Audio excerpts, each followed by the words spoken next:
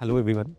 This year, LevelUp IAS has decided to put all our prelims economy videos of PMP program on YouTube to be available for everyone.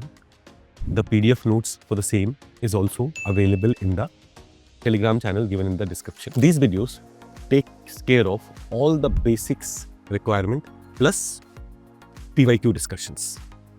If the response for these videos are good, we also plan to come up with current affairs, economic survey of India and budget session in a very concise manner for preliminary examination in the coming days on YouTube only. I hope you enjoy this video and level up your chances of getting selected in this year's preliminary examination. Thank you very much. जो doubts वगैरह हैं जल्दी से पूछ लीजिए before I start the class. Any doubts you have? Yes. Sir, foreign currency non-resident bank. Non-resident deposits हैं. देखो अभी हम external sector में करेंगे तो money that comes from outside. One way in which money comes from outside is in the form of non-resident deposits. Non-resident, like non-resident Indian living somewhere else, he creates a deposit in Indian bank. है ना? तो वो होते हैं non-resident deposit. Sometimes these deposits are denominated in foreign currency. Those are foreign currency non-resident deposit. So we will study about the various non-resident deposits in external sector because there we'll study what are the different ways in which money comes from outside into India. What are the different ways money goes from India to outside. But these are not covered in our money supply. These things are not covered in our money supply. Please understand. देखो जब हम money supply की बात कर रहे हैं ना, money supply in very common sense is like when we want to start a business or when we want to do something in the economy, is that money available? So when I deposit some money in my bank account, when I have some money, a cash with me, so what was M1? Cash with public, say demand deposits, है ना? So these are this is the money that is available for my business, for my economic activities, and that is why अब जब कोई foreign non-resident is depositing something, he is not going to use that money for doing business in India. तो India में कितना money supply है? There we have not included it. So we will study more about FC, NRB, etc. in more details. Yes. Money multiplier. Okay.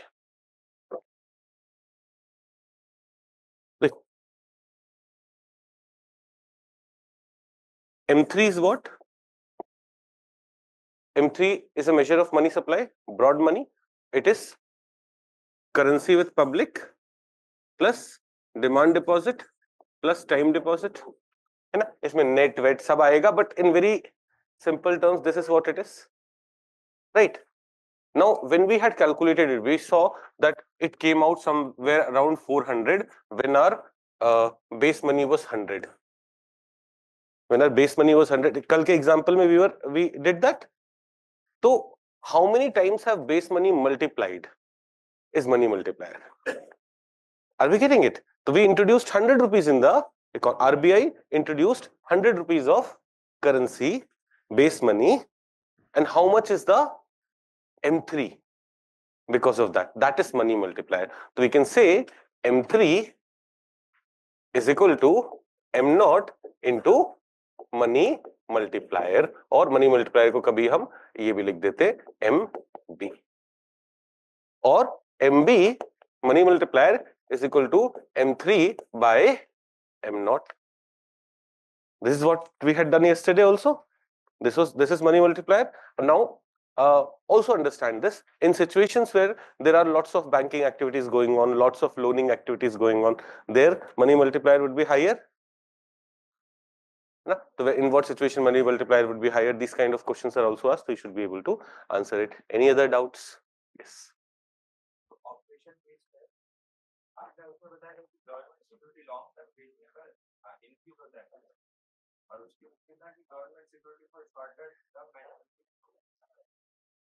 When I sell governments, when I buy, नहीं क्या था हम, we are buying long term government security, we are selling short term. So when we are selling government, when RBI sells government bond, what happens? RBI sell कर रहा है, RBI government bond को sell कर रहा है.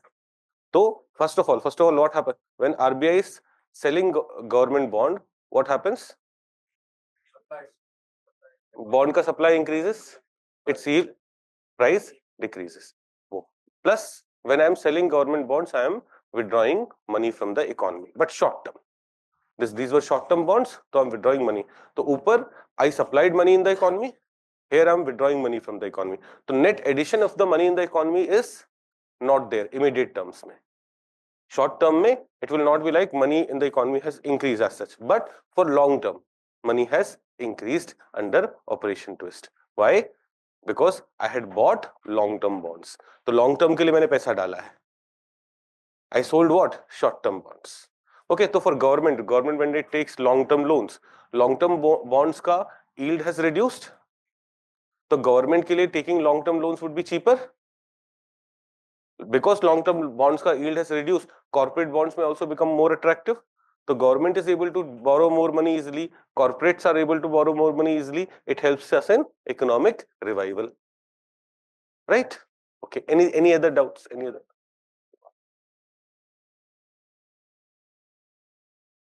मैं नहीं बता रहा. Anything else? धोखा हो गया. Refinancing institution. देखो, suppose you have a infrastructure project and somehow what उसके लिए you had taken loan and everything and now you are not able to pay back the bank in a timely manner. So there would be some refinancing institution. So वो भी NBFCs हम पढ़ेंगे. There you will be able to understand with many examples. हाँ, क्या था आपका doubt? क्या था? रीड्स का पता क्यों नहीं बताया था? आप सर कर रहे थे, बस हाथ उठाना है ना. ऐसे सब लोग सर करने लग जाएंगे तो सब डिस्टर्ब होंगे, मैं किसी की नहीं सुन पाऊंगा. समझे? बस हाथ उठाइए, कम टू यू. हाँ, तो क्या था? रीडिस्काउंटिंग. देखो, suppose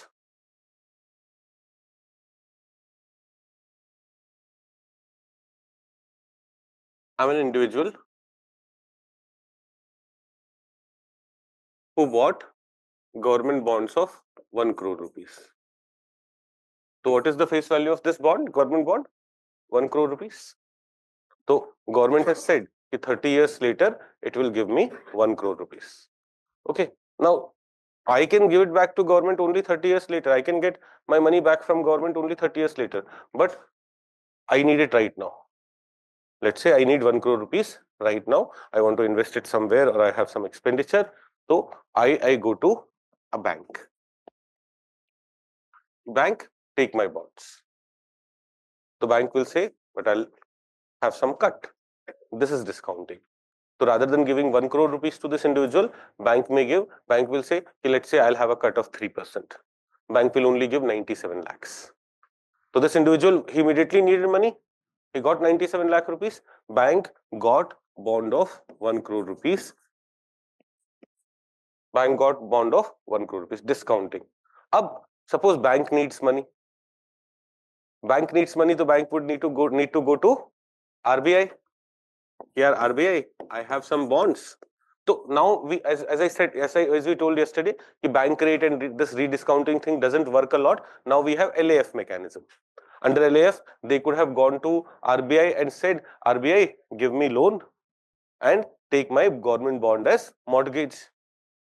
But when the bank rate thing was more prominent, when the rediscounting thing was more, so now they have already discounted it. Now they go to RBI and say, RBI, I have a 1 crore rupees ka bond. RBI will say, bank rate is 5%, so let me discount it. So let me give you 95 lakh for it. In the older scenarios, जब bank rate पे पैसे borrow कर लिए जाते थे, तो what would have happened? Rediscounting would have happened, rediscounting of this government bond or first class bonds. So if rediscounting rate is high, let's say they say ki I'll make a cut of 8%.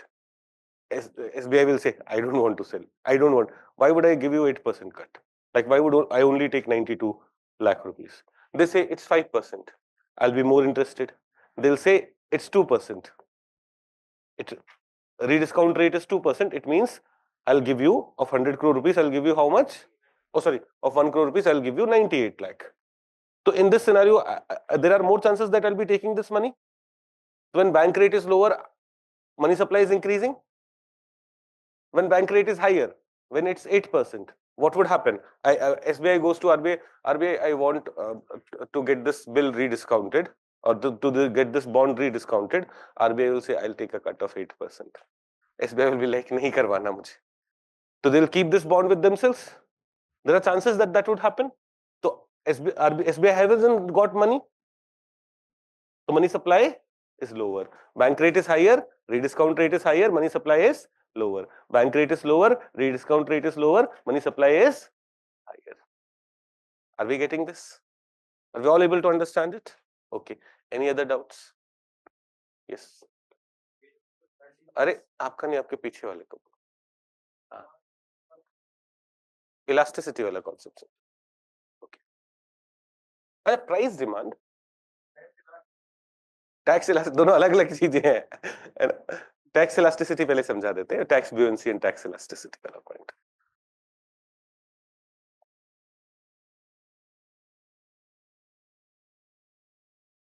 When I had started teaching, there used to be a whiteboard, and we used to have this markers with which I started teaching in 2016. मेरे को दिल्ली में आके preparation करते हुए 1 साल हुए थे और मैंने पढ़ाना शुरू कर दिया था. It seems मेरी डेस्टिनी में पढ़ाना ही था. तो I started teaching in 2016. There used to be these markers, और फिर कई बार मार्कर खराब होता था, वो मिटता नहीं था. कई बार डस्टर खराब होता था, कई बार मार्कर की इंक चली जाती थी. Then later we had a projector, but I still had a whiteboard.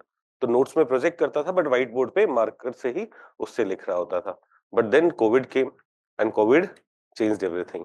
Since then अभी मैंने नोटिस किया कि ये मार्कर वर्कर की तो जरूरत अब है ही नहीं.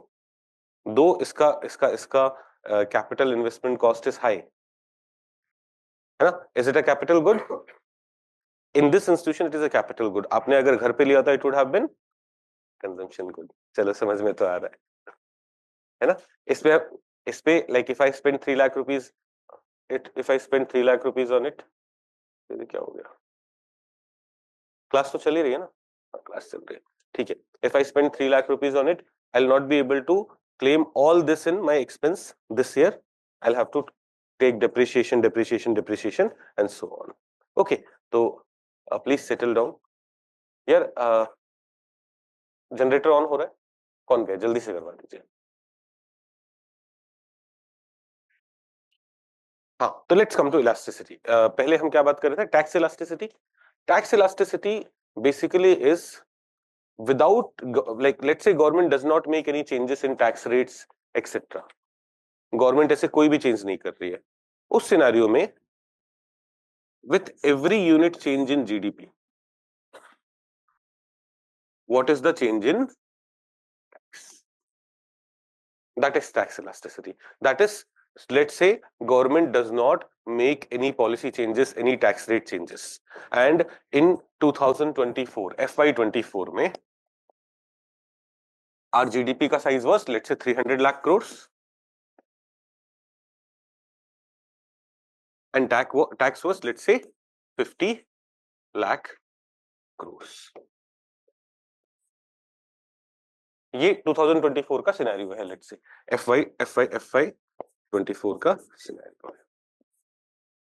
Now I say what is elasticity? Percentage change in GDP. तो percentage change in GDP let's say 10% से बढ़ा. ये कितने से बढ़ गया? ये 12% से बढ़ गया.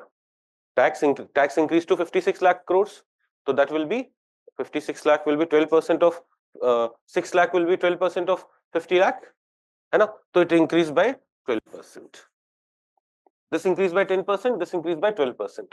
So what is the tax elasticity? 1 point.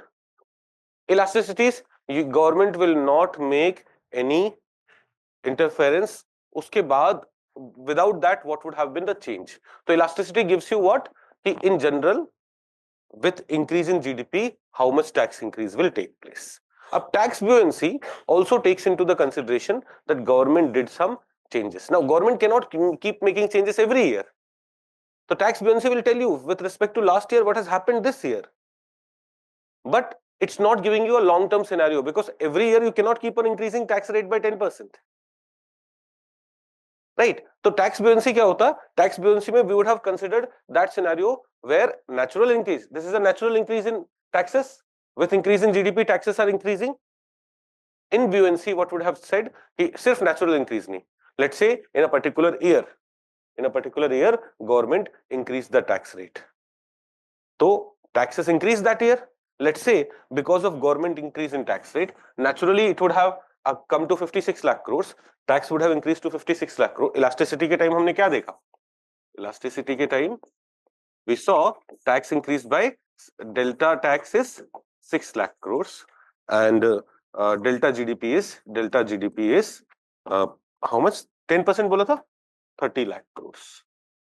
So this was 12%, this was 10%. This we said. Now let's say this year government would have also made changes in the tax rate, and because of that what happened, our tax did not increase by 6 lakh but it increased by 10 lakhs. हमारा tax कितना बढ़ गया? 10 लाख करोड़ से बढ़ गया. ऐसे it would have increased by 6 lakh because government then increased tax rates, because of which it increased to 10 lakh. So what is the percentage change? 50 lakh में 10 lakh is 20%. So 20% GDP increase तो will be 10% only. 10%. This is 2. This is what? Buoyancy. So if by looking at buoyancy I say कि यार every year tax this thing will change by जितना GDP बढ़ रहा है उसके 2 times rate पे tax बढ़ेगा. Will it be true? No, because every year you will not be able to bring changes in the tax rate. So to give you a better picture of how tax collection would increase with change in GDP, what is the number? What is the parameter? Elasticity. Now do you understand it? पक्का doubt क्या है? Question में कुछ doubt आ गया था?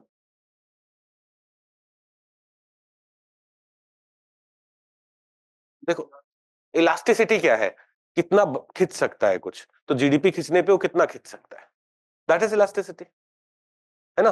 अब demand elasticity कि अगर किसी चीज का सॉरी प्राइस इलास्टिसिटी, अगर किसी चीज का डिमांड बढ़ रहा है तो उसका प्राइस कितना बढ़ेगा, या इनकम इलास्टिसिटी, तो अगर किसी चीज का अगर लोगों का इनकम बढ़ रहा है तो किसी प्रोडक्ट का डिमांड कितना बढ़ेगा, है ना? तो if it's a normal good with increase in income, normal good like clothing, furniture, what happens with increase in income? Our expenses go up, so it has positive elasticity, है ना? With increase in income, demand for normal goods would go up, but demand for inferior good would decrease, because inferior we were consuming it because our income was not good enough. But we are not saying that those goods were of poor quality, no, it's just we were consuming it because income were not good enough, else we would have gone for a different product, right? जैसे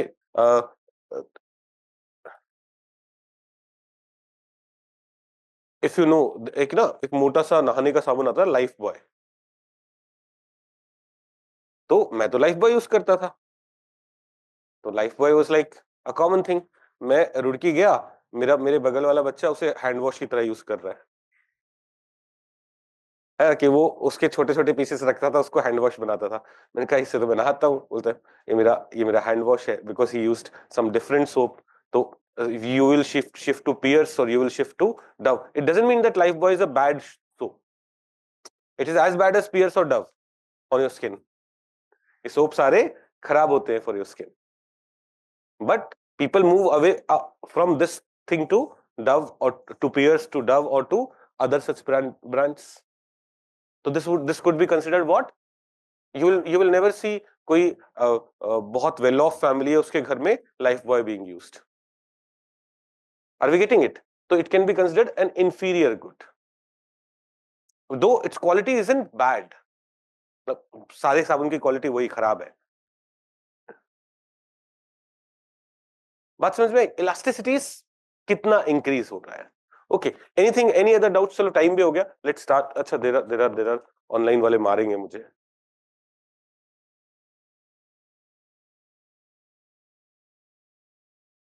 sir please explain the relationship between bond yield and money supply. भाई बोल रहे हैं कि bond yield और money supply में relation बताओ। अब देखो बहुत कॉमन सेंस से सोचोगे तो बॉन्ड यील्ड क्या है? Bond yield is how much interest are you able to earn on the bond? If money supply will be higher, common, but sirf baki everything is constant. If money supply is higher, then are more people available to buy bonds? What will be the interest on bond? Lower or higher? Lower, है ना? हमेशा कैसे सोचो? Rationally सोचो, logically सोचो। If everything else is constant, if everything else is constant, what happens? I hope Shivam you've understood this. Sir, what is the meaning of first class bond? The bonds को ना we categorize based on how risky they are. तो जो best वाले जो bonds होते हैं उन्हें हम फर्स्ट क्लास बॉन्ड्स बोलते हैं। तो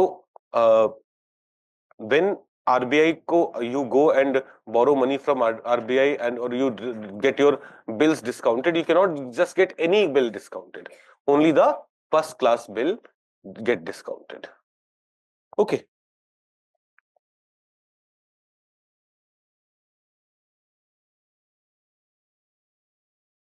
Ayushi is saying, sir, in order to make conditions favorable for government to borrow, RBI increase the demand for bond. अब देखो, RBI is increasing the demand for bond. By increasing the demand for bond, what happens? Bond yield decreases. Bond yield decrease हो रहा है, तो what happens in this scenario? और ऐसे समझो, when RBI is buying long-term bonds, what is it doing to money supply? Increase. Money supply increase होगा तो interest rate on bonds will be lower. Interest rates on bonds would be lower. Government will be able to borrow. अभी जो first point और इस point को दोनों को connect किया तो right?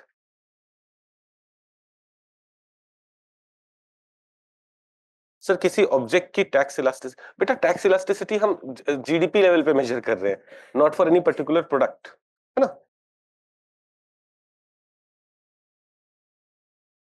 Sir whom should we reach out for a potential change in the answer की?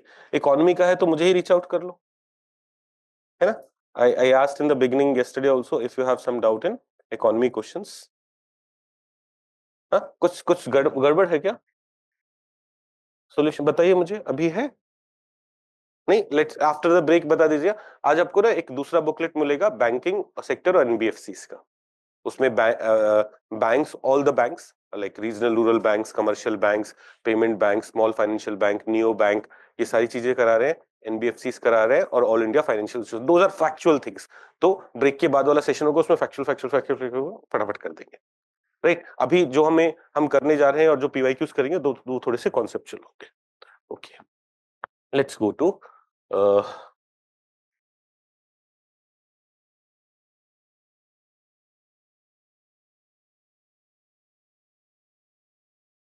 I think we had done these things: variable reserve ratio, liquidity adjustment facility, market stabilization, market marginal standing facility. ये वाला portion तक हमारा हो गया था। Okay. Market stabilization scheme. This we already did with fiscal policy. You remember, if somehow foreign investment in the country is high, so they will come with foreign currency. When they come with foreign currency, what happens?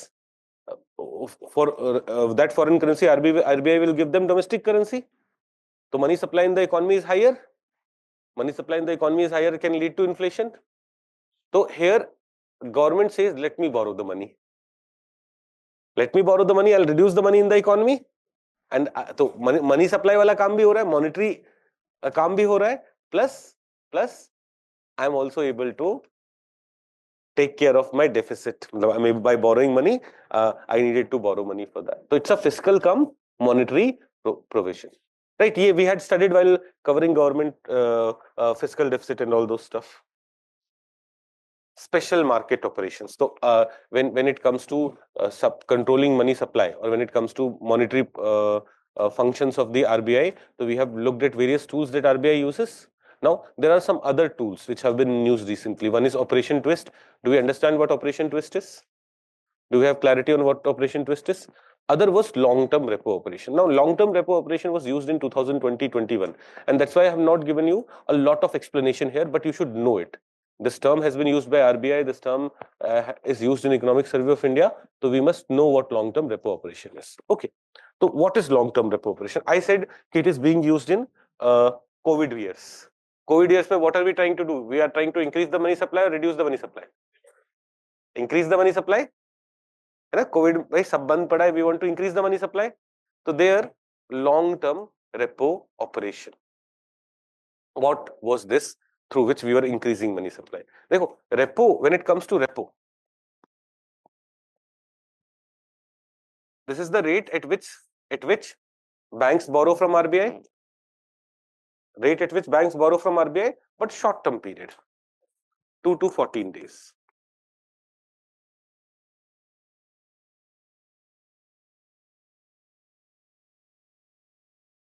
For 2 to 14 days. If someone wants to borrow money for longer period, RBI will charge higher interest rate. If someone, generally what happens, if someone wants to borrow money for longer period, because longer period has longer risk, तो RBI will charge higher interest rate. ये general scenario होता है. और not only here, in general. Suppose you come to me. He comes to me and says, "Sir, give me 50,000 rupees." And let's say I'm a bank. So, and he says, "I'll return it in 2 days. I'll return it in 5 days." So 5 days में, for me, assessing his situation is easier. I'll be able to give him lower interest rate. But he says, "I'll return it to you in 10 years or 1 year." अब 1 year में तो क्या क्या करने वाला है? Assessing that is slightly difficult. So I'll charge you higher interest rate. This is the general scenario. All of us are able to get it now. Repo rate is for 2 to 14 days. यहाँ पे interest rate can be lower than the rate at which you will borrow money for long term.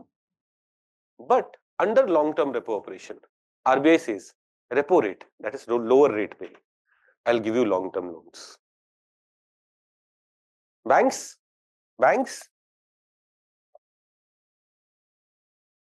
take loan from me at repo rate, but for long term. Does it increase the money supply?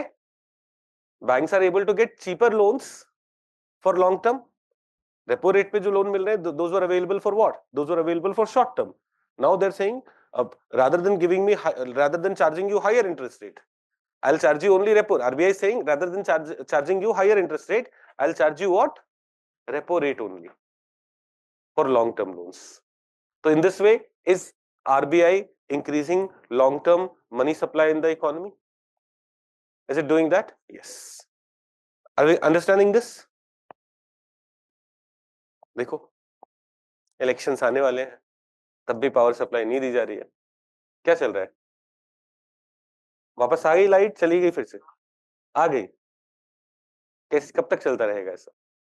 वो तो अच्छा है, we have some backup system. पहले ना, like last year when we came here, class रुक जाती थी.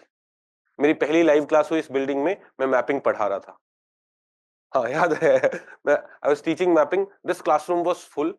उसमें पीएमपी टारगेट प्रीलिम्स के सारे बच्चे थे, एंड ऑनलाइन भी लगभग 250-300 स्टूडेंट्स थे. My mapping thing is very exhaustive and I take it on YouTube only. And चली गई बीच में लाइट 40 मिनट्स के लिए. At that time we didn't have, like, उसके बाद we had generator.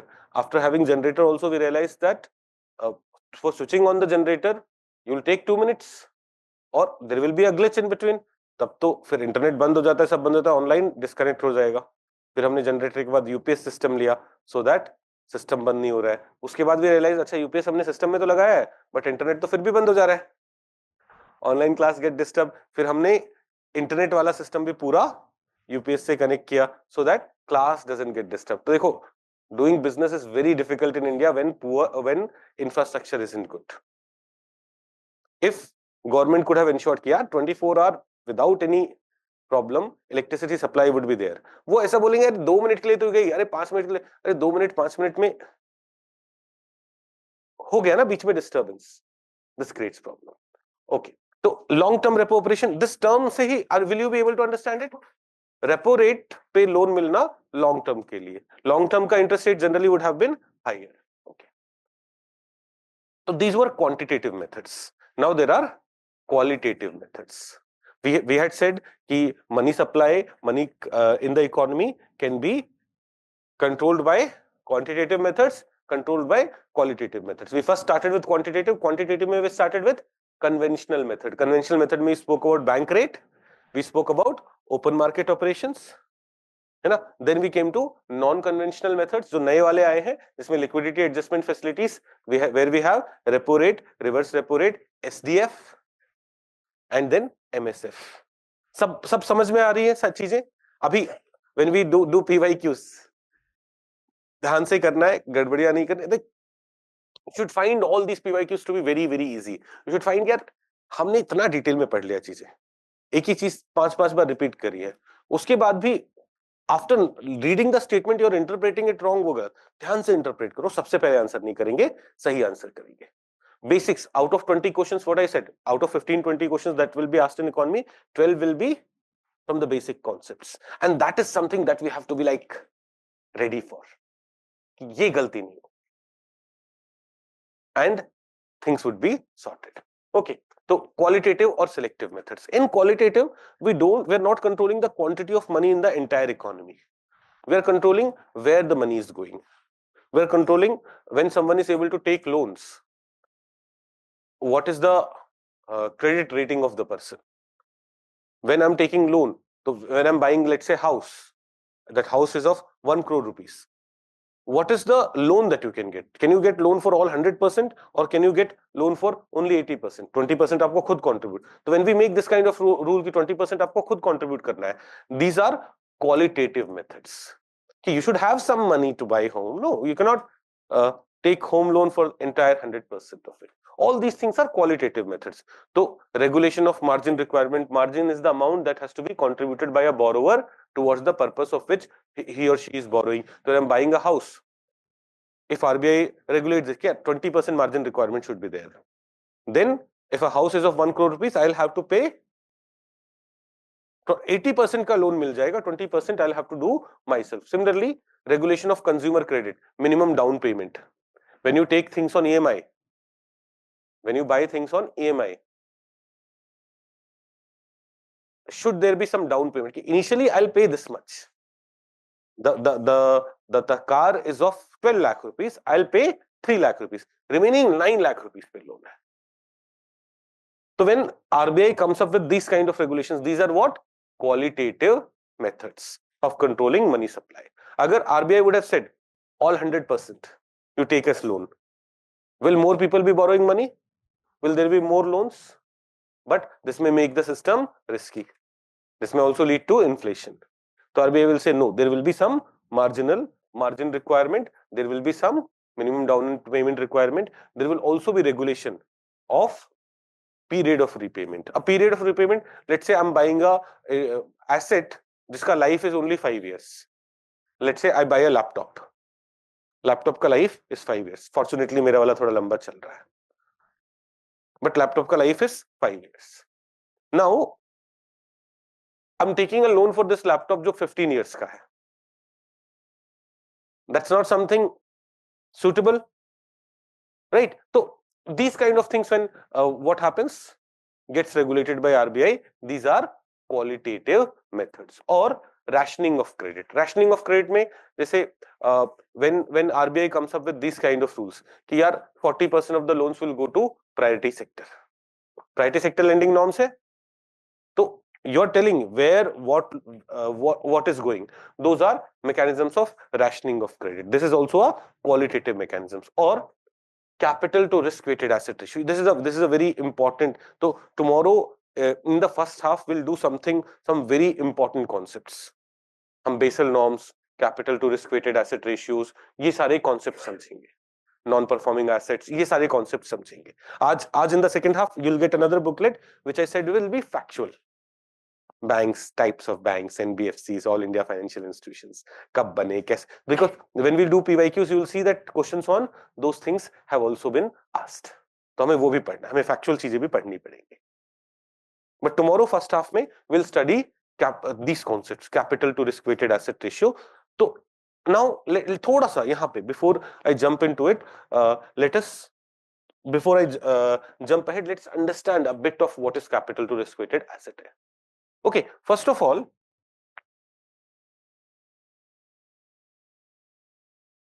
consider a scenario. Consider कि मैं ये पढ़ाने वढ़ाने का काम छोड़ के बैंक शुरू करता हूँ कि बहुत हो गया पढ़ाना, नहीं हो रहा, रात रात भर काम करो, फिर सुबह 8 बजे आके पढ़ाओ, बच्चे आधे गालियां देते,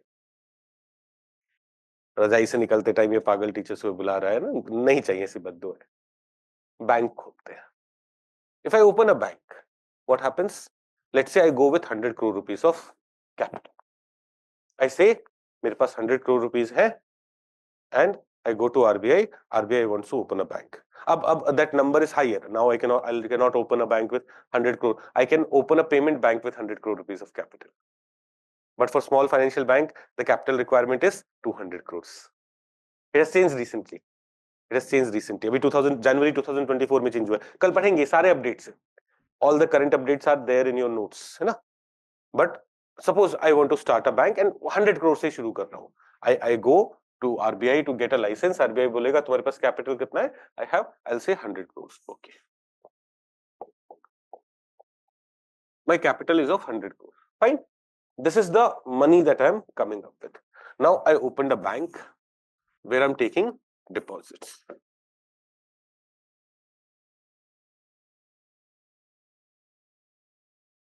Where I'm taking deposits. Demand deposit, time deposit, सारे deposit आएंगे. These are my what? Net time and demand liability. Net demand and time liability. जैसे बोलना चाहो, NDTL, NTDL. Right? Now, suppose these deposits are of 1 lakh crores. These deposits are of 1 lakh crores. Somehow, मैंने bank खोला and everyone wanted to have a bank account मेरे पास ही.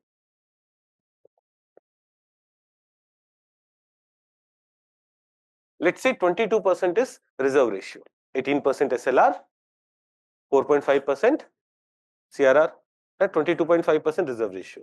तो वो तो कहां चला गया? रिजर्व रेशियो में. 1 lakh crore का 22.5 thousand crores is gone. What am I left with? 77,000 crores, 77.5 thousand crores rupees. That is what I'm left with. Suppose I give it in the form of loan. 77,000 crore rupees का मैंने loan दिया. These are my assets. This was my liability.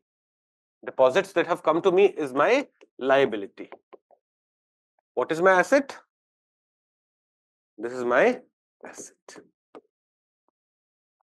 Because this loan that I have given, it is on this loan I'll be earning money. It is this loan which is giving me business. Okay. Let's think of this. One of the loans goes to this brother. What's your name? Vasu. Vasu ने लिए 1,000 crore rupees का loan. And at the end of the year, Vasu says, "Sir, my business has become bankrupt. Now I cannot give you 1,000 crore rupees back. Now I cannot give you 1,000 crore rupees back." It's like, I have to pay back the depositors. How do I get this 1,000 crore rupees? RBI will say, you have your capital, no? But sir, capital is only 100 crores. I've lost 1,000 crores. I've lost 1,000 crores.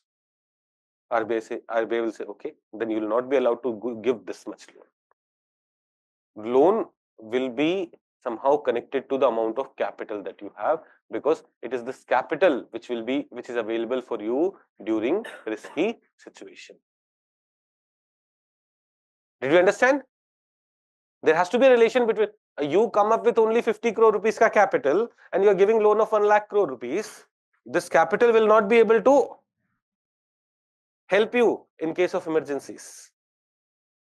Got it? बात समझ में आई? तो there will be asset to capital ratio. Or sorry, say capital to asset ratio. Let's say it is made to be 5%.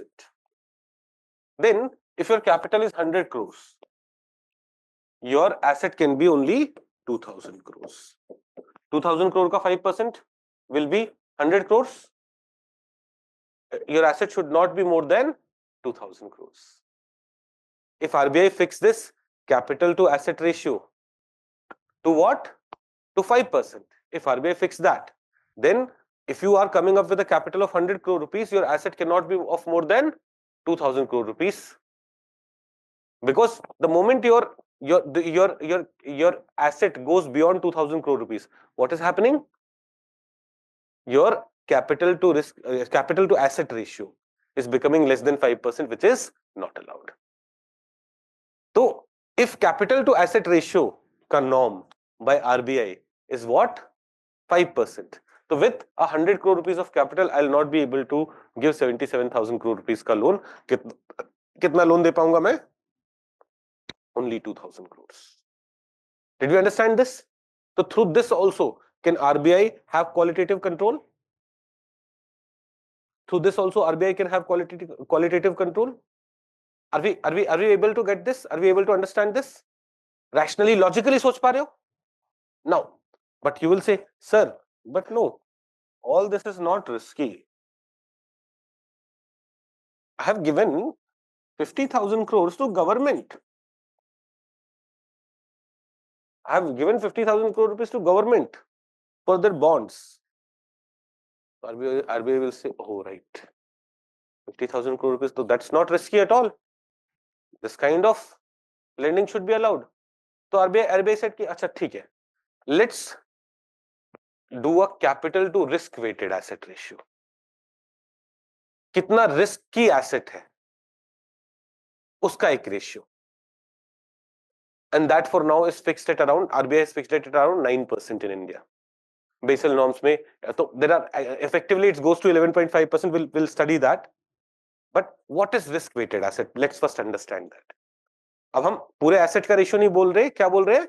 Capital to risk weighted asset. What is risk weighted asset?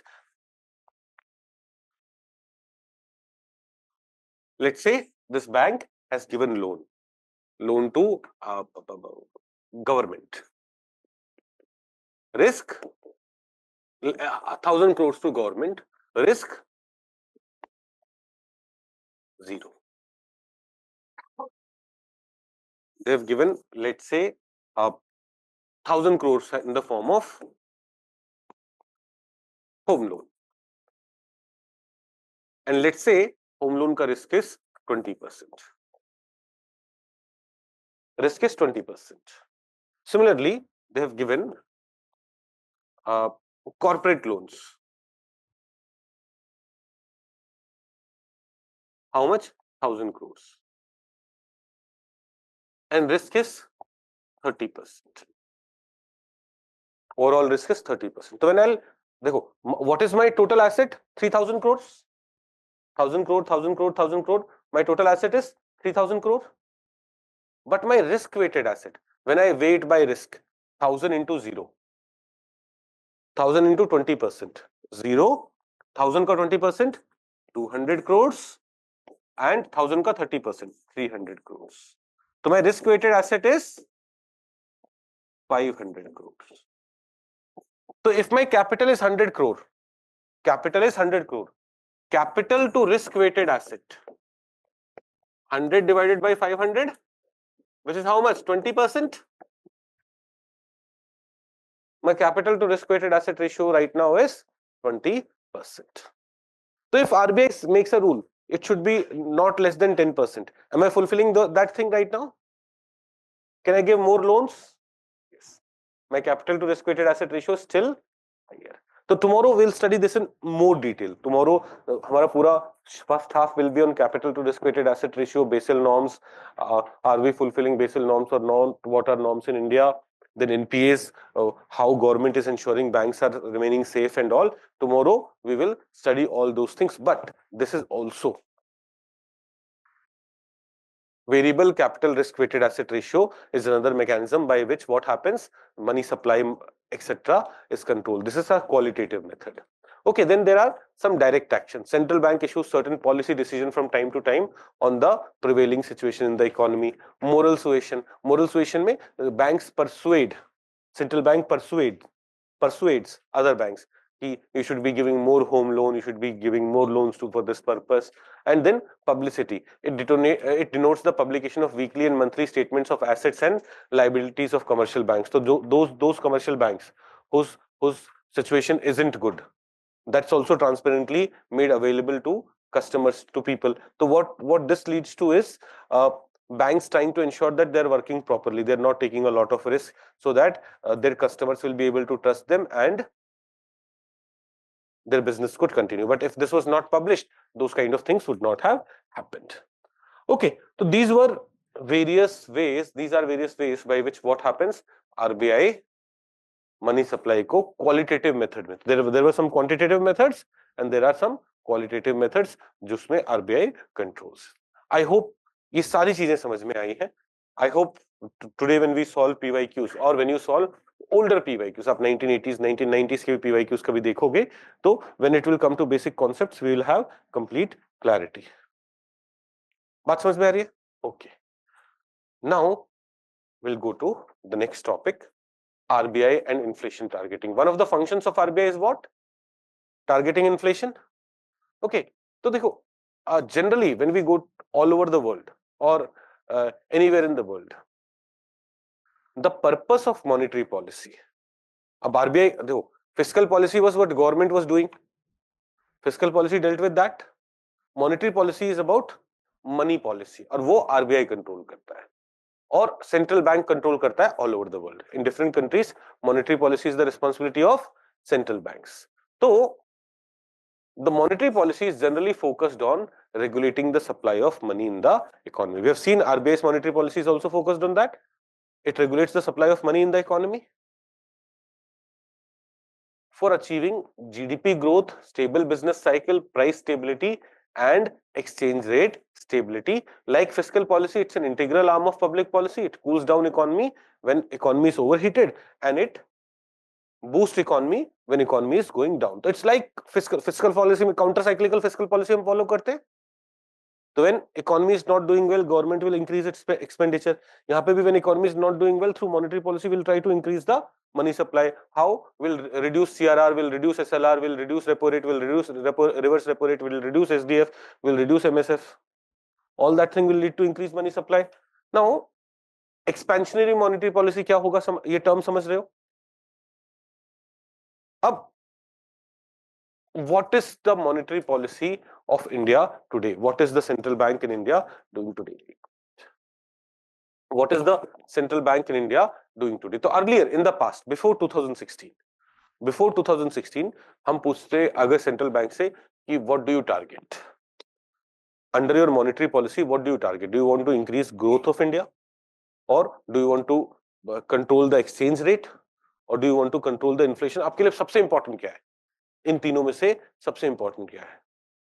RBI would have said, no, we follow a multi-indicator approach.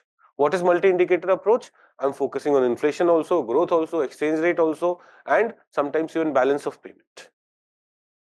I'm focusing on all these things. So before 2016, RBI followed a multi-indicator approach. But this multi-indicator approach ना थोड़ा सा problematic था. Why was it problematic? Guys, मेरा ना ये Zoom disconnect हो गया था, तो I may have missed some chats which were sent to me in last 10 minutes or so. तो please जो online बच्चे हैं उनके if I have missed some doubts, please send them again. Please copy paste and send that again. Okay, let's come back to this. What were we saying? Before 2016, RBI would have said, I'm following this multiple approach. I'm focusing on inflation also. I'm focusing on growth rate also. I'm focusing on rupee exchange rate also. ये सारी चीजें कर रहे हैं. But इसमें problem थी. Problem क्या थी? Suppose inflation is going down and we go to RBI. RBI, inflation is going down. Why are you not doing anything? RBI would say, we are working on growth. For growth, we have to keep money supply high. But sir, inflation is high. We should be focusing on inflation. No, we follow multi-indicator approach. RBI will say what? I'll follow multi-indicator. So for me right now, growth is important. Are we getting the issue with multi-indicator approach? You can give excuses. ये नहीं हो रहा because I'm focusing on this. ये नहीं हो रहा because I'm focusing on this. In 2016, RBI Act was amended to introduce framework for flexible inflation targeting. Basically, now after the 2016 amendment to 1934 RBI Act, 19th RBI बना है 1934 RBI Act से, right? So after the 2016 amendment in the 1934 RBI Act, the primary objective of monetary policy is to ensure price stability. Primary काम क्या है RBI का? Price stability. After 2016 amendment to RBI. So now, does it look at other things, growth and all? Yes. But my priority is what? Price stability. Priority is what? Inflation control. That is to ensure inflation is in a particular range. And which inflation will it use? It will use consumer price index combined वाला. हमने inflation पढ़े हैं? There was consumer price index rural, there was consumer price index urban, but there was a consumer price index combined. तो prelims में ये भी पूछा है कि RBI कौन सा इंडिकेटर यूज करता है. उन्होंने एक बार दिया था WPI यूज करता है, उस तरह की चीज गलत है ना. prelims में ये भी क्वेश्चन आया है कि इन्फ्लेशन कंट्रोल का प्राइमरी रिस्पांसिबिलिटी किसके पास है? RBI. It's with monetary. So they have asked these basic things. बात समझ में आ रही है? Through this, what has happened is monetary policy is contributing to welfare of people. Why? देखो अगर हम consumer price index use कर रहे हैं, consumer price index is what? Eventually the price which consumers are paying. Price which consumers are paying. तो अगर consumer price are high, will it hamper consumer badly? Will it hamper consumer negatively? Yes. And that is why we are saying कि our monetary policy is now also ensuring what? Welfare of people. By keeping CPI combined low. अगर ये WPI को target कर रहा होता, WPI, not everything in WPI is being used by consumers. Similarly, we can also say that it promotes transparency. Now, because we have clear cut, here you have to keep CPI combined in this range. What range उस पे बात करते हैं? But CPI combined should not go below this or above this. Why? Because too low inflation is also not good for economy. GDP is associated with inflation. GDP growth is associated with inflation. ये भी पूछा है PYQ में. Too high inflation is also not good for economy. So you have to keep inflation in a particular range. And now how is it promoting transparency? It's promoting transparency because now when you don't keep it in range, you have to explain क्यों नहीं हो पाया. And you will not be able to give this excuse कि something else, I'm targeting something else, because my primary responsibility is what? Inflation targeting. So amendment provided that inflation target would be set by central government after discussing with Reserve Bank once in every 5 years. What will be the inflation target? It is not provided in the law. What does the law provide? Amendment provides that inflation target will be decided by central government in discussion with RBI once every 5 years. So this law came in 2016. तो पहले 2016 से 2021 के लिए for the first 5 years inflation target that was decided was 4%. But target को flexible रखना था तो 4 with a tolerance of plus minus 2%. So between 2016 to 2021, what did RBI target? 4 plus minus 2%. That is 2% से 6% के बीच में CPI combined should be there. Who decides it? Government in discussion with RBI will decide inflation targeting every 5 years. अब 2021 में वो 5 years complete हो गए, तो you would see यहाँ पे होगा कि this was extended. Again for 2021-26, center has decided to retain inflation target of 4% with a tolerance band of plus minus 2%. So abhi bhi what is the target? This is the target. Now why tolerance band? Like government could have said 4% rakho, 3% rakho. Why tolerance band? Because not everything is under control of RBI. कभी monsoon नहीं हो रहा है, कभी बाहर war हो रही है, तो उस वजह से प्राइसेस में fluctuate a bit, and that's why keeping a fixed price inflation of 4% may not be possible, and they should have some flexibility. तो इसीलिए 4 plus minus 2%. Do we understand this? Okay.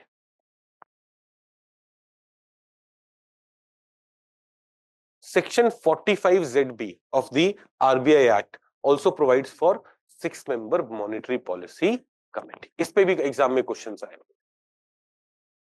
तो RBI Act जो 1934 वाला amend हुआ in 2016, RBI Act which was amended in 2016, it also created what? A monetary policy committee. The monetary policy committee, is it a constitutional body or a statutory body or executive body? Statutory body. This monetary policy committee is consisting of RBI governor as the chairperson, deputy governor of RBI in charge of monetary policy as one of the ex officio member, and one more officer of the RBI nominated by central board. These are 3 members who come from where? RBI. Governor, one deputy governor who is responsible for monetary policy, and one more officer of the RBI to be nominated by central board, and then 3 external members nominated by government of India. So RBI now has 3 members from RBI and 3 members from government of India. Okay, and for any meeting 4 members should be present. The decisions are taken by majority. So for any decision 4, अगर 6 लोग हैं तो 4 support में होने चाहिए. In case what happens? There is a difference. Then who has the casting vote? Governor. RBI governor has the casting vote. तो अब what happened through this? जो हमने ये बनाया, we created a monetary policy committee. How is it different from the older system? Before 2016, monetary policy decisions were eventually taken by RBI governor. Even if everyone is saying, sir, inflation is high, let us reduce the prices. If RBI governor decides, nahi. Inflation, even if everyone is saying inflation is high, let us increase the interest rate. If RBI governor doesn't want it, it would not happen. When? Before 2016. But now we have monetary policy committee. Under this monetary policy committee, even if RBI governor may say something, if 4 of them are saying कि नहीं, कुछ और होना चाहिए, what would happen? Something else. Okay, so this system is kind of more democratic. Before MPC, all the interest rate related decisions were taken by a governor of RBI. Thus, the MPC system replaced individualistic decision making. Pehle decision making was by RBI by a collegial process that brings in variety of experience, expertise, and independence while avoiding groupthink and free riding. अब current rates क्या है हमारे? तो we have studied repo rate, reverse repo rate, सब पढ़ा है, but latest MPC ने क्या decide किया था?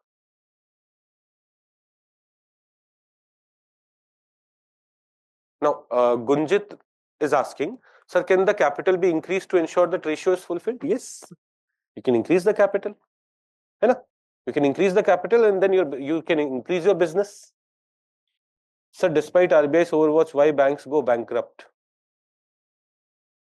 Because you cannot control everything. You cannot look into everything. Sometimes लोग fraud करते हैं, झूठ बोलते हैं. अभी आएंगे यस बैंक वाला एग्जांपल देखेंगे. Bank of cooperative bank, Maharashtra और पंजाब वाला कोऑपरेटिव बैंक था, उसका एग्जांपल देखेंगे. How RBI regulations were not followed.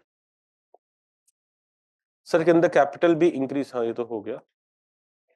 81 bonds तो मैंने भी पढ़ाया नहीं ना, कल पढ़ाएंगे. Additional tier 1 bonds, I'll teach you that in detail, don't worry.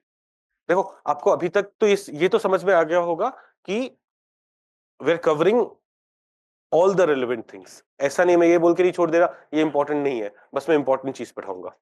For 3 subjects that I am teaching, again your source will be, आप ये पढ़ रहे हो, एक तो आपकी प्राइमरी सोर्स पढ़ने का यही होगा. I'll ensure that all the relevant things, all the Economic Survey of India updates, वो सबसे अभी तक जो जितने पुराने Economic Survey of India आए हैं ना, मैंने उनसे अपडेट लिया है. मैं आपको एक्सटर्नल सेक्टर कराऊंगा, उसमें Economic Survey of India का एक लाइन होगा जो कि रेलेवेंट है प्रीलिम्स प्रिपरेशन के लिए. यहां पे भी मैंने वो किया है, राइट? तो डोंट वरी, आपका कुछ नहीं, additional tier 1 bond is important, I will be teaching it, कल ही पढ़ेंगे हम उसे, जब हम ये पढ़ रहे हैं additional tier 1 bond is one of the ways of mobilising capital, तो वो हम capital to risk weighted asset ratio Basel norms जब पढ़ेंगे वहां पढ़ेंगे। तो let's come to current norms. 51st meeting of MPC was held in October 2024 and what were the key decision? The most important decision that was taken was कि repo rate will remain unchanged at 6.5%. So this is the situation of repo rate over the years. December 2018 में it was pretty high, but then it kept on going down. देखो, you will see this scenario. मार्च है ना यहां पे, पर उससे पहले भी डिक्रीज हो रहा था। व्हाई? बिकॉज इंडिया में economic growth was suffering, economic growth was decreasing. In fact, I think I have told you this in the past also. One of the memes which were circulated during COVID, कि one person who's happy with COVID is Nirmala Sitharaman. एक meme आता था, क्यों? Economy was already going down. He was like, now I can blame it on COVID. इस तरह के photos आते थे, मीम्स आते थे कि one person who is happy with this. तो नहीं, she was not happy. She also must have felt bad by that tragedy. But that is how you can remember कि economy was on downward trend. Economic growth was reducing. And जब economic growth reduce हो रहा है, money supply will try to do what? Will try to increase money supply. तो देखो यहाँ पे repo rate was also reducing. From 2018, repo rate was reducing, but it came to its almost lowest 4%. 4% is बहुत low. And in COVID period, it remained that to almost 2022, December 2021, April 2022, it remained that. After that, inflation is very high. जब inflation बढ़ता है, economic growth had revived, but inflation has increased. When inflation increases, what happens to repo rate? We increase that. We kept on increasing the repo rate, and repo rate has remained at 6.5% since last 10 meetings. 10 times in a row. Last time the MPC had increased repo rate was in February 2023. So this is February 2023 when repo rate was increased. Since then, it has remained 1, 2, 3, 4, 5, 6, 7, 8, 9, 10. 11th वाला भी हो गया क्या? जो भी है. It has remained unchanged for this time. अब repo rate has remained at 6.5%. It is now being said, if you remember, in last 2 quarters, India's GDP hasn't been very good. Last 2 quarters में India's GDP hasn't been very good, है ना? हमने पहले lecture में देखा था वो. तो stock market is also going down. Like हम अभी पढ़ेंगे स्टॉक मार्केट के बारे में, but it's also going down. तो इंडियन इकोनॉमी थोड़ा सा स्ट्रेस फेस कर रहा है, थोड़ा नहीं बहुत स्ट्रेस फेस कर रहा है. Now it is yesterday there was a newspaper article. It will be a tragedy if RBI does not reduce repo rate this time. Monetary Policy Committee does not reduce repo rate. They have kept repo rate to be pretty high for a long period, but now economy, maybe money supply is lower and economic growth is reducing. So what is needed? Repo rate needs to be increased. Okay. Then if repo rate is 6.5%, SDF has also remained unchanged at 6.25%. So SDF is the repo rate is the rate at which banks borrow money from RBI. SDF is the rate at which RBI borrows money from bank, but without any collateral. That has also remained high. And marginal standing facility. Marginal standing facility, overnight emergency के लिए आप पैसे लेने आ रहे हो from RBI. That is 6.75%. So we have 6.75% when you borrow money in emergency.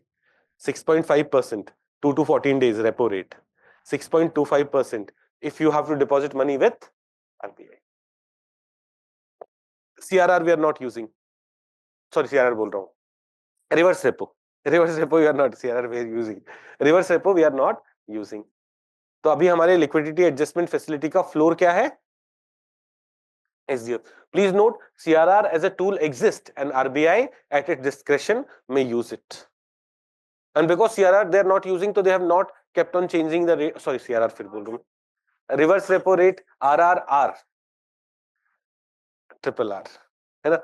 Because reverse repo is not something that they are using, so their rates have been kept low. कोई issue नहीं है because people are depositing money in through the SDF mechanism. Okay. Now monetary policy stance. has been changed to neutral and to remain unambiguously focused on durable alignment of inflation with the target while supporting growth. Now, what is this monetary policy stance? Sometimes in prelims they may ask you this kind of question also. तो जब RBI monetary policy committee बता रहा है कि this year, so this time we're keeping, we're increasing repo rate, we're decreasing repo rate, we're increasing SDF, we're decreasing SDF, जब ये सारी बातें कर रहे हैं तो they also say कि what is their monetary policy stance. What is meant by this? When RBI says that their monetary policy stance is accommodative, when it is neutral, when it is hawkish. तो यहाँ पे क्या बोला था? Monetary policy stance has been changed to neutral. So what is meant by that? When RBI's MPC says that they're changing monetary policy stance to neutral, है ना? तो तीन तरह के stance हो सकते हैं. One is accommodative. Accommodative में RBI says that we are trying to accommodate growth also. That is, our primary purpose is fighting inflation, but our stance is accommodative in the sense we are reducing interest rate because growth को हमें support करना है, or we are expected to do it in future. Monetary policy stance क्या रहेगा? We are reducing interest rate and we are expected to do it more in future. Future में क्या expect करो? Because we are in accommodative stance. Future में what should you expect? Interest rate going down so that growth would happen. So central bank is prepared to expand the money supply to boost economic growth. Accommodative stance. ऐसे ही neutral stance. It suggests that central bank can either cut rate or increase rate based on the scenario. Here the stance is neutral. Hawkish stance. Central bank is like very careful. Inflation control नहीं हुआ, they will be increasing interest rate. तो primary focus कहाँ है? भाई हम interest rate बढ़ाएंगे because inflation is pretty high in the economy. It indicates that central bank's top priority is to keep the inflation low. During this phase, central bank is willing to hike interest rate to curb money supply and thus reduce the demand. क्या समझ में आ रही है सारी बातें? So these terms, MPC stance being neutral, MPC stance being accommodative, MPC stance being hawkish, ये terms हमें समझ में आने चाहिए. Terms हमें तो which of the following steps will RBI take during a hawkish stance? अब वो ये नहीं बता रहे monetary policy tightening करनी है, क्या करना है. They are using the term hawkish stance. Should you be able to answer that question too? Okay.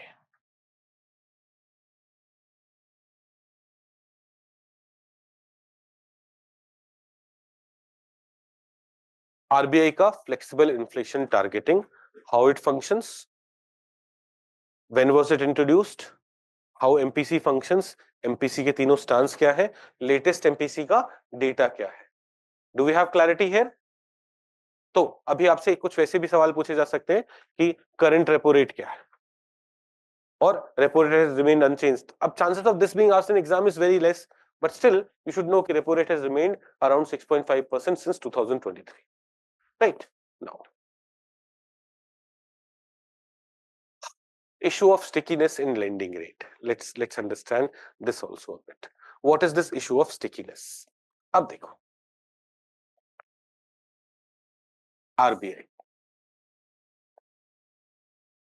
RBI gives money to banks.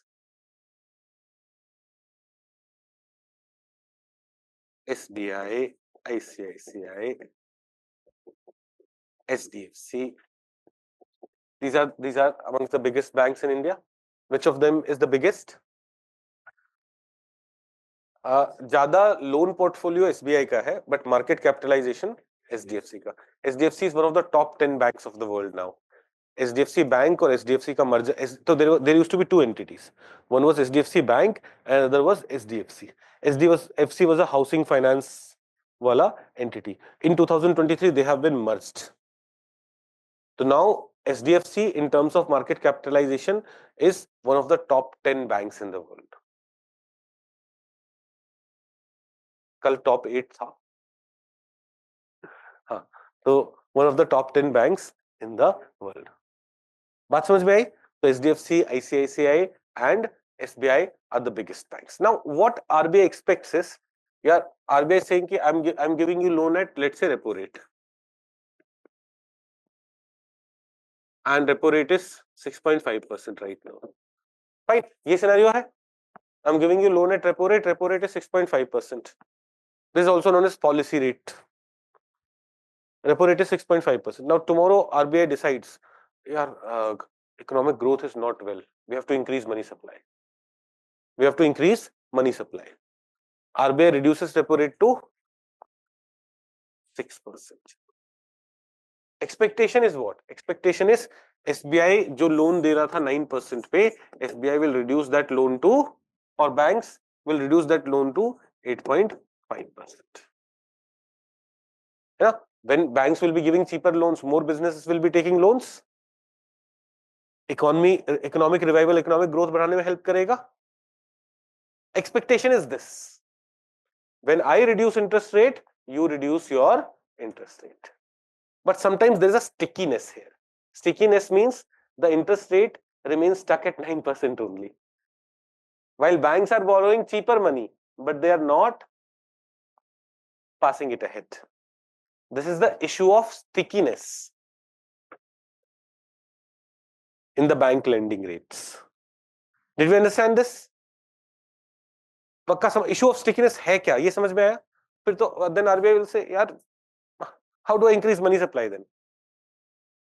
For me, increasing money supply would have been possible if when I reduce the interest rate, they are also reducing it. Or let's say RBI reduced repo rate from 6.5% to 4.5% over next 1 year.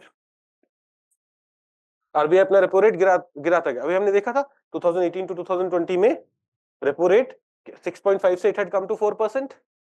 So they have reduced it by 2%, but your loan rates have come from only 9% to 8.5%. Or 9% to 8%. The loans have not reduced that much. This is also stickiness. Now, this stickiness will lead to negative impact on economy. Then RBI is not able to control. In a way, RBI is not able to control the money supply. RBI money supply increase भी कर रहा है, but लोगों के हाथ में it's not going. Are we all able to understand the problem? Problem of stickiness. इस पे भी UPSC, when we'll do PYQs, we'll see that question on this has also been asked. In the prelim, abhi aaj hi today we have to do PYQs before break. Before we go for break today, we'll be doing PYQs. We'll see questions on this has also been asked in the examination. So stickiness in bank lending refers to a situation where the RBI reduces its benchmark rates, but the benefit doesn't reach the final retail customer. Banks tend to lower down the अच्छा एक और चीज like see bank अपना lending rate change नहीं कर रहा है, but bank is getting deposits from people. Let's say earlier it was getting deposit at 4%. Bank will reduce it to 3.5%. यहाँ पे bank फटाफट so the interest that bank has to pay, bank reduces it. We are getting it, but bank does not reduce this lending rate. तो stickiness में वो वाला issue भी है. No. So RBI reduces its benchmark rate, but the benefit doesn't reach the final retail customer. Banks tend to lower down the interest rate on deposit. The money which has been deposited with the bank, उसपे they lower down the interest rate, but don't reduce. Banks है तो plural होना चाहिए. Does not mean don't reduce the interest rates on loans so swiftly. This is the issue of stickiness. Now, this hampers economic growth. And this also hampers small saving account holders as their deposit interest rate is reduced, but loans still remain expensive. I have some deposit, उसपे interest rate मुझे कम मिल रहा है, but the loan that I have taken, उसपे I have to pay higher interest rate. So this hampers these businesses. Okay, now how interest rate is decided by banks? RBI interest rate कैसे decide करता है? We understand that. How banks decide interest rate? Let us understand that. Sir, do you recommend making short notes from your class notes for faster revision? नहीं, बिल्कुल नहीं. I don't recommend that. देखो, already go home, read it once, and then only read the things which are in bold and underlined. और भी कम करना है तो उसे highlight कर लो. If you'll start making notes out of it, कितना time लगेगा? बहुत सारा. Right? तो यहाँ पे what you could have done was concerns due to stickiness. ये दो point पढ़ते समझ में आ जाता ना. You do not have to read the entire thing. Notes में आप क्या बनाओगे? नोट्स में ये बनाओगे concerns, you will write this, you will not write the entire statement but you will write this, you will write this. I've already done that for you. सब तोड़ दो, सब तोड़ दो, हाँ तोड़ दो। कि भानु प्रताप तुम्हें पीट रहे हैं क्या? ठाकुर भानु प्रताप तुम्हें पीट रहे हैं? तुम ही हीरा हो, हीरा ठाकुर तुम ही हो? नहीं नहीं, मतलब मैं हीरा ठाकुर की वाइफ हूँ, आईएएस बनूंगी, है ना? For those of you who haven't watched Sooryavansham, your loss. पता है जब मैं बच्चा था तो ना एक चैनल था सेट मैक्स, अभी भी, है ना? उस पे आता रहता था, है ना? फिर मैं बड़ा हो गया, फिर भी आता रहता है। अब मैं बूढ़ा हो रहा हूं, अभी भी आ रहा है। तो इट इज लाइक घर जाओ सूर्यवंशम कहीं ना कहीं चल रही होती है। एंड मेरे पापा ने उसे 200 बार देख ली होगी, फिर भी इज लाइक, तो my father has a grocery store, तो वो रात में 8-9 बजे आते हैं अपनी शॉप बंद करके, कहेंगे बेटा वो सूर्यवंशम लग रही है, चला ले एक बार। He is so much in love with Sooryavansham. उनको लगता है उनका बेटा आईएएस नहीं बना, बहू बनेगी। वो वाला सीन लगता है उनको। नहीं उनका ऐसा कुछ नहीं लगता, मैं बस स्टोरीज बता रहा हूँ। तो हाँ, हाँ ठाकुर क्या चल रहा है, क्या तोड़ रहे हो? कुछ नहीं, कुछ तोड़ो फोड़ो, नहीं लेट्स कम बैक। तो what was I saying, I was saying कि यार नोट्स नहीं बनाने हैं, नोट्स ना हमें हमेशा मेंस के लिए बनाने होते हैं। मेंस में भी मैंने समझाया है 5 कीवर्ड्स लिखना है। मैं देखो, I have been telling all my students कि जब मैं when I look at answers I feel like in spite of knowing everything, in spite of studying everything, बच्चे बहुत अच्छा आंसर नहीं लिख रहे हैं। उसका रीजन क्या है पता है? They try to remember everything, they try to recall everything, they try to read everything, वो प्रॉब्लमैटिक है। आपका आंसर ना देखो, whenever you write an answer you should have 2-3 introductory line, not more than that. पहला subhead बहुत clearly significance of, let's say question में पूछा है what is the significance of crop diversification, तो significance of crop diversification, and then you should have clear सब headings.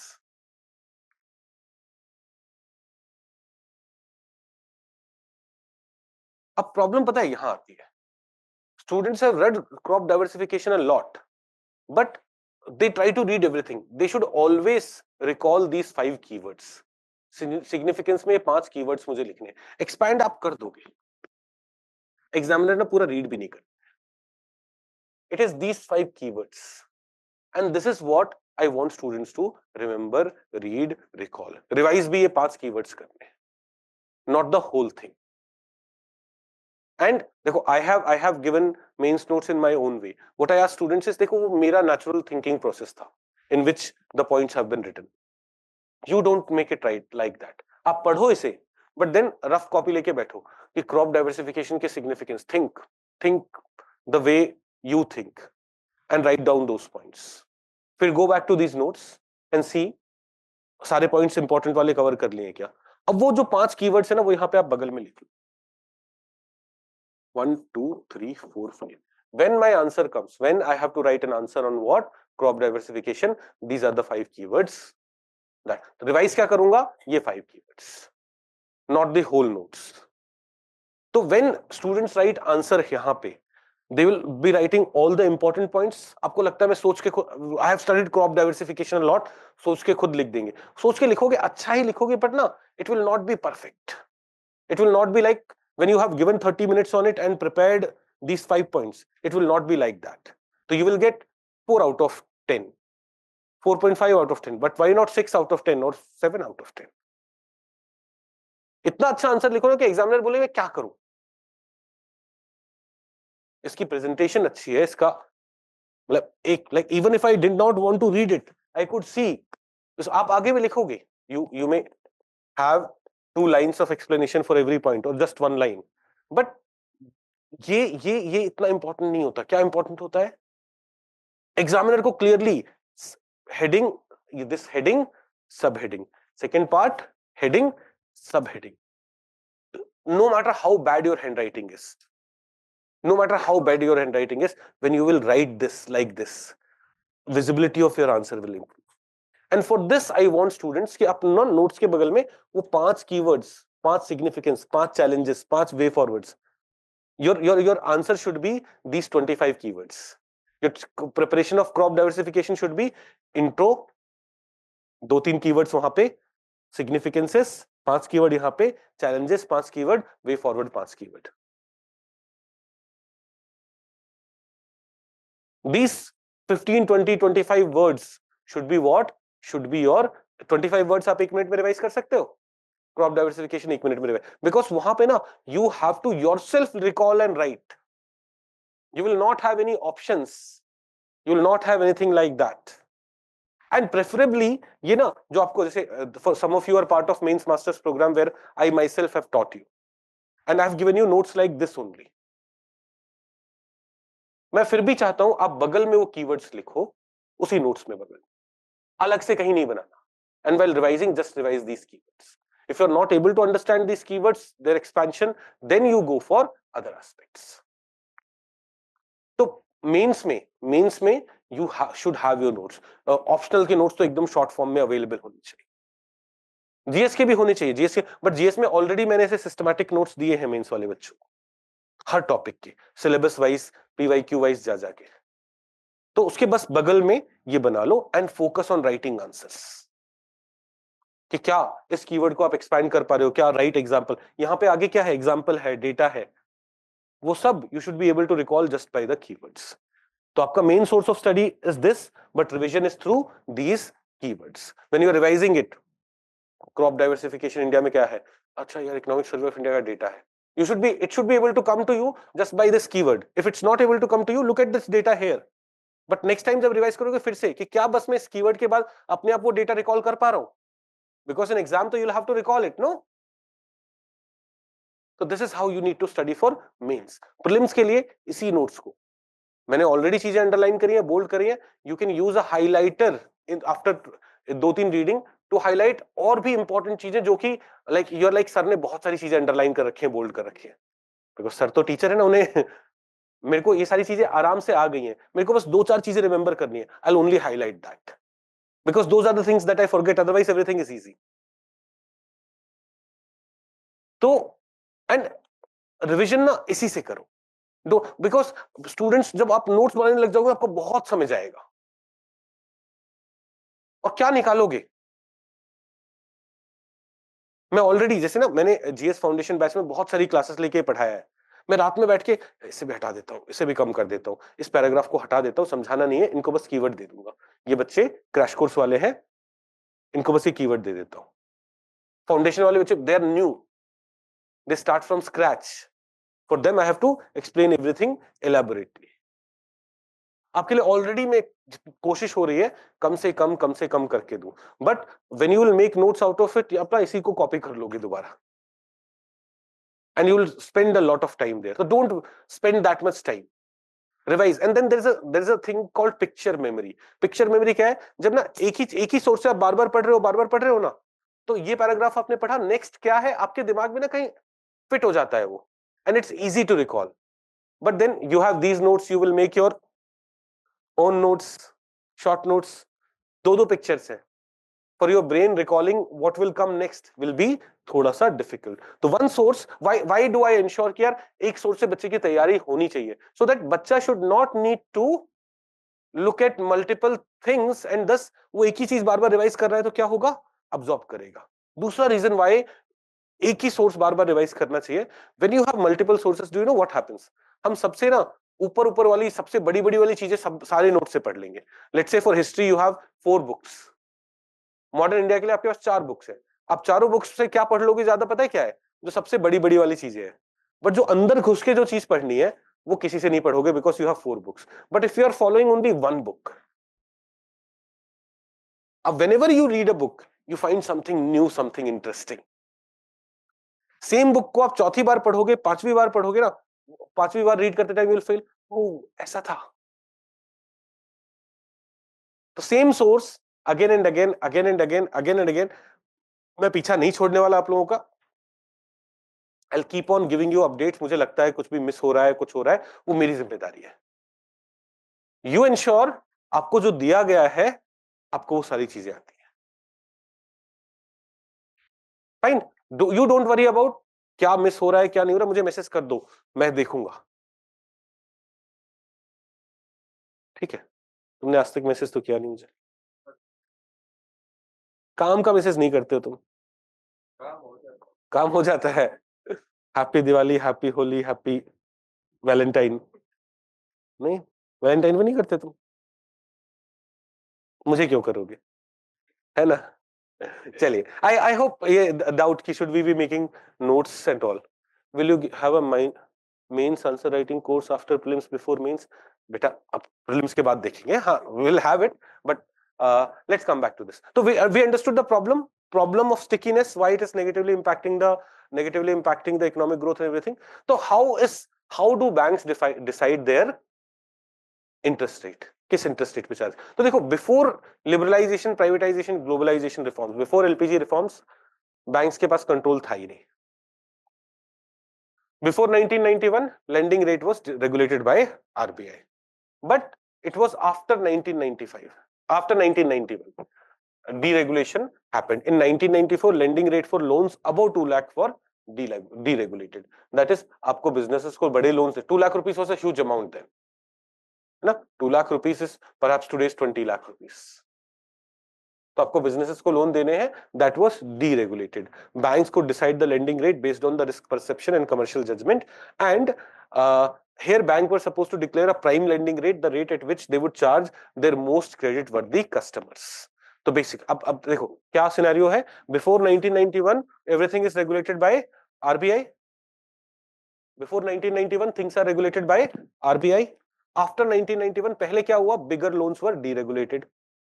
कि you yourself decide what is the interest rate you will charge, but you announce what? Prime lending rate. Prime lending rate is the lowest lending rate that you will give to your best customer. No one should be given loans at rates lower than prime lending rate. Did you understand the meaning of prime lending rate? Now, problem here was banks wanted, yeah, I have this business which is doing very well and I want to give it loans at rates lower than prime lending rate too. To most of the customers, I'll give loans at rates low higher than prime lending rate, but ये एक business है मेरा, मेरे को दिख रहा है कि यहाँ पैसे नहीं डूबेंगे. And I think I will be able to earn money from there. I should be able to give loans to them at rates lower than prime lending rate also. So in 2002, RBI permitted lending credit worthy customers at sub PLR rates also. So let's say एक bank ने decide किया my prime lending rate is 7%. So earlier, after 1994, that bank will not give. So for loans above 2 lakh rupees, bank will decide what will be the lending rate. But what was the rule? If you have declared your prime lending rate to be 7%, no one will get loans at rates lower than 7%. But in 2001-2, what happened? RBI said even sub PLR lending is allowed. In fact, they in 2003 came up with, RBI in 2003 came up with what is known as benchmark prime lending rate. What is this benchmark prime lending rate? Benchmark prime lending rate was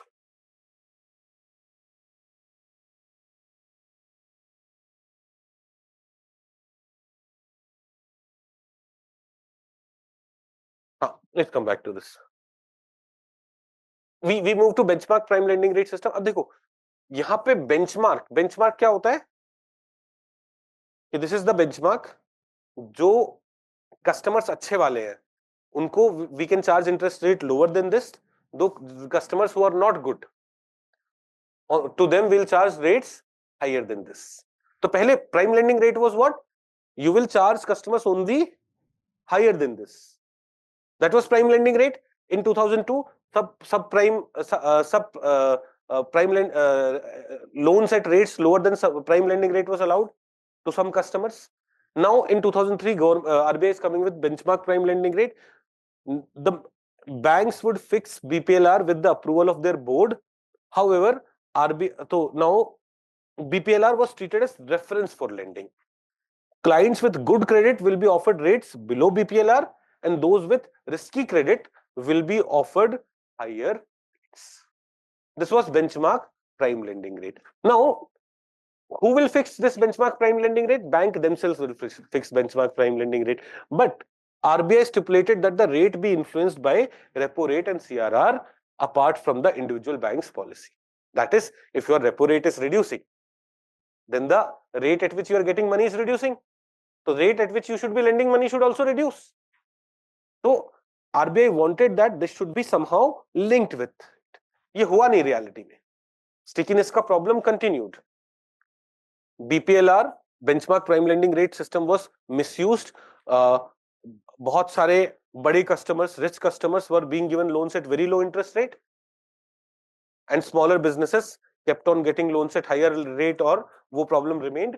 Plus, transmission of monetary policy was also not ensured.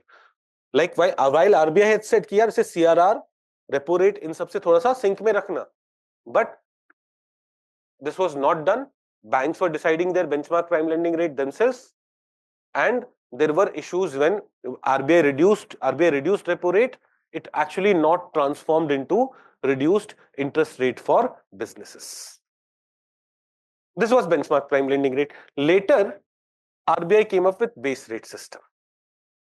Base rate system was like similar to prime lending rate wala system. Prime lending rate wala system kya tha? No one will be given loans below this prime lending rate. This is the best lending rate. Base rate system was something similar. To deal with the problem of BPLR system, RBI introduced base rate system in 2010. Base rate is the minimum lending rate prescribed by each commercial bank. Who fixes base rate? Banks. RBI fix nahi kar raha. Banks fix this rate considering the factors and can't lend below this rate and attract borrowers. Exceptions include giving loans to your own employees. अब अपने employees को base rate से भी कम loan पे दे सकते हो, otherwise you could not do that. According to RBI policies, banks have to revise their base rate at least once every quarter. So this system was successful in ensuring transparency. No business was, the benchmark prime lending rate was misused. Some businesses were given loans at much lower rate. यहाँ पे this did not happen because we had base rate. Everyone would get loans at higher interest rate, but it did not ensure transmission of monetary policy. RBI is reducing repo rate. What should happen? Your base rate should reduce, or the rate at which you are giving loans should reduce. This did not happen. Why was this so? Because banks use different methods to calculate base rates and use this flexibility to prevent transmission. Repo rate is 4%, my base rate is 6%. Repo rate is reduced to 3.5%, my base rate should reduce, but bank will use some different method and will keep their base rate to be at 6% only. So basically transmission is not happening. Earlier we had prime lending rate wala system, फिर we had benchmark prime lending rate wala system, then we had base rate wala system, but transmission was not ensured in anything. Then we had MCLR. MCLR was asked in preliminary examination. MCLR system, or marginal cost of lending rate. Cost of fund based lending rate. Marginal cost of fund based lending rate. What is marginal cost of fund based lending rate? Here, lending rate is linked to these four components. Marginal cost of fund, आपको किस rate पे पैसा मिल रहा है? Negative carry on account of CRR. See, you are getting in the money in the form of deposits, but all the deposit you are not able to lend. Some money is going to CRR also. Only the remaining money you are able to lend. So while you may be giving 4% interest to depositors, in reality that is coming out to be 4.2 or 4.3%, because on some of that deposit you are not able to get this. ये समझाता हूँ थोड़ा सा, आपके expressions अच्छे नहीं हैं. देखो, what I'm saying is, suppose I get 100 crore rupees of deposit, है ना? I get 100 crore rupees of deposit at 4% interest rate. तो मेरा cost कितना हुआ? 4% हुआ. But let's say CRR is 4%. CRR is 4%. So 4% of this money has gone to what? RBI, and I don't get any interest on it. So basically I'm left with 96 crores only. And on 96 crore, which the money that I have, I'll be giving loan. And on this 96 crore, I'm giving 4 crore as interest. 100 crore deposit aaya hai. 100 crore pe 4 crore I'm giving as interest, 4%. But in reality, it is how much money do I have left for doing business? 96 crore pe 4 crore. Is it higher than 4%? Is it increasing my cost of money? So, how the rate at which you are giving interest, it is decided by your marginal cost of fund, how you are getting money, what is the cost of funds with you, negative carry on account of CRR. Cost of fund may appear that your deposit rates are only 4%, but in reality, it is slightly higher because CRR ki wajah se some money I'm not able to use. Did you understand this? Huh? Negative, like, देखो, negative carry on account of CRR ये बोल रहे हैं कि यार you have negative impact. Negative impact कैसे? Negative impact कैसे? ऐसे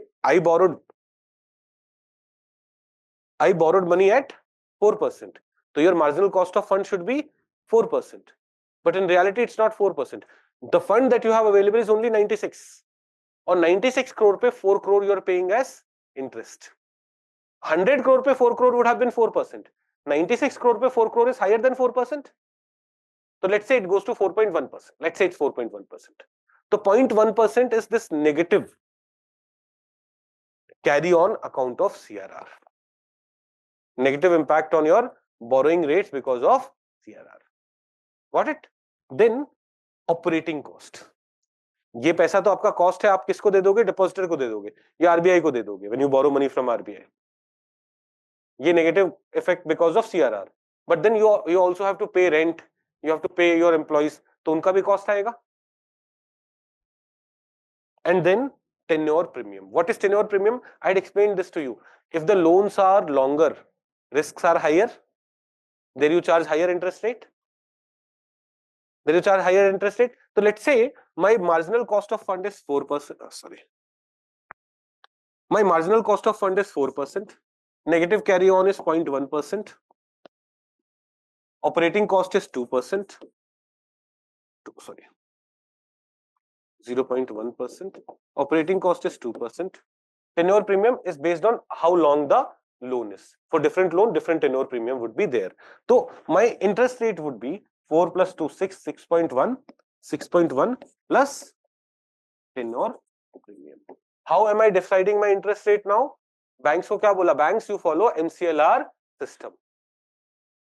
Marginal cost of fund based lending rate. ये आपका cost of fund है. उसके तो this is marginal cost of fund, and then there are other aspects. Based on that, you decide your interest rate. What does RBI want? RBI wants, भाई stickiness मत रखो. When I'm reducing repo rate, will marginal cost of fund reduce? Yes, it will reduce. When I'm reducing repo rate, the rate at which you are getting money will reduce. Plus, what were banks doing? जब RBI repo rate reduce करता था, वो deposit पे interest rate कम कर देते थे. वो loan पे they were not reducing interest rate, but on deposit were they reducing interest rate? On deposits were they reducing interest rate? They were reducing interest rate. So marginal cost of fund was coming down. So when your cost of fund is coming down, your interest rate should go down, because under MCLR system, your interest rate are dependent on cost of fund. Got it? Pakka? There are two main differences here from the base rate system. Under MCLR, the latest rates offered on deposit or borrowing is taken into account. That is, bank में आपने पैसे deposit किए, what are you paying the interest? Or you are borrowing money from RBI. What is the rate at which you are borrowing money from RBI? That is considered latest rate. And the second major change is the consideration of tenure premium. We understand what tenure premium is? These are two ways in which it is very different from the previous method. So it has ensured more transparency and better transmission. MCLR is based on current cost of fund for banks. The interest rate that you are offering is based on current cost of fund which is there. Got it? So MCLR क्या किससे associated है? Question like this have already been asked in the examination. If they go in more depth, they'll ask you MCLR के component क्या है, तो marginal cost of fund, margin due to CRR, negative margin due to CRR, tenure premium, ये सारी चीजें आपको ये terms पता होनी चाहिए. You do not have to cram each and everything, but when you know these terms and when you read this in context of MCLR, in exam if this is asked, you will be able to answer it easily. Okay, then now the system, marginal cost of lending rate has also been replaced with external benchmark linked lending rate.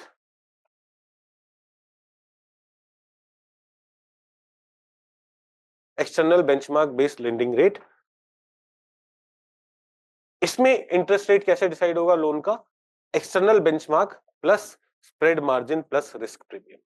Simple. Basically ये बोल रहे यार आपने ना बहुत drama कर दिया है. Banks, you are not leading to transmission of monetary policy. Let's do this. Your interest rate is decided by external benchmark. You don't decide it. Let's link it to one of the external benchmark. Let's say the external benchmark that you're using is repo rate. External benchmark you're using is repo rate.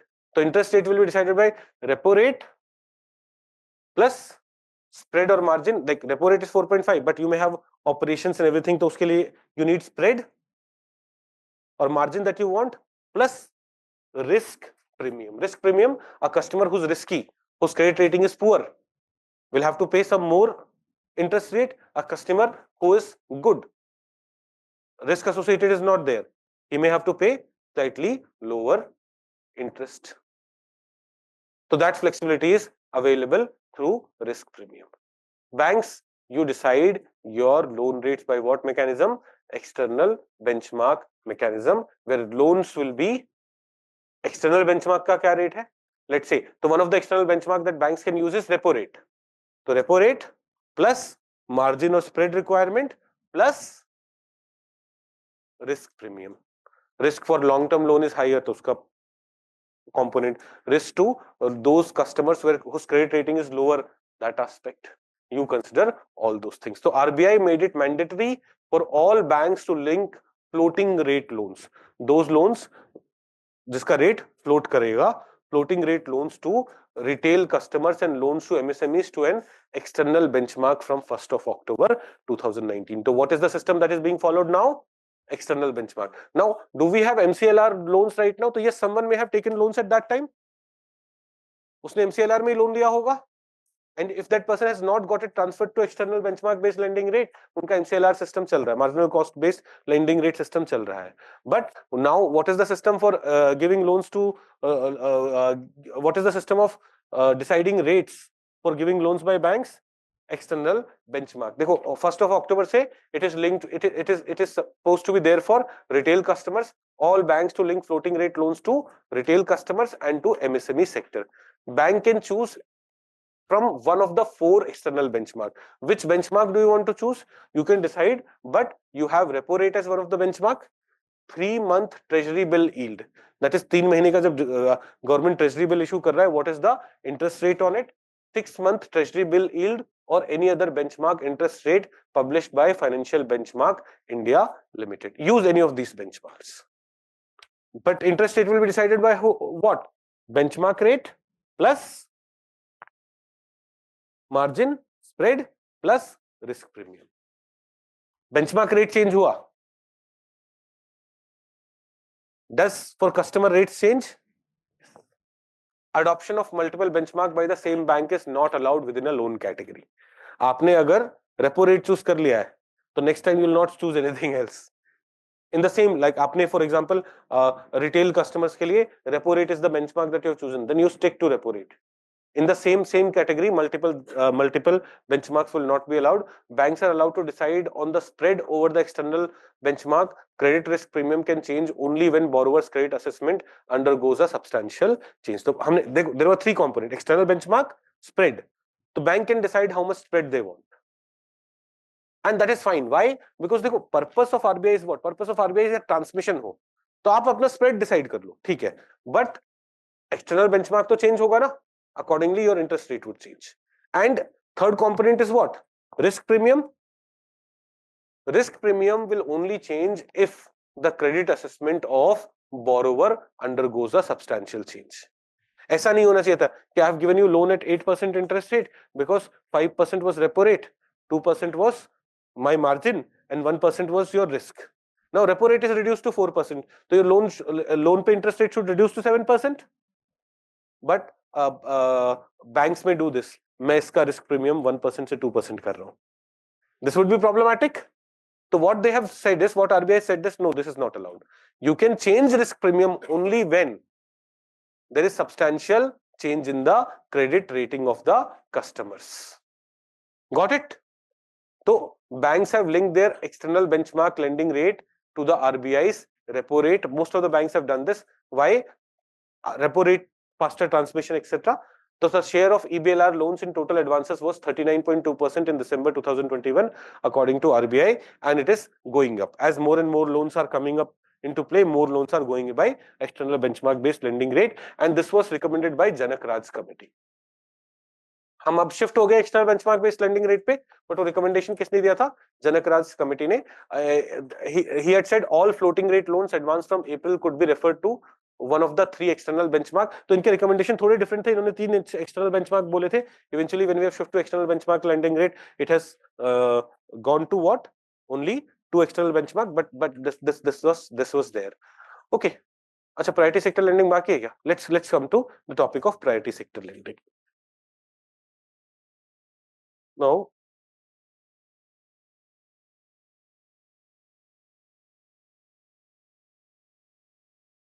it was a remake of Telugu movie. Huh. Achha, I did not know that. Suryavansham. Achha. Sir, please repeat negative carry on account of CRR. Negative carry on account of CRR. I think when you asked this question, उसके बाद मैंने कर दिया है क्या? Like, have you understood it now, Renuka?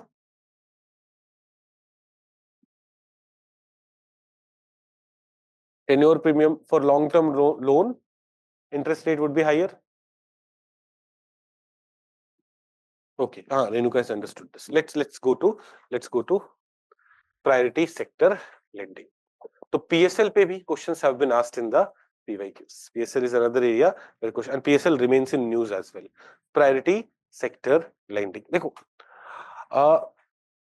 if you leave everything on bank will choose those areas for giving loans which can get them the best of profits.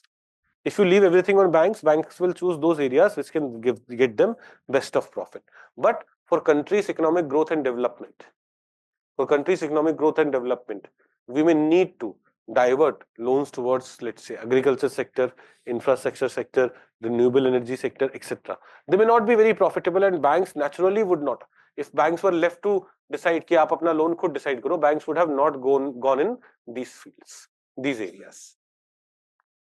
So RBI came up with PSL norms, priority sector lending norms, where RBI prescribe कि whatever are your loans, उसका एक percentage should go to priority sector, and RBI decides here what priority sector are. So different sectors or categories which are under priority sector as of October 2024 are this: agriculture, MSME sector, export के लिए जो loan दिया जाता है, education, housing, social infrastructure, renewable energy, and there are some other sectors also. And banks have been, different types of banks have been given different targets. For example, you will see this.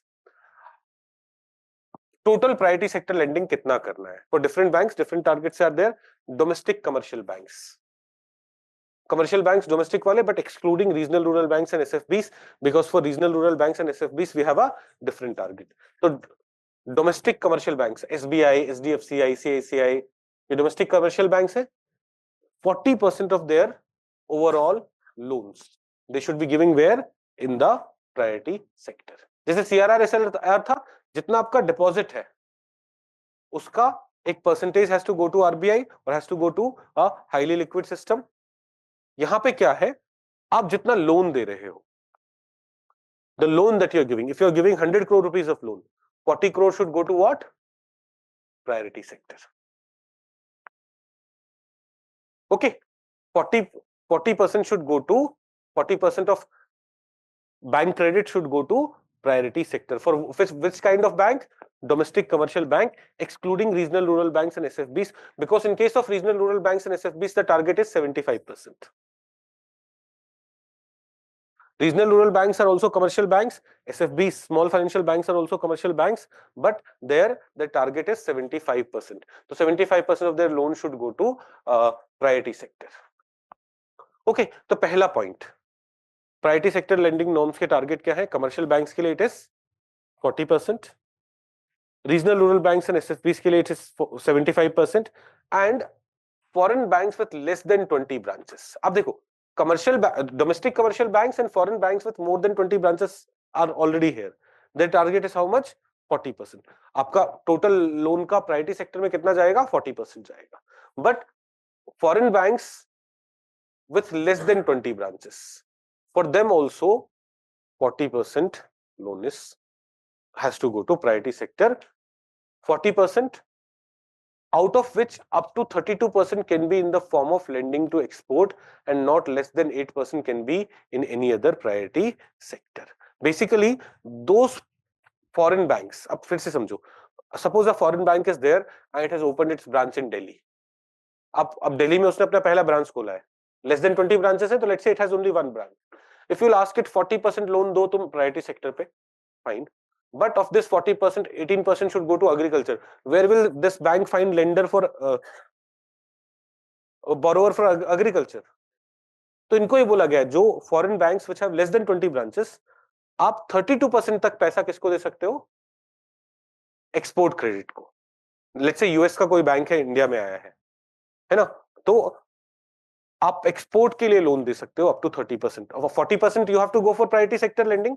Export credit is one of the priority sector lending. 32% can be for what? Can be for export. Remaining 8% should be in all other priority sectors. बाकी सारे priority sectors है ना, agriculture, health, housing, education, ये जो sectors है, remaining 8% should be for them. Okay. Agriculture sector के लिए सबसे पहला क्या था हमारे पास? Domestic commercial banks plus foreign banks with more than 20 branches. 18% of their loan should go to agriculture sector. But foreign banks with less than 20 branches, can you understand the reason for it? Do we understand? Because it won't be possible for them. Then यहाँ पे भी 18%, 18%. Small financial banks and regional rural banks. Micro enterprises, छोटे businesses, 7.5%, not applicable, 7.5%, 7.5%. Advances to weaker section, 12%, here it's not applicable, but in this case, in case of regional rural banks, it is 15%. In case of regional rural banks, it is 15%. Okay, now you may be wondering, sir, what small financial banks are, what regional rural banks are. अभी आप जब class में वापस आ रहे होगे after lunch, आपसे कुछ sign करा के नोट्स दे रहे हैं, क्या कर रहे हैं? कुछ एक्सेल में नोट करते हैं, है ना, वो आप करेंगे, and they will give you next booklet which is about what? Regional rural bank, small financial bank, payment bank, niche banking, neo banking, वो सारी चीजें हम वहां पढ़ने वाले हैं. But let's come back to this. हमने क्या बोला? प्रायोरिटी सेक्टर लेंडिंग टारगेट से generally the target is 40%. For most of the banks, it is 40%. Commercial banks and foreign banks with more than 20 branches, they have 40% target. Foreign banks with less than 20 branches also have 40% target. But foreign banks with less than 20 branches can give up to 32% of their credit for what? Export credit. At least 8% should be in other priority sector. Whereas for SFBs and regional rural banks, it is 75%, 75%. Overall priority sector lending target for regional rural bank is 75%. Why? देखो, regional rural banks are supposed to give loans in rural areas. They'll anyways be giving more loans for agriculture purpose and all. तो वो priority sector को ही ज्यादा target कर रहे हैं. That's why regional rural banks have 75% target in priority sector. ऐसे small financial banks are supposed to give loans for smaller businesses. Farmers, उनके loans छोटे वाले होंगे. And they are also mandated that 75% of your loans would be for what? Priority sector. ये बात समझ में आ गई? ऐसे कोऑपरेटिव बैंक्स होते हैं. Will study about cooperative banks again, जो आपको अभी दूसरा बुकलेट मिलेगा, उसमें हम कोऑपरेटिव बैंक्स के बारे में पढ़ेंगे. Cooperative banks are also supposed to have priority sector lending targets. देखिए, urban cooperatives, primary urban cooperatives, 40% of their loan in FY20 which shall by FY26 should increase to 75%. तो अभी we are in which year? FY25. FY25 में है ना, till 31st March we are in FY25. From 1st of April we'll be in FY26. तो by FY26 इनका priority sector lending target कितना increase होना है? 75%. Primary urban cooperatives have to increase their priority sector lending to 75%. उसमें से micro enterprise को it can go to 7.5%. Weaker section को it can go up to 12%. The revised target for weaker section will be implemented in a phased manner. It will be 10% in FY20 and which eventually will go to 12% by FY26. तो in a way क्या है? Urban cooperatives. Urban cooperatives के लिए भी 75% का target है. You will say कि sir what about rural cooperatives? अरे रूरल कॉपरेटिव का सारा लोन फार्मर्स को ही जा रहा है, तो उनके लिए अलग से टारगेट नहीं रखा गया. बट फॉर अर्बन कॉपरेटिव्स तो वी अभी हम कॉपरेटिव बैंक पे आएंगे, there will see this again. And ना थोड़ा सा रैशनली सोचना है, लॉजिकली सोचना है कि why we have kept target for urban cooperatives and not rural cooperative, because rural cooperatives में all the loans basically go to that section only. Okay. Now, adjustment for weights in PSL achievement. अब ये थोड़ा सा एक interesting चीज है. देखो, suppose एक बैंक है, bank is giving priority sector lending. We want priority sector lending to be given by bank. 40% of your loan should go to priority sector. But it may happen that there is this bank which is giving loan to well-off districts. And there is this bank which is giving loan to weaker districts. तो RBI will promote what? Under priority sector lending. Weaker district को ज्यादा loan promote करेगा ना. तो देखो, suppose I have given total loan of 100 crore and I have to give 40 crore loans for what? Priority sector. RBI will say, if you go give loan to weaker section, then when you give loan of 1 crore, we'll consider it higher. But if when you are giving loan to stronger districts, जहां पे already lots of loans are available, then when you give priority sector loan of 1 crore, in calculation we'll consider it less than 1 crore. Here, if you are giving loans in weaker districts, in calculation we'll consider it, आपको 40% 40 crore loans देना है ना, तो आपका 1 crore का loan will be considered higher, whereas this will be considered lower. Did you understand this? So what they're saying is, from FY25 onwards, a higher weight 125% would be assigned to incremental priority sector credit in identified districts where the credit flow is comparatively lower. So in those districts where per capita PSL is less than 9,000, in those districts where credit flow is lower, if you give 1 crore rupees of loan in priority sector, it will be considered 1.25 crore for calculations. Whereas in those districts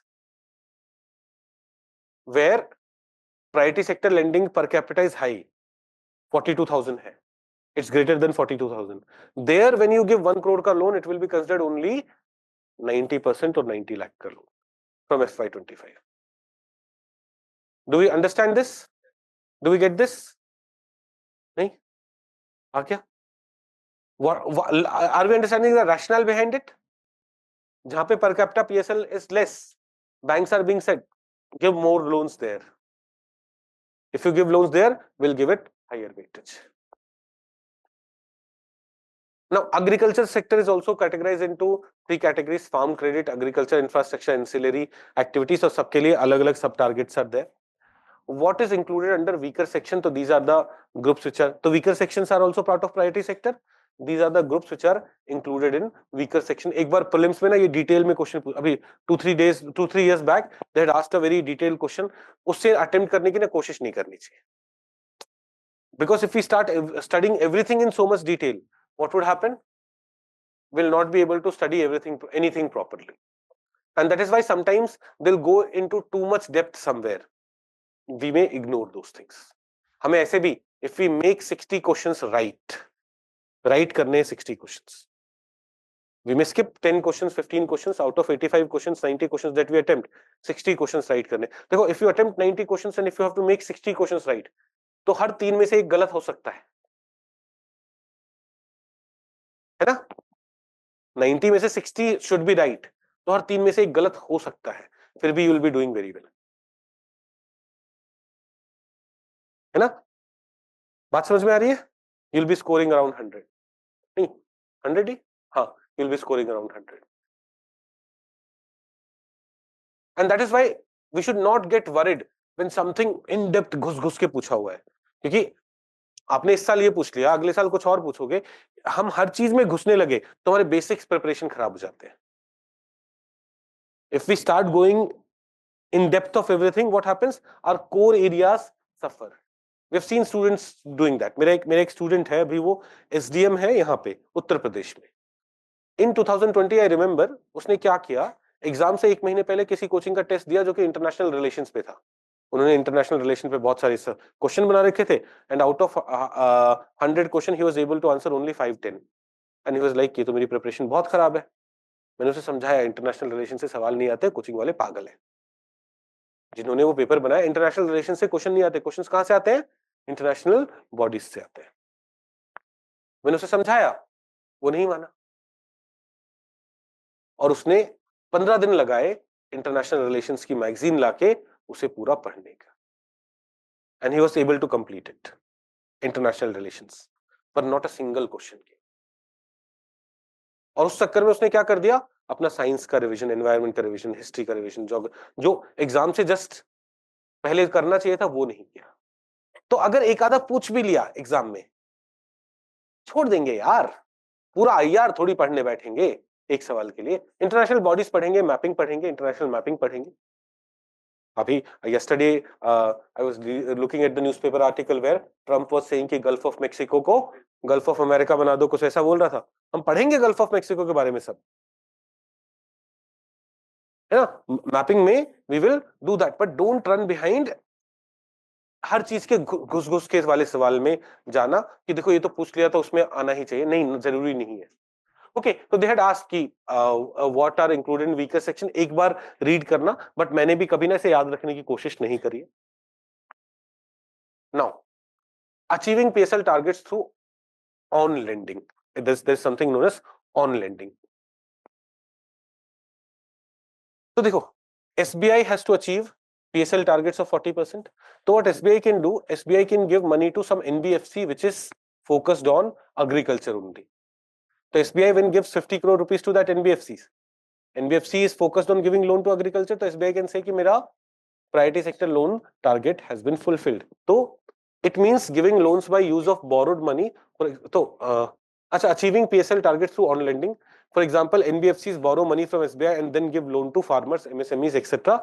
As per RBI guidelines, banks can provide funds to registered NBFCs for on lending to priority sector categories of agriculture, housing, MSME, subject to conditions. This is called priority sector on lending programs by NBFCs. ऐसे ही achieving PSL target by co-lending. What is co-lending? Co-lending is this. जैसे let's say Rahul comes to me, Rahul comes to SBI for loan, है ना? मैंने राहुल का credit worthiness देखा, and Rahul is saying give me a loan of 1 crore rupees. When I look at Rahul's credit worthiness, Rahul doesn't deserve more than 20 lakh rupees, but he wants how much? 1 crore rupees. हर कोई जो deserve करता है उससे ज्यादा ही चाहता है, राहुल भी ज्यादा चाह रहा था. I cannot do that. It will go against policies and everything. So what I can do is I can connect Rahul with some NBFC, where I'll tell NBFC I'm giving 20 crores. तुम तो risk लेते ही हो ना, दे दो 80 crores, नहीं 80 lakh. I'll tell NBFC I'm giving 20 lakh, you give 80 lakh. As per NBFC's criteria, it will be getting fulfilled perhaps. NBFC जिस तरह से लोन देता है उसमें ये 80 lakh लोन दे सकता है. तो दिस इज co-lending. दोनों ने मिलके लोन दिया, and through this also PSL targets are sometimes fulfilled. So the co-lending model was introduced in November 2020 by RBI for PSL. The scheme allows co-lending by banks with all registered NBFCs based on a prior agreement. As per RBI guidelines, both banks and NBFCs share the risk in a ratio of 80:20. This means that bank gives 80% of the loan, whereas minimum of 20% should be given by NBFC. मैंने उल्टा कर दिया था, but bank should give at least 80% of the loan and remaining loan should come from NBFCs. So if he is asking for 1 crore and I'm saying I can give you only up to 80 lakh, I can arrange what? 20% of the loan from 20 lakh rupees of loan from NBFCs. This is co-lending mechanism. Now, what are priority sector lending certificates? इसको भी थोड़ा सा समझ लेते हैं. देखो, let's say these are two banks. एक Vasu bank, एक आपका क्या नाम है? मनीषा बैंक. ऐसा नाम अच्छा लगा. कोई अच्छा नाम है? लक्ष्मी बैंक है? मनीषा बैंक पे कैसा लगेगा? Manisha bank. Lakshmi bank, Saraswati bank कोई है? चलो लक्ष्मी बैंक बना देते हैं. इसे लक्ष्मी बैंक बोल देते हैं, इसे वासु बैंक बोल देते हैं. Vasu bank, Lakshmi bank. Fine. He has given total loans of 100 crore rupees. उसका 40% should go to what? Priority sector. इसने 45 crores priority sector lending दे दिया. 5% ज्यादा. Right. Lakshmi Bank. She gave loans of 200 crore rupees.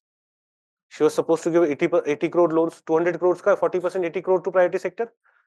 But she has only given 75 crores to priority sector. She has not met priority sector lending का target. He has overmet it. The person who has overmet it, overdone it, they will earn priority sector certificates, priority sector lending certificates, and then Vasu can sell priority sector lending certificate to Lakshmi Bank. Lakshmi Bank will have to buy it to fulfill its target. Lakshmi Bank did not fulfill the target. No, she's short by 5 crores. He is surplus by 5 crores. He'll buy. He will get certificates of 5 crore rupees, and she will buy and pay him the money, not the entire 5 crore. It will be lower cost, of course. But this is one way in which Lakshmi Bank can fulfill its priority sector lending targets. बात समझ में आई? तो it's a mechanism to enable banks to achieve their PSL target and sub-target by purchase of these instruments in the event of shortfall. This also incentivized surplus banks. This bank, इसका 40 crore का target reach हो गया था, but he was still. He kept on giving more loan to priority sector because he knew कि I'll be earning this certificate which will also earn me money. In this mechanism, there is no transfer of risk or loan asset. Like loan or risk is not getting transferred. इसने extra loan दिया ना 5 crore का, loan इसका ही है, risk इसका ही है. He has earned extra certificate. Only she will buy that certificate. Is rate of interest different for PSL? तो no. जो rate of interest है वो बैंक डिसाइड करता है. RBI doesn't say that priority sector lending पे rate of interest should be lesser. RBI doesn't say anything like that. What happens when bank does not meet the target? When bank does not meet, one, they both meet their target. Two, he over met the target, she under met the target, so she will buy certificates. तब भी they have met the target. But suppose, let's say, certificate is also not something she is buying, or certificate is not available, or she is not buying certificates, and thus she has not met the target. इनको 80 crore, she had given loans of 200 crore. 200 crore का 40% was what? 80 crores. She had to give loans of 80 crores in what? Priority sector lending, but she has given loans of only 75 crore in priority sector lending. So what will happen to 5 crores? The 5 crore shortage hai. She will have to invest it in one of these funds. Rural Infrastructure Development Fund, maintained by, so they have to invest an amount equal to the shortfall. इसका 5 crore shortfall है. 5 crore you will invest in Rural Infrastructure Development Fund of NABARD or Urban Infrastructure Development Fund under National Housing Bank, or to other similar funds under NABARD, SIDBI, Mudra, National Housing Bank, etc. Now, what is the disadvantage of investing here? The interest rate that you will get will be much lesser. And long term के लिए आपके पैसे यहाँ stuck हो जाएंगे. But they'll be used for development of the country. You did not give loan in priority sector, you invest here. That is the punishment. That is the fine that you have to pay. Got it? कितने topic बाकी है भाई? हाँ, मेरे को लग रहा है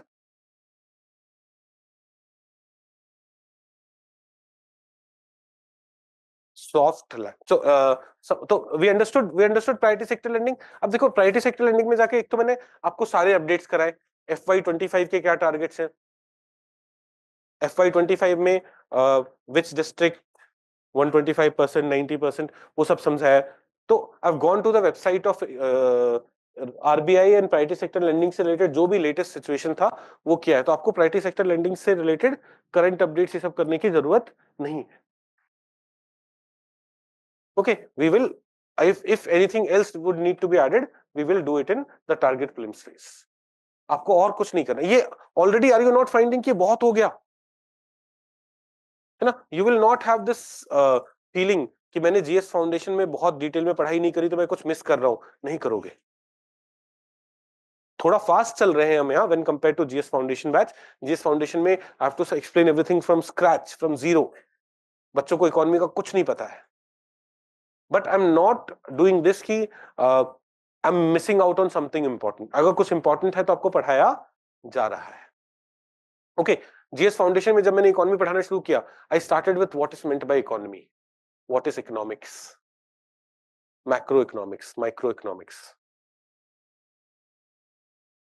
capitalist economy, socialist economy, mixed economy, वो सब आप लोगों को नहीं पढ़ाया. वो सब देयर इज एन एक्सपेक्टेशन कि आपने अभी तक जितनी पढ़ाई करी है उसमें ये सारी चीजें हमें पता है. मोरओवर यूपीएससी ने इन पे क्वेश्चंस भी बहुत नहीं पूछे हैं, right? Otherwise anything which may be important for preliminary examination we are doing it. Okay, let's come back.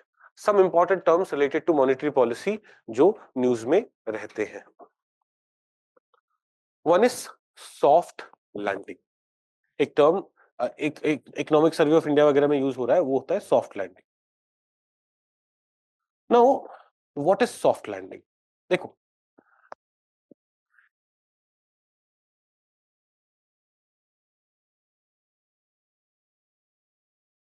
Economy का साइकिल ऐसे जाता है: high economic growth, low economic growth, high economic growth, low economic growth. Economic cycle goes like this. Economy will do very well. There will be phase where economy will not be doing that great. Then there will be phase where economy is doing very well, and so on. Right? So this is the landing phase when economy is coming down. अब इस landing को एक तो है allowing it to go so deep so that recession आ जाए, negative economic growth आ जाए. दूसरा है soft landing. When you soft land, don't go that deep. You land slowly and then you go up. So in that scenario, what would happen? When recession is there, soft landing. Central banks aim for soft landing when they raise interest rate to curb inflation. It may also refer to gradual, relatively painless slowdown in a major industry or economic sector. So what is this? Gradual, relatively painless slowdown. Got it? Then tapering. What is tapering? How, why, and when the Fed does it and impact on financial markets. Tapering refers to reversal of quantitative easing. तो इसे ऐसे समझो, 2008 से 2011 तक world was going through. 2008 में global financial crisis आया, economic recession was there. India में नहीं था but globally it was there. तो जो सेंट्रल बैंक्स थे ऑल ओवर द वर्ल्ड, जैसे यूएस का सेंट्रल बैंक है Fed, Federal Reserve, it is the central bank. They had kept their bank rates at very low rate. तो 2008, 9, 10, 11 क्या था? उनके rates were very low. But then inflation occurs with very low interest rate. Very low interest rate leads to what? More money supply. More money supply leads to inflation. तब तक economy भी revive कर गया था. तो they would do what? They would try to raise the interest rate. But the raise in interest rate will not be like एकदम सीधा बढ़ा दो. Make it go from 2% to 7%. They would not do that. They will slowly raise it. That is tapering. That is tapering. Okay. Tapering refers to reversal of quantitative easing policies.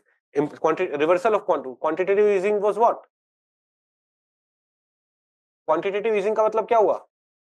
Low interest rate, so that quantity of money is high.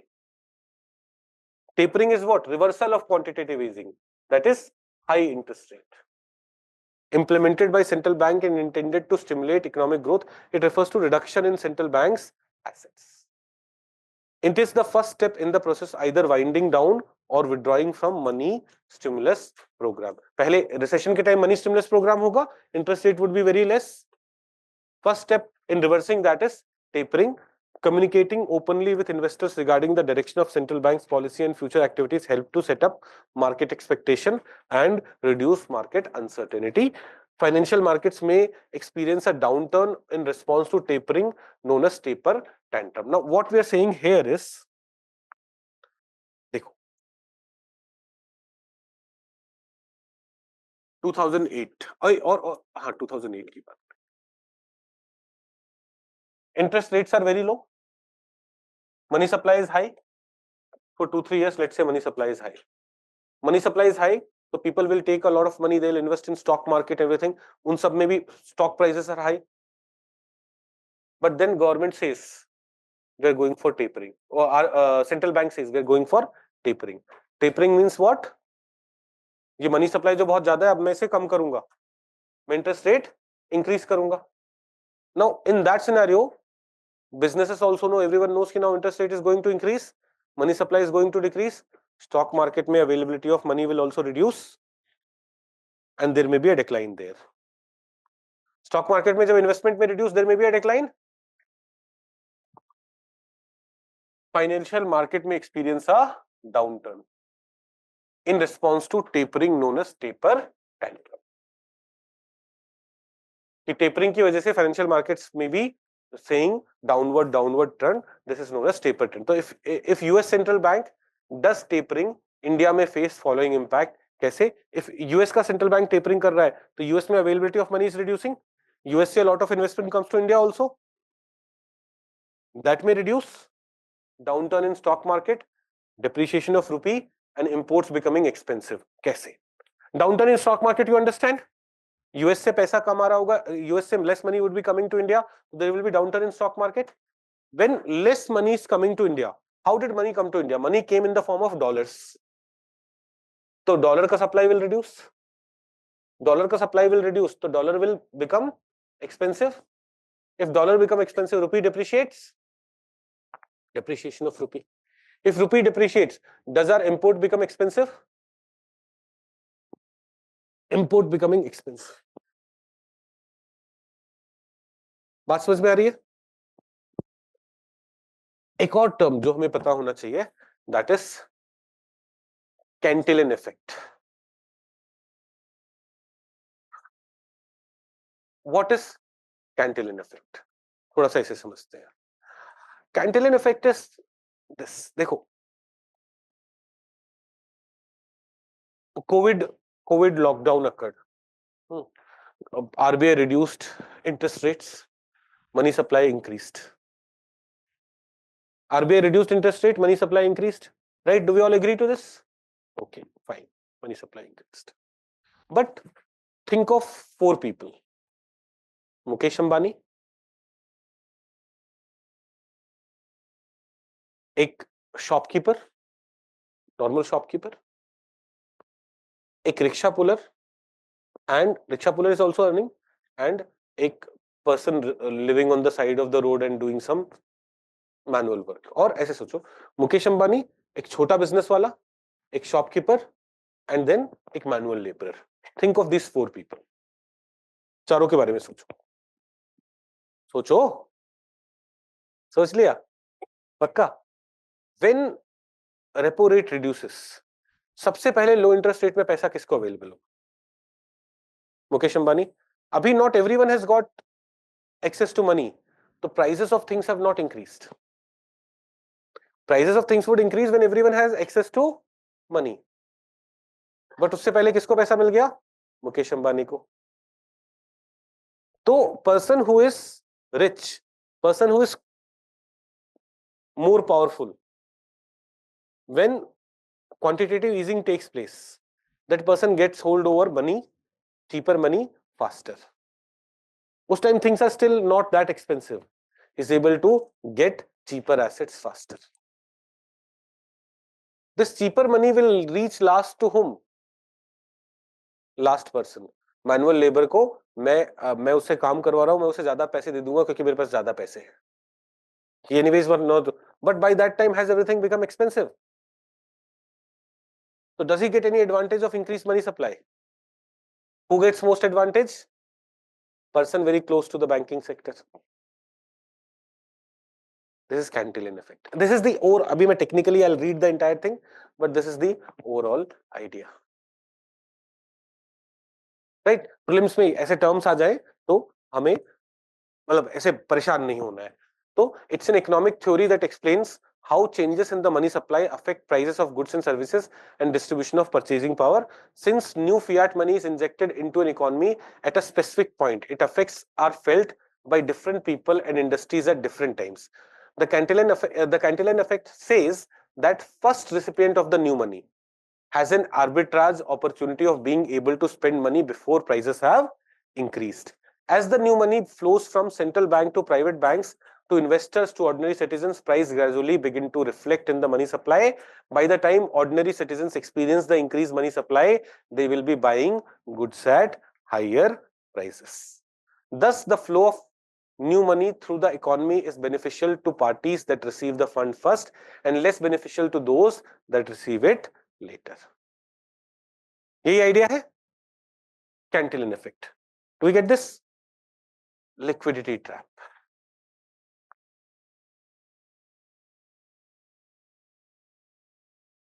Liquidity trap is economy is not doing very well. You are doing what? You are increasing the money supply. RBI is doing what? RBI repo rate कम करता जा रहा है, कम करता जा रहा है, कम करता. Money supply बढ़ रहा है? Money supply बढ़ रहा है. You would expect economy to grow, but banks are like, it's a very risky scenario. I don't want to give more loans. So banks keep their interest rate high. So while money supply is increasing, you would expect what? Economy to revive. Economy is not reviving. The liquidity is there, but this is called liquidity trap. So when you keep on increasing money supply, but loan interest rate by banks don't decrease, that is even when interest rates are very low, yet investors are not investing a lot. Investors are not investing a lot. Banks are not giving a lot of. Why? Because this may happen if there are threats to, or there is economic, there are threats of economic trouble in future. कोई बड़ा economic crisis हो सकता है, ऐसा डर रहेगा तो bank को, तो bank will also not be giving loans. Bank, तो दिस इज लिक्विडिटी ट्रैप. तो लिक्विडिटी तो है, but what happens? No one is borrowing that money, economy is not reviving. This is liquidity trap. Got it? तो कुछ terms है, hawkish stance और ये सारे टर्म्स ना आते रहेंगे और हमें we should be comfortably able to answer them. PYQs कर लें या ब्रेक लें पहले?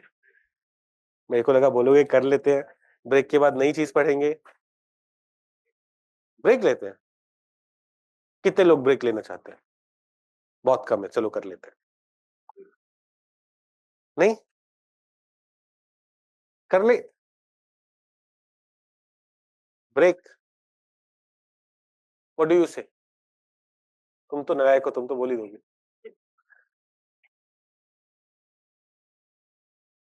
ये 19-20 साल वाले बच्चों में ना एनर्जी बहुत ज्यादा रहती है. पहले पढ़ा दो, सब पढ़ा दो. आता कुछ नहीं है बेटा, इसी बार सेलेक्ट होके दिखाना है. नहीं नहीं, ये अपनी बात कर रहा था. 19-20 साल में, हाँ 19-20 साल में एकदम गधेड़ा था ये. हाँ हाँ पता है. Why are you emphasising? Let's finish. हाँ ऑनलाइन सब पीवाईक्यूज करने को ही बोल रहे हैं. लेटेस्ट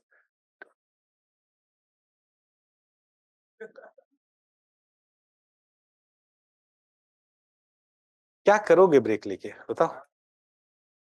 तुम्हें ब्रेक चाहिए? तुम 19 से 29 में वही हालत है.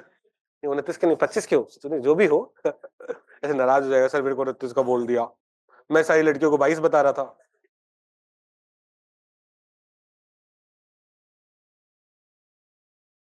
हाँ शुड कर लेते हैं ना यार. नहीं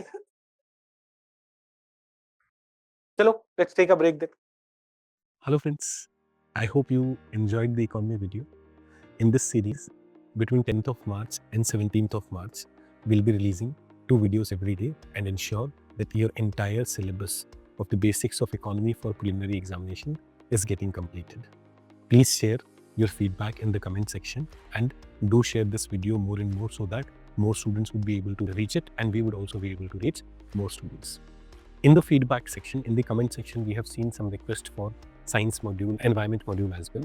Now, it won't be possible for us to put the whole course on YouTube, but what we have done is we have made the courses or individual modules available in only 1000 rupees till 20th March. So you can buy science module in 1000 rupees, environment module in 1000 rupees, modern India module, ancient culture module, geography module, polity module, even when international bodies and mapping ka module aayega, that also you'll be able to buy in 1000 rupees if you use the coupon code LevelUp Holi. There is a Holi offer available till 20th of March. You can do that. Okay, so we have made it very, very affordable so that everyone would be able to do it. Everyone would be able to get it. So I hope you enjoy these videos a lot, learn a lot from it, and clear your preliminary examination. In the end, I also have one more announcement. Our GS Foundation course for 2026 have also started. So not for you people, the people who are watching this video are already preparing for 2025 exam, but your junior, your other friend who may be preparing for 2026. If you have good experience at LevelUp IAS, do recommend us. Do tell your friends about us, because for us, word of mouth is very important. I promise you here that at LevelUp IAS, we will provide the best GS Foundation program, the most comprehensive GS Foundation program in one of the most affordable cost for everyone. We will make sure that your juniors, your younger brothers and sisters who are studying with us at GS Foundation for the exam 2026 will be the best prepared people for 2026 preliminary and mains examination. So this is another request. Please do share, do subscribe to our channel, and please do recommend our GS Foundation program also to your juniors or your younger brothers and sisters. Thank you very much. Where were we? हाँ, तो should we start? एक minute. ये करना है अपन को. Prelims 2023. One इधर से राहुल, आपसे शुरू करेंगे.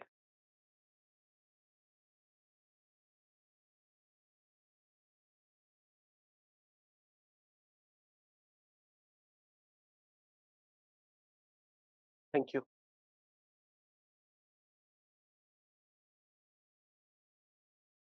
हाँ, बता देता हूँ.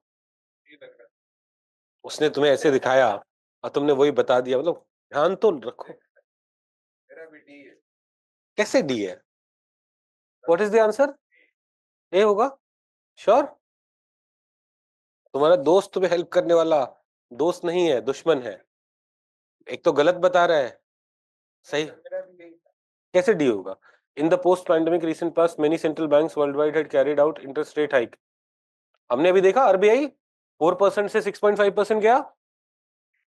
एवरीवन पैंडेमिक के time everyone had reduced interest rate. Post pandemic level पे जब इन्फ्लेशन बढ़ गया तो what did they do? They rose interest rate because they think कि उनके मॉनेटरी पॉलिसी से they will be able to control inflation. Second part, central banks generally assume that they have the ability to counteract rising consumer prices via monetary price. तो answer A होगा ना. तो post pandemic बेटा, pandemic के time हमने सब कुछ down था. मनी फ्लो बढ़ाने के लिए हमने क्या किया? We increased, we reduced repo rate. But एक बार आप 2023 प्री दे रहे हो, उसमें रिसेंट पास्ट कंसीडर करो. तो 2022-23 की बात कर रहे हैं.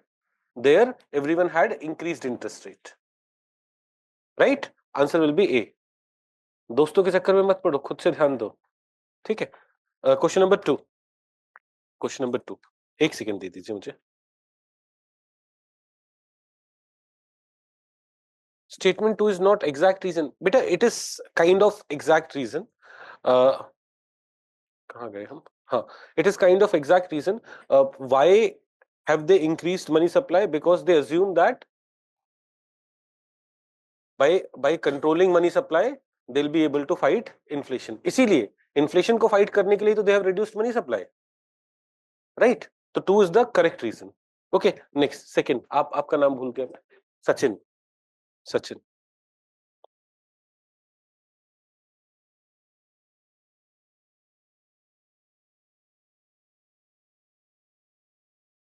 C. Any other answer? C. If the inflation is too high, RBI is likely to buy government security. No. The RBI is likely to.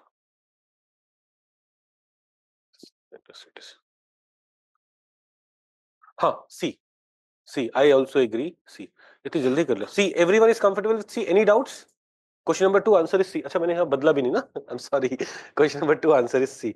Let's go to question number 3। Sachin is done. Who is sitting next to Sachin? आपका हेमंत। हेमंत जी बताइए। 3।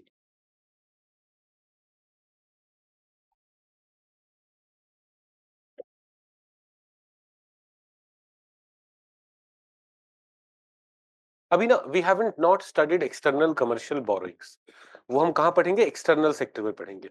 But what are external commercial borrowings? Businesses, let's say Reliance Industries borrows money from outside the country. Reliance Industries borrows money from outside the country, that will be called external commercial borrowing. अब कोशिश करते हैं, है ना? While doing PYQs for fiscal policy, we had noted one thing. In our external borrowing, share of commercial borrowing is more or government borrowing is more? Commercial borrowing is more. है तो external commercial borrowing consists of a major chunk of our external borrowing and businesses take this borrowing. अब let's try to attempt it. आराम से देखो, सही करना है, सोचो, लॉजिकल। मैं कैसे करने की कोशिश करता हूं, हर बार मैं सोचता हूं when I'm buying bond, when I'm selling bond, what is happening to money, इस तरह की चीजें आप वैसे सोच के अटेम्प्ट करिए।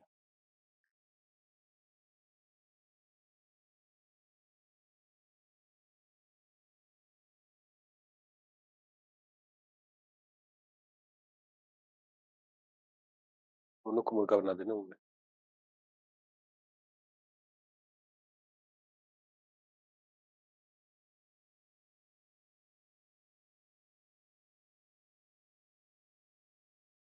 नहीं हेमंत, नहीं हो पा रहा। कोई और बताना चाहेगा? ए हेमंत देखो, ट्राई करते हैं ना, आप ना ऐसे सोच लिए कि नहीं होगा। Tight monetary policy of US federal reserve, US federal reserve का tight monetary policy means high interest rate, less money supply, है ना, could lead to capital flight. तो अगर लेस मनी सप्लाई रहेगा तो क्या इंडिया से कैपिटल फ्लाइट हो सकता है? कैपिटल में go out, go away. When there is more money supply, capital में come in. When there is less money supply, तो क्या होगा? When there is less money supply there interest rate are high. अब think of a business person sitting in US, bank में interest rates are high, India में भी invest कर सकते हैं, but I am getting higher interest rate in banks here only. There are chances that this person will take some money from there and put it in the bank. Why do they invest in developing country? Because returns are higher, because वहां पे ना FD rate ऐसे मिलते हैं 2%, 3%, 4%. But if those rates increase, will they increase their investment in the banks, in the FDs? इससे capital flight हो सकता है। हेमंत सोच पाए? नहीं, बात समझी? देखो अभी एक्सटर्नल सेक्टर में will study the same thing again. External sector में will study the same thing again. With when we complete external sector you feel like चीजें पूरी हो गई। कैपिटल फ्लाइट में increase interest cost of firms exist firm with existing ECBs. अभी सोचिए, Reliance Industries has borrowed $100 from outside, है ना? When Reliance Industries borrowed it, it got 8,000 rupees. $1 ₹80 का था, it got 8,000 rupees. But now capital flight is taking place. Capital flight is taking place. Money is going outside the country. Dollar is going outside the country. Dollar का availability in this economy will be lesser. Dollar will appreciate. Rupee will depreciate. तो क्या हो सकता है? $1 में become 85 rupees. तो now think of this. Capital flight में increase the interest cost of firms with existing ECB. Now they may have to give interest. मान लो इनका interest rate is 3%. So they have to give $3. पहले $3 was 240 rupees. Now $3 is 255 rupees. क्या interest cost बढ़ जाएगा इस वजह से? Are we getting it? और दूसरे पर्सपेक्टिव से सोचो, एक तो ये सिंपल पर्सपेक्टिव था, बाहर interest rates are becoming higher, outside the when tight monetary policy is there, interest rate is higher. If the external commercial borrowing is also on floating interest rate, क्या interest rate would become higher? Right, तो interest rate would be higher. Hemant devaluation of domestic currency decreases the currency risk associated with ECBs. अब devaluation of domestic currency, devaluation तो हो रहा है domestic currency का, और depreciation हो, devaluation मतलब क्या है कि $1 was 80 rupees, now $1 becomes 90 rupees. This is devaluation. It decreases the currency risk of associated with ECB. It will increase the currency risk, ना? पहले they had to pay $100, so they had to pay 8,000 rupees. Now for paying back $100, they'll have to pay 9,000 rupees. So it increases the currency risk, not decrease it. So this is wrong. Answer is 1 and 2. Now again, for some of us, we may not be able to answer it properly yet. Don't worry. External commercial borrowing, rupee appreciation, depreciation, ये भी हम detail में पढ़ेंगे. But कौन से booklet में? External sector वाले booklet में. Do you get this? Okay. Answer is A here. Question number 4. Next person. आप अंकित. 4 में अंकित is saying money multiplier increases. कब इंक्रीज होगा money multiplier? Increase in banking habit of people, more deposit, more loans, that is banking habit. Any other answer? कोई मुझे 20 बोल रहा था, ऐसे मुझे सुनाई दिया.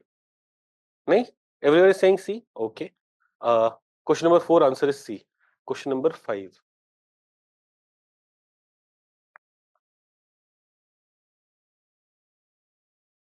आप बताएंगे, आपका क्या नाम है? Nikhil. B. Lender of last resort. हमने पढ़ा था lender of last resort.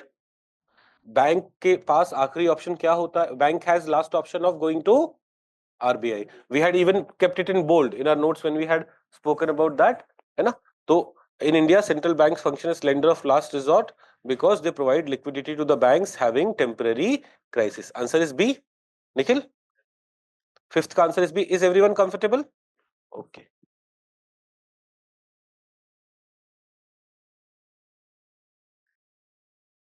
Now, देखो, अभी ना 2021 में there were more questions on banking.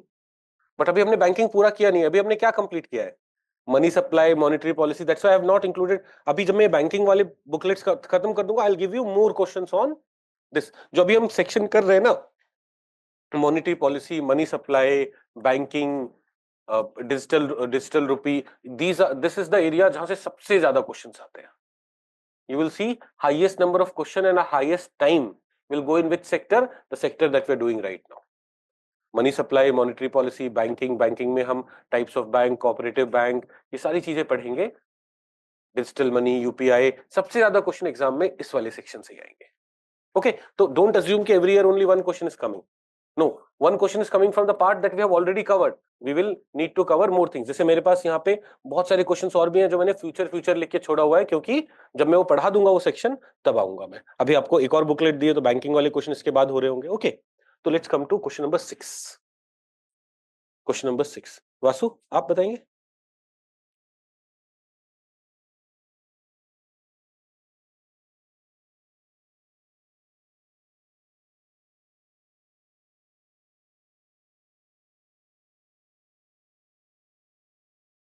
बताइए, क्या बोल रहे हैं? C. Governor of RBI is appointed by central government. Yes. certain provisions of Constitution of India gives central government the right to issue direction to RBI. The RBI के बारे में Constitution does not mention anything, है ना? The governor of RBI draws his power from RBI Act. तो सी. अभी इसके बारे में, RBI के बारे में ना हम और पढ़ने वाले नेक्स्ट बुकलेट में. एक्चुअली ये भी फ्यूचर ही होना चाहिए था. तो आंसर इज सी है. Let's go to question number 7. Question number 7.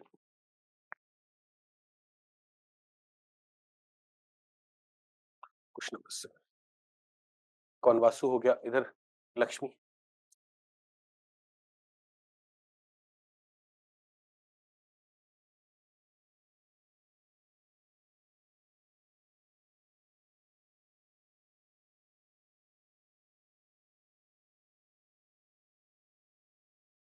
D.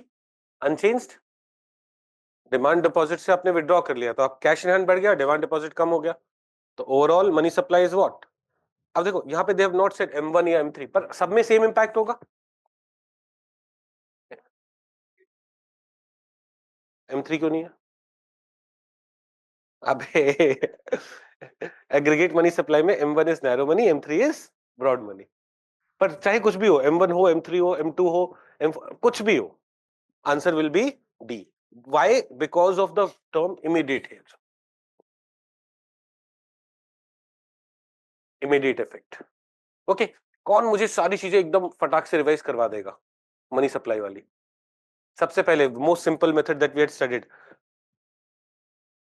Economic survey of India वाला पढ़ा था हमने, where we said our base money is currency in circulation, where currency, मैं बता रहा हूँ, where currency in circulation is currency with public, currency with bank and bankers deposit with RBI. It is roughly equal to the amount of cash that has been printed by RBI.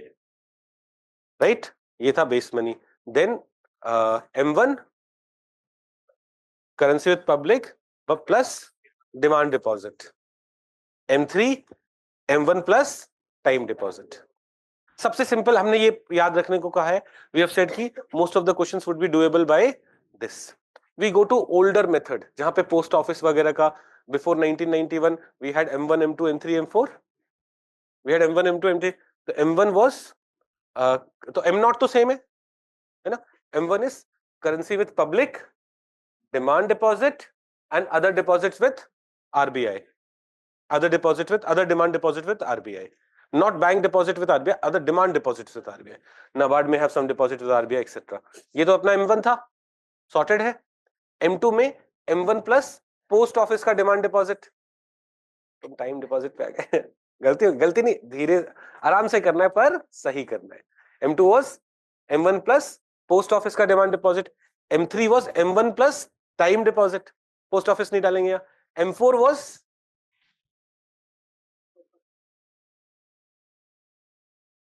Bank का demand deposit, time deposit, post office का demand deposit, time deposit और currency with public तो है ही. Right, this was M4. This was pre 1991, but कई बार in questions they still ask this. In the mocks that you will keep doing, वो post office वाला point डाल देंगे. वैसे पोस्ट ऑफिस वाला पॉइंट अब उसमें चला गया है, लिक्विडिटी एग्रीगेट्स में, मॉनेटरी एग्रीगेट में नहीं है. After the liberalisation, privatisation, globalisation reforms, we have L1 L2 L3 also. Post office वाले पॉइंट्स वहां. Let's come to Y V Reddy commission का रिकमेंडेशन, उसके बाद का M1 M2 M3. M0 तो सेम है. M1 is also currency with public, demand deposit and demand deposit with RBI, है ना? और यहाँ पे net net है, interbank deposits are not considered. I'm not using the term net. This was what? M1. M2 क्या है नए method में? M1 plus time deposit जिसका maturity period is less than 1 year. M3 is M2 plus time deposit whose maturity period is 1 year or more. Easy है, question भी easily doable है. But if immediate was not here, if immediate was not here, now consider this. देखो, I have withdrawn 100 rupees. नहीं, अभी answer नहीं पूछ रहा मैं. I have withdrawn 100 rupees. अब my saving account में 100 rupees have reduced. तो I'll first tell, यार इसका जो मेरे पास 100 rupees थे ना पहले, उसके 4 rupees I deposited to you, give it back to me. CRR और CRR SLR deposit था, give it back to me. Then my loans may also reduce because loans are dependent on that. तो इस loan का आगे क्या हो सकता है? That loan may have created more loans etc. तो this may in long term, this may actually, if this money I'm keeping with myself, if money I'm not putting in bank, this may actually reduce money supply, not only by 100 rupees but by bigger numbers also. Are we understanding this? But immediately money supply, let's say M1 consider करते हैं. M1 is currency with public, demand deposit, other deposit with RBI. Immediately when I withdrew, मैं ATM जाता हूँ, पैसे withdraw कर लेता हूँ. Currency with public increase, demand deposit reduced.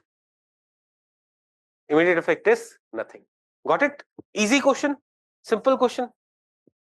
आपको समझ में आ रहा है? देखो questions are not that difficult, it's just generally हम ना हैफजार्डली प्रिपेयर्ड रहते हैं और इसलिए परेशान होते हैं. ओके, तो 7th में answer is D. Let's go to 8. Question number 8.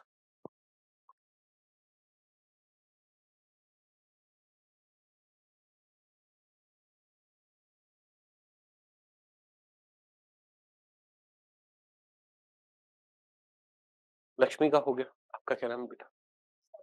Nuzhat. Nuzhat जी बताइए. B. 2 only. If RBI decides to adopt an expansionist money policy, expansionist means increasing money supply, cut and optimize SLR. SLR को तो cut करा जा सकता है ना?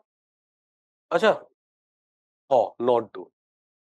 यहाँ बोल्ड में, मेरे पास बोल्ड में नहीं, I am sorry. Not do, cut and optimize. हाँ, it will not, it will do this. Increase the marginal standing, it will not do this. Cut the bank rate and repo rate, yes it will do this. तो not do पूछा है तो answer will be B 2. Okay. 8th का B. 8th का B. Is everyone comfortable with it? Okay. 9th. अपार. एक minute मुझे भी देख लेने दो. 9th.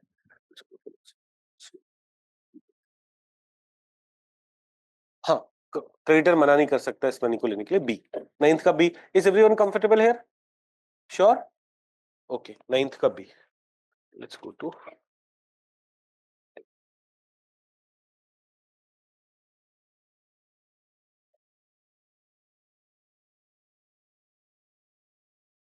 हाँ, आप बताएंगे आपका क्या नाम है? हर्ष. ए होना चाहिए.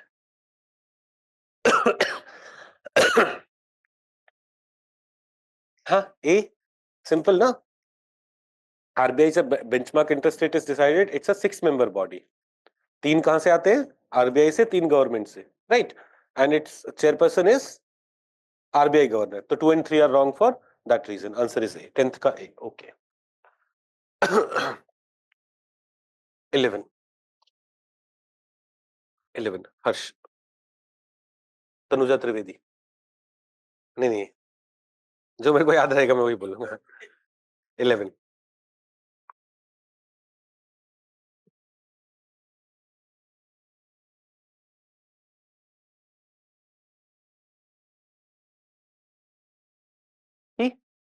श्योर?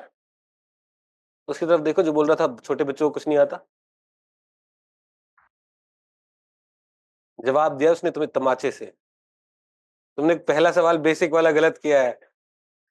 इतने बड़ा होके वो कॉलेज की बच्ची सही कर रही है. कोचेस नेवर प्ले में, तो तुम्हें कोच बनना है.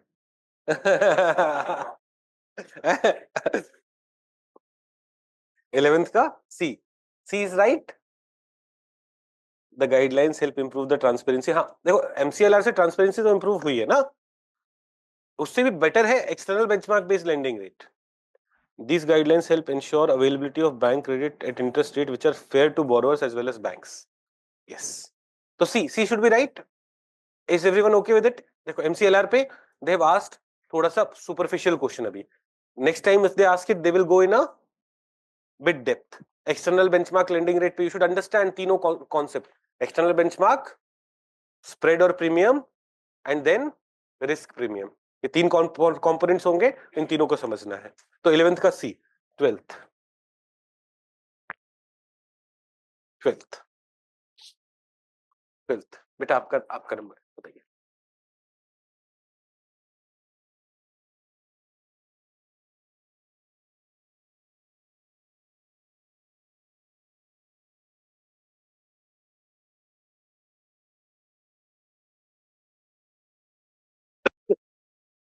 यार मुझे ग्रीन टी भिजवा दो अगर कोई सुन रहा है तो.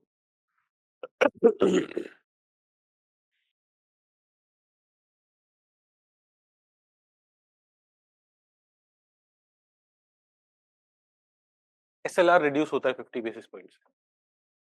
बी. सी. हाँ सी.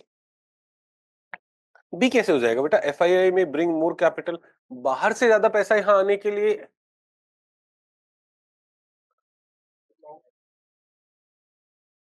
No, it has nothing to see. Scheduled commercial banks may cut their lending rate. Why they may cut their lending rate? Because now ना उनके पास ज्यादा पैसे हैं. When they have more money, they would want to give more loans, and for that the interest rate may be lower. Marginal cost of fund also reduces in a way. SLR वाला पैसा तो एक तरह से फंस जाता है ना. Necessarily put it in government bond or cash. तो C, 12th का आंसर is C. 13th इधर से शुरू करें. जावेद, आपका नाम जावेद है? जावेद जी बताइए. 13 जावेद से C. Monetary policy, bank rate, open market operation, बस 1 and 2 ना. Public debt and public revenue is part of fiscal policy. तो C is correct. Everyone is comfortable with C. Okay, 13th का C. 14 सिल्वा. हाँ, finally know your name. 14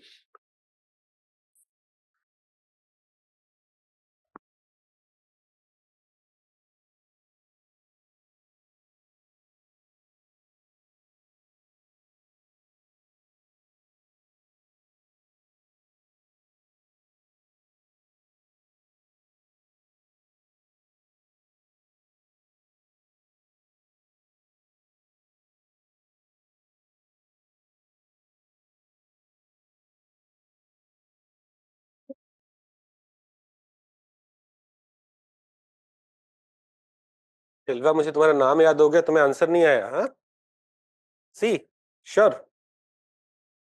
everyone is saying C. क्या सब गलत बता रहे हो? D. हाँ, किसने D बोला? कैसे C सही है? मैं टेस्ट कर रहा था.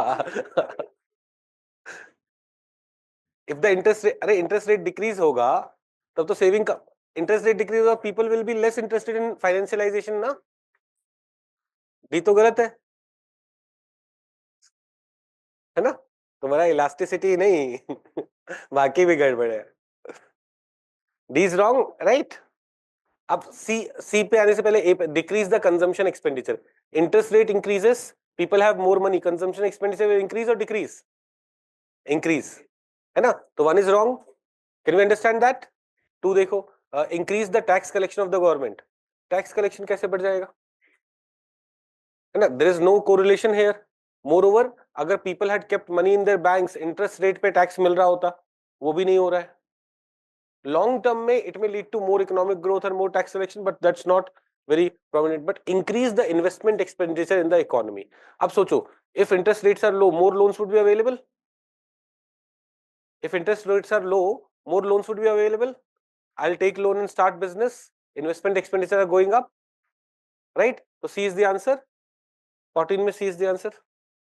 सारांश नाम है आपका? 14th C.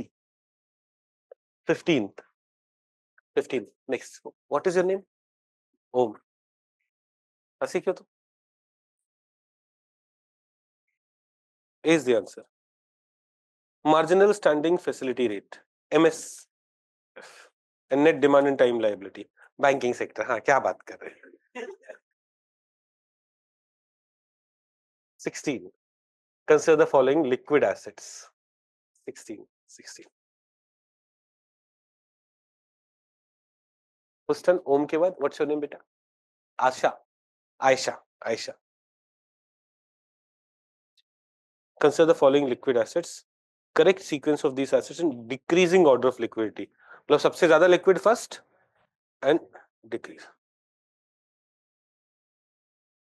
D for dog. सबसे ज्यादा लिक्विड करेंसी है, फाइन. फिर demand deposit, okay.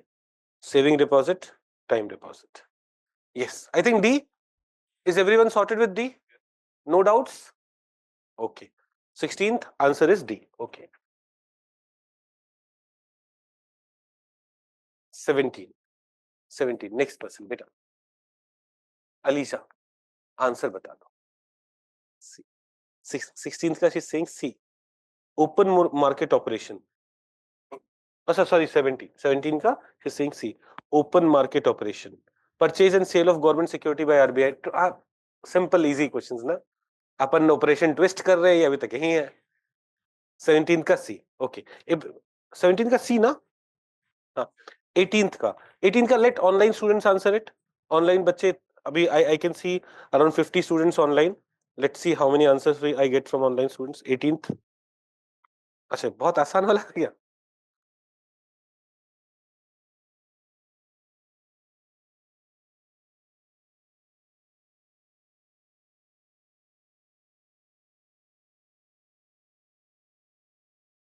Online 18th का 3 students have answered so far, only 3 out of around 50 students, only 3 answers. D, everyone is saying D, is D right? 18th में D, agriculture MSV का हमने अभी देखा था list, easy simple, कोई issue नहीं है। अब some Varun is asking sir 16th में इसको डाउट है। 16th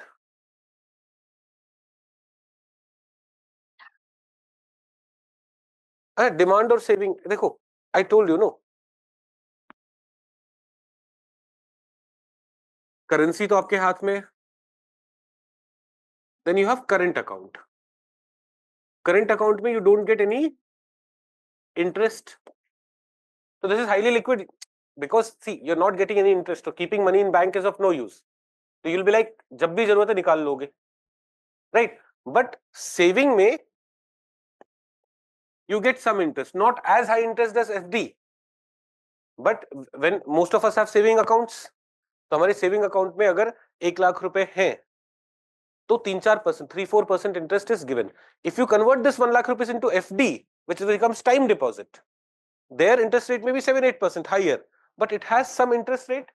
So now when I have my money in my saving account, I'll be like I can withdraw it anytime I want by ATM or by all mechanism, but I know I'm getting some interest, so unless I need it I will not withdraw it.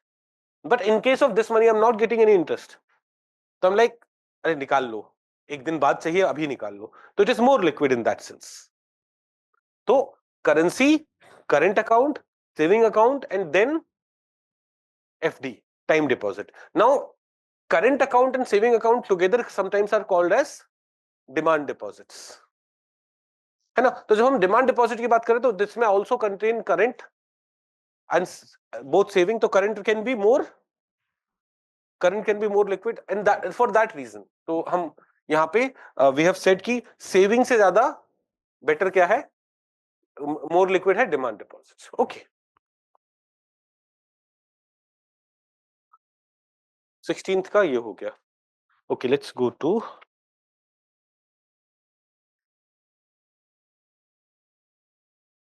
18 we had done, 19 18 नहीं हुआ, अच्छा 18 D हो गया ना, 18 was D, okay 19, अरे मुझे तो read करने दो। Increase in bank rate,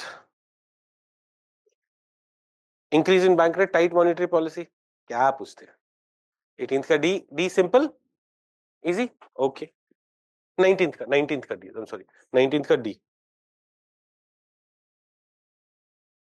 tight monetary, increasing bank rate, tight monetary policy, simple, okay 20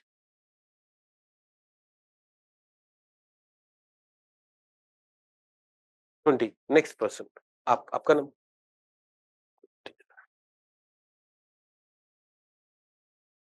increase in money supply,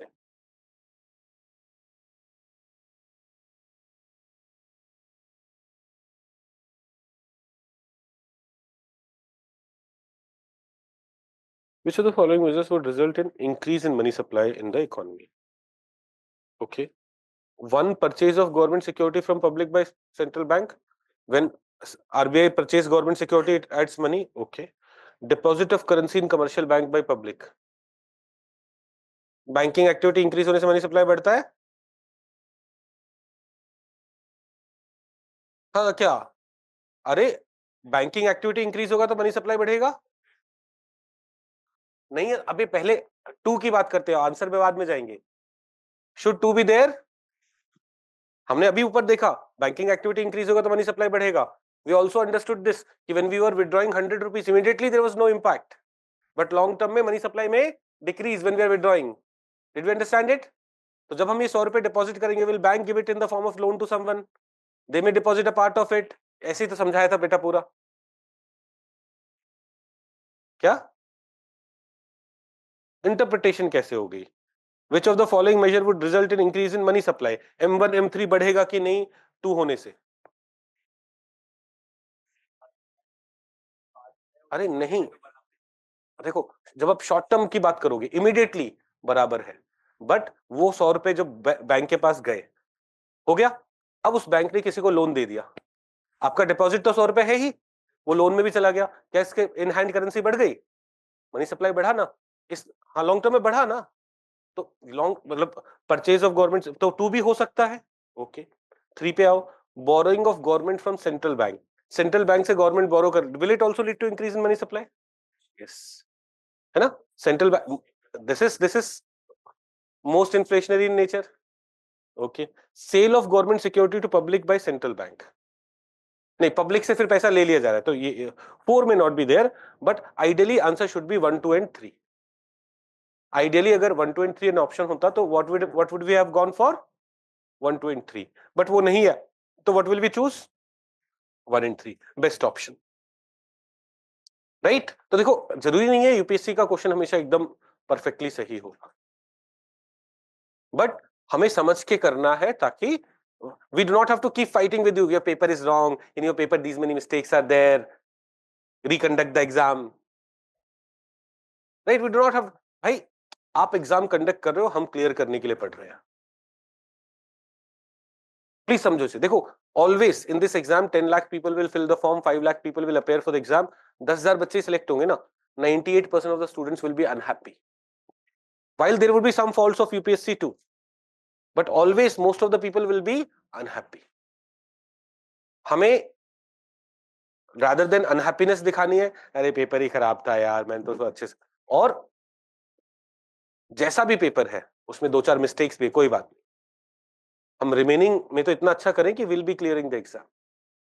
okay, तो answer here is C, but if we had an option of going for 1 2 and 3, we would have gone for 1 2 and 3. Money supply, क्या financialisation of saving से money supply बढ़ती है?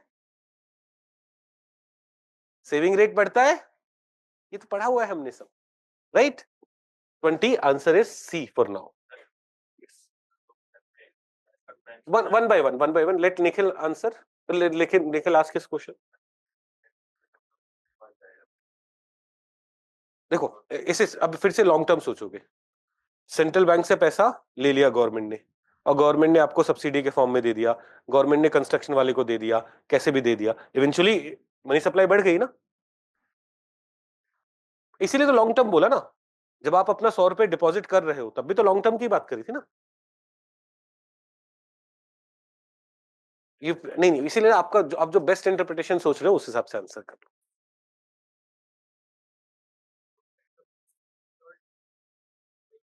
ये देखो RBI से, वैसे government directly RBI से बोरो करती है क्या पैसे?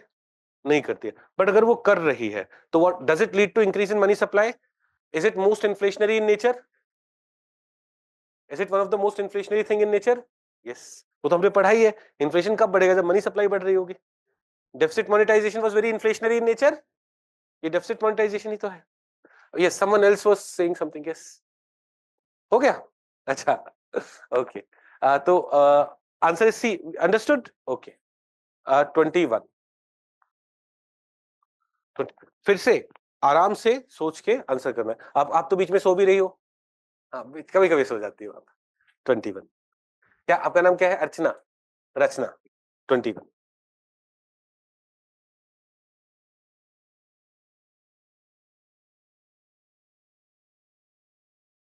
Can you please explain in question 3? Acha, I'll come back to question 3. Vijay, at the end of the session, ask me to go for question 3 again. हाँ, 21 में what is Rachna saying? D.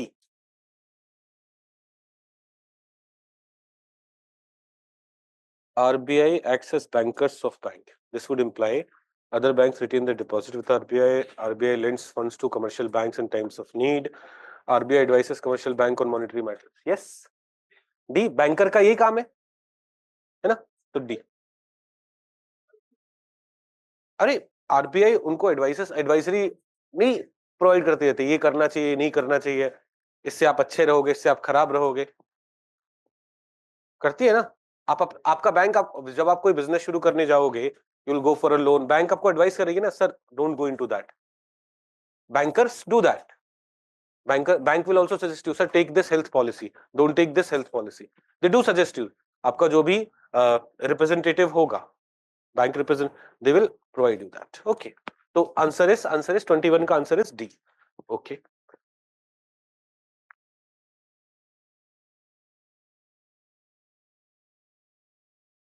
22, lowering of bank rate, more liquidity in the market. Abhishek is saying D in long run, D also in long run, 22 में mobilization of more deposit by commercial banks, कैसे नहीं ना, less deposit ना, interest rate वगैरह कम हो रहे होंगे, बढ़ रहे होंगे, lowering of bank rate, interest rate would reduce, है ना। लो नहीं नहीं, D is not, A only, long term में भी डी नहीं होगा बेटा। 23, 23, 23। अच्छा, ये तो मैं एग्रीकल्चर पढ़ाते टाइम पढ़ाता हूँ। In India, which of the following have the highest share in disbursement of credit to agriculture and allied activities? Commercial banks. देखो, वैसे regional rural banks provide 75% of their loan for priority sector. Commercial bank only provide 40% of their loans. But इस सारे regional rural banks को मिला लोगे ना, तब भी SBI नहीं बनता। तो SBI का 40% is, और these big banks का 40% is way better than regional rural banks और कोऑपरेटिव बैंक्स, और वो तो it is commercial banks which provide most of the funds to this। ये मैं एग्रीकल्चर पढ़ाते टाइम पढ़ाता हूँ, जो एग्री क्रेडिट वाला सेक्शन होता है वहां पे हम पढ़ाते हैं इसे।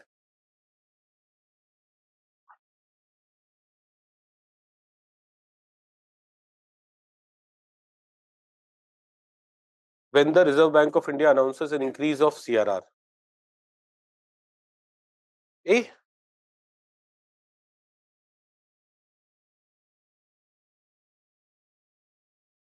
यस ए, है ना। अब यहाँ पे देखो, I have done PYQs of this part only till 2010, you still have 10-15 years, 95 से 2010 का करने का स्कोप है, समय मिलता है तो वो भी करना, सिमिलर क्वेश्चंस होंगे बट वो भी करना, but preferably let us complete banking वाला पूरा सेक्शन तब करना, तो साथ में इट वुड बी इजियर। और ये बैंकिंग वाला सेक्शन कंप्लीट करके we will come back to what, will come back to PYQs which we have not done yet, and फिर उसके बाद करते हैं।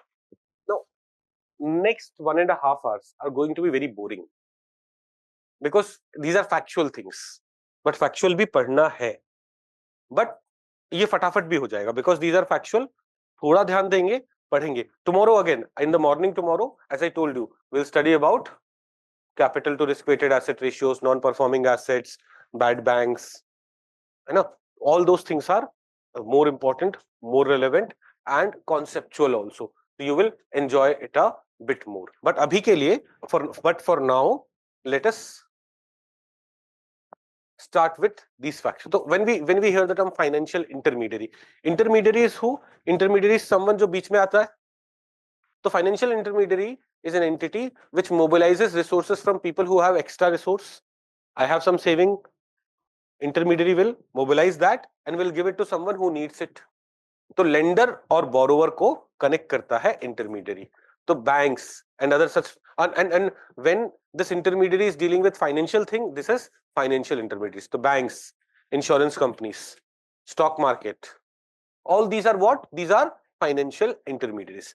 how are these financial intermediaries? Bank deposit mobilise करता है, फिर लोन देता है, जिसके पास सरप्लस है, जिसके पास डेफिसिट है, is it connecting them in that way? तो bank is a financial intermediary। how capital market is financial intermediary? Mukesh Ambani needs money for investment in Reliance Industries, retail investors have that money, they give it to him, बीच में capital market is, तो capital market is financial intermediary। है ना, insurance companies, PF companies, they are all what, financial intermediaries. आपके पास अभी extra पैसा है, आप लगा रहे हो, पीएफ कंपनीज उसे अलग अलग जगह इन्वेस्ट कर रही है जहां पे पैसों की जरूरत है। These are financial intermediaries. And financial intermediaries, like they will have functions of asset storage, loans, investment, etc. Advantages क्या है? They provide safety, liquidity, and economy of scale. Safety, I have 1 lakh rupees if I'll keep it in my pocket or if I keep it in my bank. Safer. Liquidity, like for someone who needs money, for them easy liquidity is available. Otherwise that suppose Mukesh Ambani needed to borrow money और फिर वो individuals के पास जा रहा है, तेरे पास है, तेरे पास है, तेरे पास है, that would have been more problematic. अभी individuals do go and deposit their money in bank, Mukesh Ambani takes that money, ensuring liquidity, and it's also leading to economies of scale. If Reliance Industries were dealing with individuals separately, that would have been way more expensive, borrowing would have been way more expensive. But there are disadvantages also. Sometimes जो investors होते हैं उनके returns are lesser because bank अपना cut लेगा ना. Bank, when you deposit money, banks give you only 4% in saving rate or 7% in FD. But वो Reliance Industries से कितने rate? 9%, 10%. It's charging higher to them, right? There may be credit risk also. Credit risk in the sense bank may give loan to those people who may not return it, and there may be market risk also. अब देखो, we are saying financial intermediary. तो stock market में आपने पैसा लगाया, can there be market risk? Money may go down. So these are certain things there. Now we can classify financial intermediaries into two broad categories, banks and NBFCs. दो चीजें हम financial इंटरमीडिएरीज को दो broad categories में divide करेंगे, banks and NBFCs.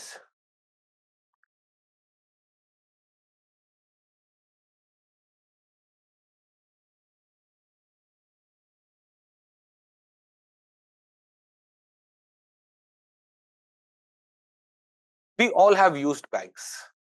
Some of us may also have used non-banking financial companies. कुछ लोगों का इंश्योरेंस होगा, है ना, कुछ लोगों ने ये ऑनलाइन प्लेटफॉर्म से उनसे लोन वगैरह कभी लिए होंगे, राइट? और some of us may be using fintech companies like Paytm, PhonePe. They are NBFCs. तो banks और NBFCs we can determine, or if you use Grow, Zerodha for investment, if you have then also you are using NBFCs, है ना? अगर आपका PF deduct हो रहा है तो पीएफ आरडीए के पास जा रहा है और पीएफ कंपनी के पास, दोज आर एनबीएफ. तो banks and NBFCs, how do we differentiate? Both banks and NBFCs are financial companies, financial intermediaries, but NBFC, non-banking financial intermediary. What is something that differentiate bank from non-banking financial companies? What is the core difference between bank and NBFC? तो मैं कुछ नहीं, पहले हाथ उठाना है, फिर मैं देखूंगा, फिर तुम बोलोगे, है ना, और फिर गलत नहीं बोलोगे. हाथ उठा के जब गलत बोलोगे तो बड़ी शर्म आएगी, बिना हाथ उठा कर देते हो, गलत बोला है. आपको लोन, एनबीएफसी लोन दे देती है, बजाज फाइनेंस से कॉल आते रहते हैं, लोन ले लो, लोन ले लो, लोन ले लो, आते हैं ना, तो एनबीएफसी लोन दे देती है. What is the main difference? इस पे आते हैं पहले. अच्छा, मेन डिफरेंस ना फटाफट देख लेते हैं. Banks accept deposit, provide loans, payment and settlement. Bank can issue cheques etcetera, right? Currency exchange, some banks also have this forex wala system. Safekeeping of valuable lockers, deposit. Banks may also provide you investment services. They may give you direction to go towards stocks, etc. Right? Banks can be broadly divided into commercial banks and cooperative banks. Commercial banks will study all these types: public sector banks, SBI, etc. Private sector bank, SDFC, ICICI, etc. Foreign banks. These are all commercial banks. But regional rural banks, small financial banks, payment banks that we'll study, they're also what? Commercial banks only. इनका purpose क्या है? इनका purpose है कि यार हम profit कमाएंगे. They are registered under Companies Act. They are regulated by Banking Regulation Act. अभी इनके बारे में पढ़ते हैं और पढ़ते हैं. But these are commercial banks. But sometimes people come together. Some people come together to set up banks, and the primary purpose of those banks is to help these people only. Those banks are cooperative banks, and cooperative banks are not registered as companies. Cooperative banks are registered under State Specific Cooperative Societies Act. States will have their Cooperative Societies Act. Cooperative banks are registered under them. So they are not profit centric bank, whereas उनका purpose क्या है? जो members हैं, they should be benefited, they should be able to get loan, and because they are not profit centric, generally the interest rate etc. in cooperative banks are much lesser. Now, cooperative banks can also be classified into rural cooperatives and urban cooperatives. हमने पढ़ा था by FY25 urban cooperative का priority sector lending target is going to be 75%. By FY26 I guess, FY26, FY23 we said कि rural cooperatives के लिए वो target नहीं है ना? तो we can divide cooperative banks into urban cooperatives and rural cooperatives. अभी इनके बारे में और डिटेल में आएंगे, don't worry. Then banks can also be classified into scheduled bank and non-scheduled bank. We have kept on using these terms, scheduled banks, non-scheduled banks, etc. Now, what are these scheduled banks and non-scheduled banks? हम देखेंगे RBI Act के second schedule में जो banks listed हैं, those are scheduled banks. उसके दो criteria होते हैं. Once you fulfill those criteria, you are listed in scheduled bank. You are more trusted bank. Initially, when I start a bank, I may not fulfill all the criteria. So my bank will not be a scheduled bank. But after RBI realizes that you are fulfilling both the criteria, you may become a scheduled bank. So commercial banks can also be scheduled and non-scheduled. Cooperatives maybe we can have scheduled and non-scheduled. Okay, अभी इसको भी detail में पढ़ते हैं. But let's first come to NBFCs. What are NBFCs? NBFCs are companies registered under Companies Act and is engaged in business of loans, advances, acquisition of shares, stocks, bonds, securities, insurance, chit business, basically financial companies. NBFCs are basically doing what? Financial business. They're involved in providing financial services. ये सारी services financial services दिख रहे हैं. NBFC should have financial activity as its principal business. That is, more than 50% of their total asset and more than 50% of their income should be coming from what? Financial business, financial activities. तभी वो company NBFC है. Suppose अब यहाँ पे सोचो, ऐसे LevelUp IAS की बात करते हैं. We start lending some money. हम कुछ lending भी शुरू कर दें. Will we become an NBFC? No. We'll become an NBFC only when 50% of our assets and 50% of our income is coming from financial activity. Otherwise, we will remain a non-financial entity. बात समझ में आई? तो not every entity which is involved in lending, not every entity which is involved in insurance will become a NBFC. आपको NBFC बनने के लिए पहले तो financial company बनना पड़ेगा. You will be financial company only when 50% of your assets and 50% of your income is coming from financial activities. Now,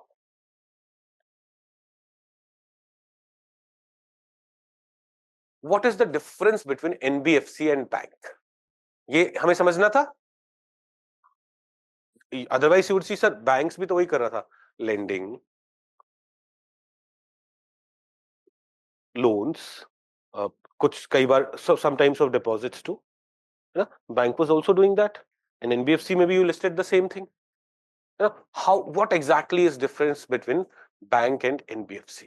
What is the core difference between bank and NBFC? आप अगर RBI की website पे जाते हो, they emphasize on these three things.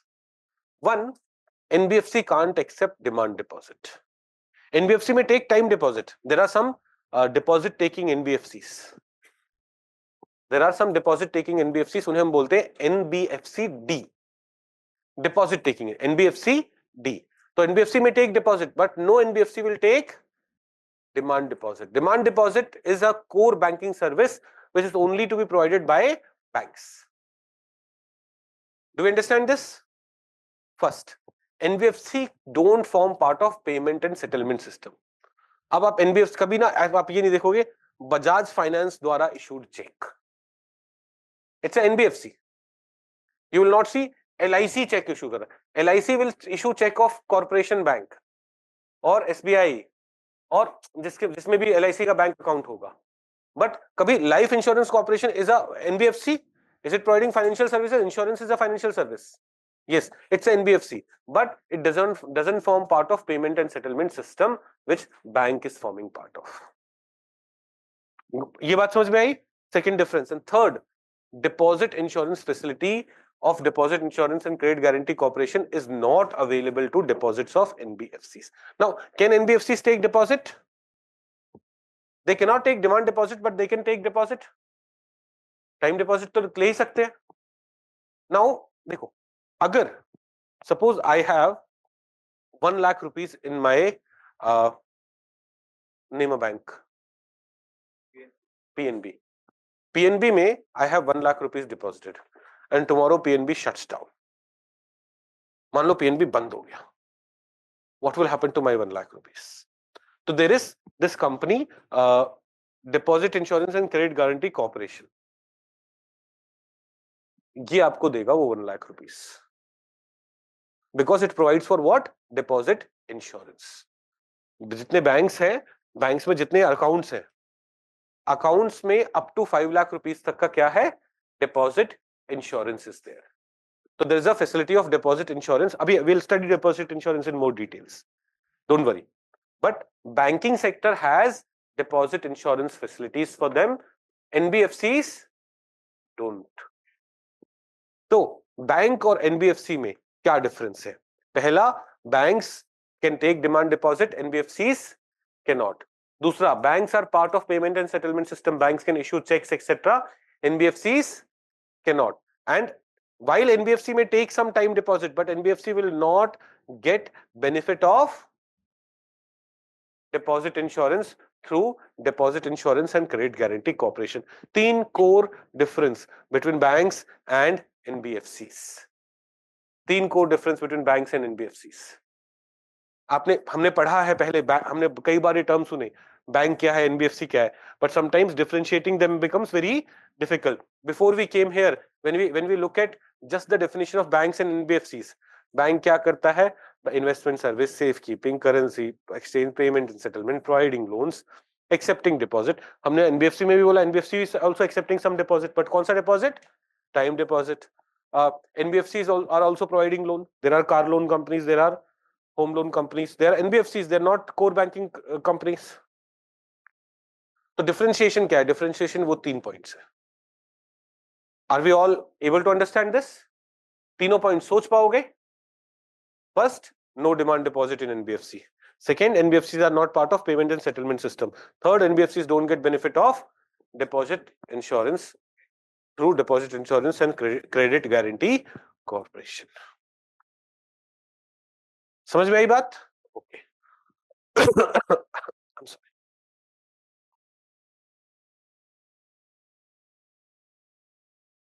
Now, who regulates NBFCs? Who regulates NBFCs?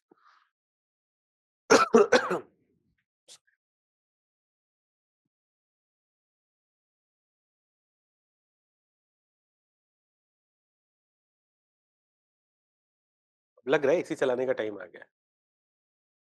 लग रहा है आपको? गर्मी लग रही है थोड़ी थोड़ी? आप लोगों को नहीं लग रही? आप लोग गेट के पास बैठे हो.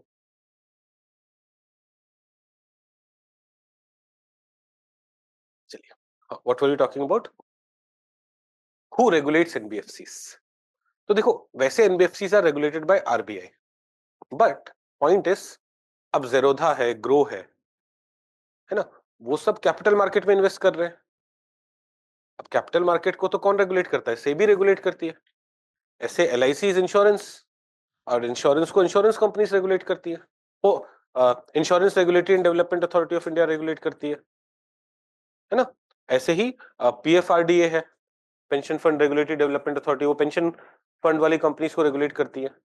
तो these financial institutions there are separate regulators. तो to avoid dual regulation,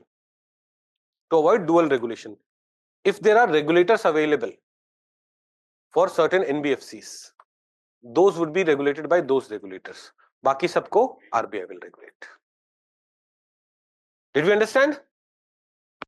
The section 45(1)(a) of RBI Act 1934 says that no NBFC can commence operation or carry on business of an NBFC without obtaining a certificate of registration from RBI. कोई भी NBFC without obtaining a certificate of registration from RBI will not start its financial business. Financial business शुरू कर रहे हो तो you have to take permission from RBI. However, to obviate dual regulation, some types of NBFCs which are regulated by other regulators, SEBI, PFRDA, IRDA, they are the other regulators, are exempted from requirement of registration with RBI, and thus they are not regulated by RBI. These NBFCs include venture capital fund, merchant banking companies, stock broking companies. They are capital market wali companies. They'll be regulated by SEBI.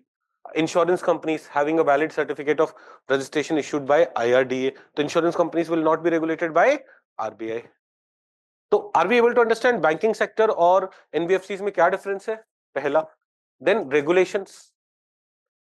Some NBFCs are regulated by RBI, but some NBFCs जो capital markets में involved है, जो insurance में involved है, जो PF वगैरह में involved है, they are regulated by separate entities. Clear? Okay.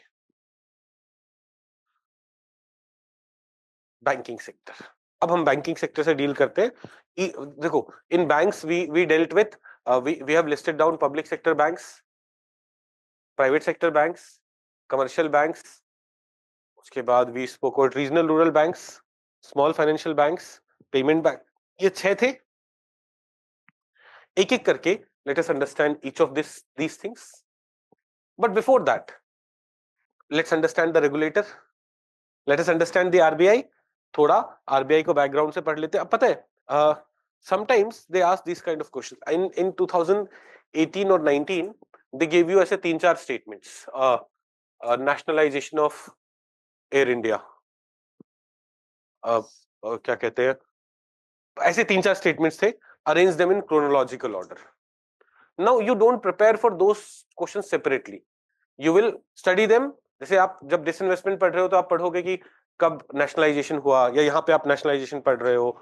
इससे you will be able to all those 4 statements would be answerable by your knowledge from 4 different places. Something you may have studied in history, something you may have studied in geography, something you may have studied in polity, something you may have studied in economy, something you may have studied in current affairs. I remember 1890 में जब वो question आया था, all the 4 statements we had studied, but in different sections. तो ऐसे ही आपसे one of the statement could be, when was RBI nationalized, when was RBI formed? You have to be in a position to answer that. When was SBI nationalized? When was SBI formed? You have to be in a position to answer that, and you'll be able to answer it. पता है, when you revise these notes again and again. When you revise this, आपको लगे हाँ ये तो मुझे पता ही है, ये मुझे आता ही है. Otherwise, everyone would be able to answer. जो कोई भी समझदारी से पढ़ेगा, repo rate, reverse repo rate, उस तरह के questions कर देंगे. Where will you get edge? You'll get edge on some things which you have studied disparately, but still you are able to answer those questions when it comes in the examination. Okay, so let us look at RBI, beginning of RBI. So, in the beginning of 20th century, that is 1900, 1901, 1902, में, we did not have a central bank. India did not have a central bank, and currency control was under government and banking function was dispersed. Commercial banks were not effectively regulated and they were registered under the Companies Act. But the Great Depression of 1930s made us realize कि भाई there has to be a effective regulator of banking sector, and उसी period में in 1934 on the recommendation of Hilton Young Commission. अब देखो prelims में modern India में question आ जाएगा, ये है ना. तो पॉइंट इज कि ये सारी चीजें प्रीलिम्स में अलग अलग जगह आपसे पूछी जा सकती है. I've tried to include all those dimensions here. तो on the recommendation of Hilton Young Commission, Reserve Bank of India was set up. उसके लिए act was passed in 1934 and the bank started in 1935. We have seen this in the past also. The first governor was Sir Osborne Smith. आप अभी वो जब दोगे मॉक्स दोगे, वहां पे भी you will see some of these questions coming. फिर ना we spend a lot of time in doing a lot of research. नहीं करनी, बस जो चीज पूछी गई है सिर्फ उसे समझ लेना है, वो अपने नोट्स में ऐड कर लेना है. अगर नहीं है, you do not have to do a lot of research. You should be doing a lot of research if you are making mistake in conceptual questions. Coming back to RBI, at the beginning of 20th century, India did not have a central bank in 1934 on the recommendation of Hilton Commission. An act was passed on 1935. The RBI was created, and Sir Osborne Smith was the first governor of RBI. Then देखो RBI Act, CRR is provided under which act? RBI Act or Banking Regulation Act? RBI. SLR is provided under Banking Regulation Act. तो CRR में banking RBI Act 1934 provides from some powers, responsibilities which RBI has, and then we have Banking Regulation Act 1949. Right after independence, what we did, we gave RBI clear-cut power to regulate banking sector. जिसमें the 1949 Act has given RBI power to give license to open banks. Abhi, if you want to open a bank, you cannot just अपने कहीं पे building खोली और bank खोल लिया. It won't work like that. You'll have to first get registered with RBI. You have to first get license from RBI. Abhi, recently there's a concept of on-tap licensing that have started. We'll come to that on-tap licensing. But Banking Regulation Act empowers RBI to give license to open banks, permit banks to open new branches. Branches can also be regulated. Have regulation over shareholding and voting right of shareholders. Who can own bank, who can be shareholder of the bank, who can have how much shares in the bank. These kind of things can also be regulated. Supervising the appointment of boards and management, regulating operation of bank, laying down instruction of audit, controlling moratorium, merger, acquisition.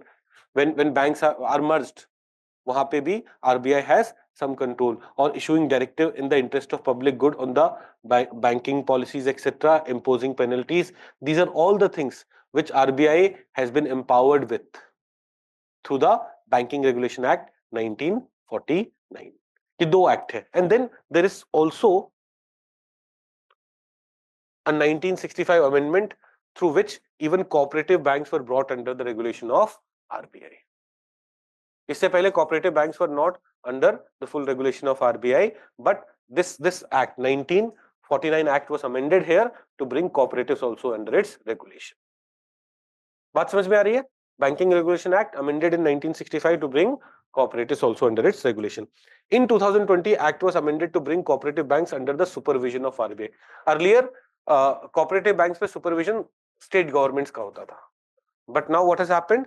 Even for supervision, it has been brought. So there was dual regulation system where state governments had some control and RBI had some control किस पे? Cooperative banks. Because cooperative banks are registered under state cooperative acts. Cooperative banks are registered under State Cooperatives Act, but in 2020 an amendment was done to bring cooperative banks also under the supervision of RBI. अभी इसको और detail में समझेंगे, don't worry. यहाँ पे हम एक एक चीज के डेप्थ में जाएंगे so that you have crystal clear picture, you have full complete scenario. Let's come to scheduled banks. हमने बोला देखो commercial banks can be scheduled, non-scheduled, cooperative banks can also be scheduled and non-scheduled. है ना? अब what is scheduled bank? देखो there are two conditions in 1934 Act. तो 1934 Act बोलता है कि any bank which is included in the schedule of 1934 Act is scheduled bank. Right? और दो conditions satisfy होनी चाहिए. It should have a paid up capital of 5 lakh, not less than 5 lakh, मतलब 5 lakh or more. Paid up capital उतना होना चाहिए. And second, RBI should be satisfied that its affairs are not being conducted in a manner which is detrimental to the interest of depositors. अब देखो जो पहला वाला criteria है कि paid up capital of ₹5 lakh, ये तो कोई भी नया बैंक सेटिस्फाई करेगा. पेमेंट बैंक के लिए initial capital requirement is 100 crore, SFBs के लिए capital requirement is 200 crore, universal bank के लिए कैपिटल रिक्वायरमेंट इज 500 करोड़. तो first criteria, what criteria? Paid up capital of ₹5 lakh will be satisfied by any new bank. But second criteria, RBI is satisfied that the affairs are not being conducted in a manner which is detrimental to the interest of depositors. RBI is satisfaction को achieve करने. To achieve this satisfaction, RBI may take some time. RBI may see the operation of a bank for 1 year, 2 year, 3 year. Only then this criteria will be satisfied. And then what happens? RBI includes that bank in the second schedule, and then that bank becomes scheduled bank. We have seen the term schedule bank at many places, but you should understand what is the meaning. Minimum paid up capital plus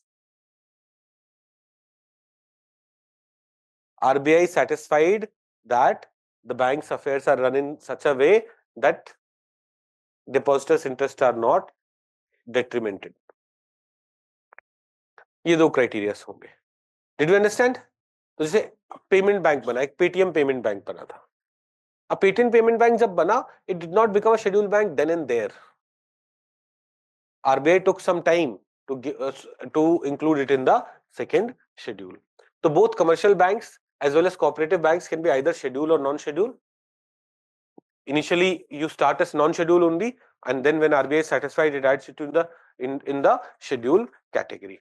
Now, please note, non-schedule bank does not mean that RBI will not regulate it. भैया banking sector में हो, कौन regulate करेगा? RBI. Whether you are schedule, non-schedule, that doesn't matter. Okay, please make it sure. You should not assume that you are non-schedule bank, you are not listed in the second schedule of RBI, you are not going to get regulated. No, you are going to get regulated. So even non-scheduled banks are under regulation. They have to get license before operation and fulfill various conditions for regulation. If you have to start a bank, you have to get a license from RBI. It's just that RBI is not including you in the second schedule. Scheduled banks need to deposit CRR with RBI. Non-scheduled banks can keep CRR cash in their own vault. Scheduled banks can be used RBI's LAF and MSF for borrowing. We know about liquidity adjustment facility and marginal standing facility. Scheduled banks can do that. Non-scheduled banks can do it, but on RBI's discretion. Scheduled banks can do, generally an individual business, etc. will open bank account in scheduled commercial bank. Government will also prefer to have scheduled bank as partner in its scheme. Why? Because RBI is satisfied that it is not doing things which is detrimental to depositors. So, agar मैं एक customer हूँ, I have two banks in front of me. One is scheduled, other is non-scheduled. Where will I go? Because to this bank, for this bank, RBI is also saying this bank's activity is not detrimental to their depositors. So I will go and deposit my money there. Government has to start some scheme program with the help of some bank. Let's say Pradhan Mantri Jan Dhan Yojana. Where will it start? Scheduled bank, because Jan Dhan Yojana के अंदर वो bank account खुलवा रहे हैं. But if the bank is not taking care of depositors, if bank's activities are such that the interest of depositors are getting detrimented, in that case, government will be in trouble. So generally, this is the thing. Scheduled bank means more trustworthy bank. RBI has verified the activities of this bank to say that they do good work. They protect the interest of depositors. That is not the case with non-scheduled banks. Okay. अब schedule बनने के फायदे क्या हैं? तो you get access to several RBI facility. It becomes eligible for debt loan from RBI at lower interest rate, repo rate, MSF.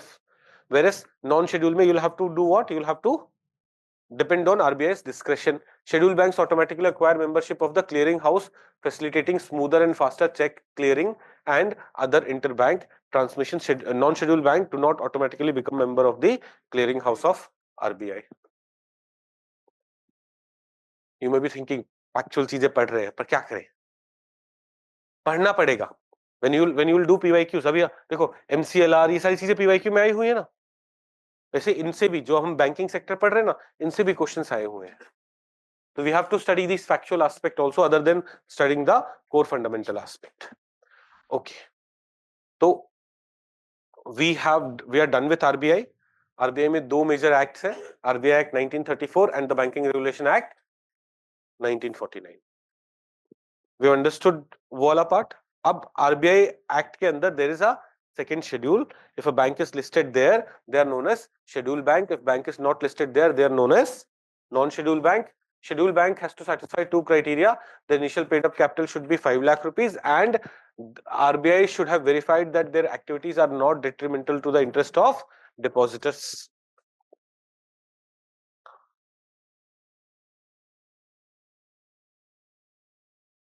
Varun is saying, sir, non-scheduled banks are less reliable. You can call it less reliable or RBI is yet to verify. अब मेरा bank शुरू होगा, when it will operate for some time, then we'll say that you do this.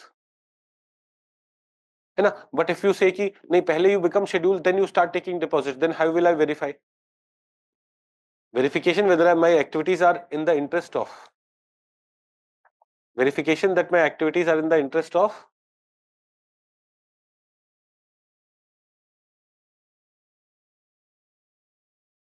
Class चल रही है, तुम क्या कर रहे हो? ये बीप वाली साउंड कैसे बंद होगी? चलती रहेगी. ओके, हम क्या बात कर रहे थे? ये क्या चला दिया तुमने? मेरे को इसलिए ज्यादा गर्मी लगती है, सारी हीटिंग डिवाइसेस तुमने यही लगा रखे हैं, है ना. एक काम करोगे, इसे भी थोड़ा सा खोल दो. हाँ, तो लेट्स सी, थोड़ा रूम ठंडा हो, थोड़ा सा. ज्यादा नॉइस आ रही है क्या? नहीं ना. Good.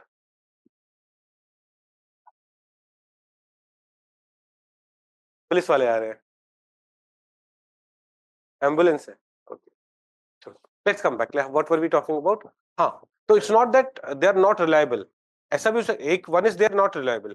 To, you have started the bank and RBI needs some time to observe you before including you in schedule bank, है ना. Both the things could be there, both the situation could be there. Now let's go to commercial banks. Commercial banks में सबसे पहले will start with public sector banks, सरकारी वाले bank.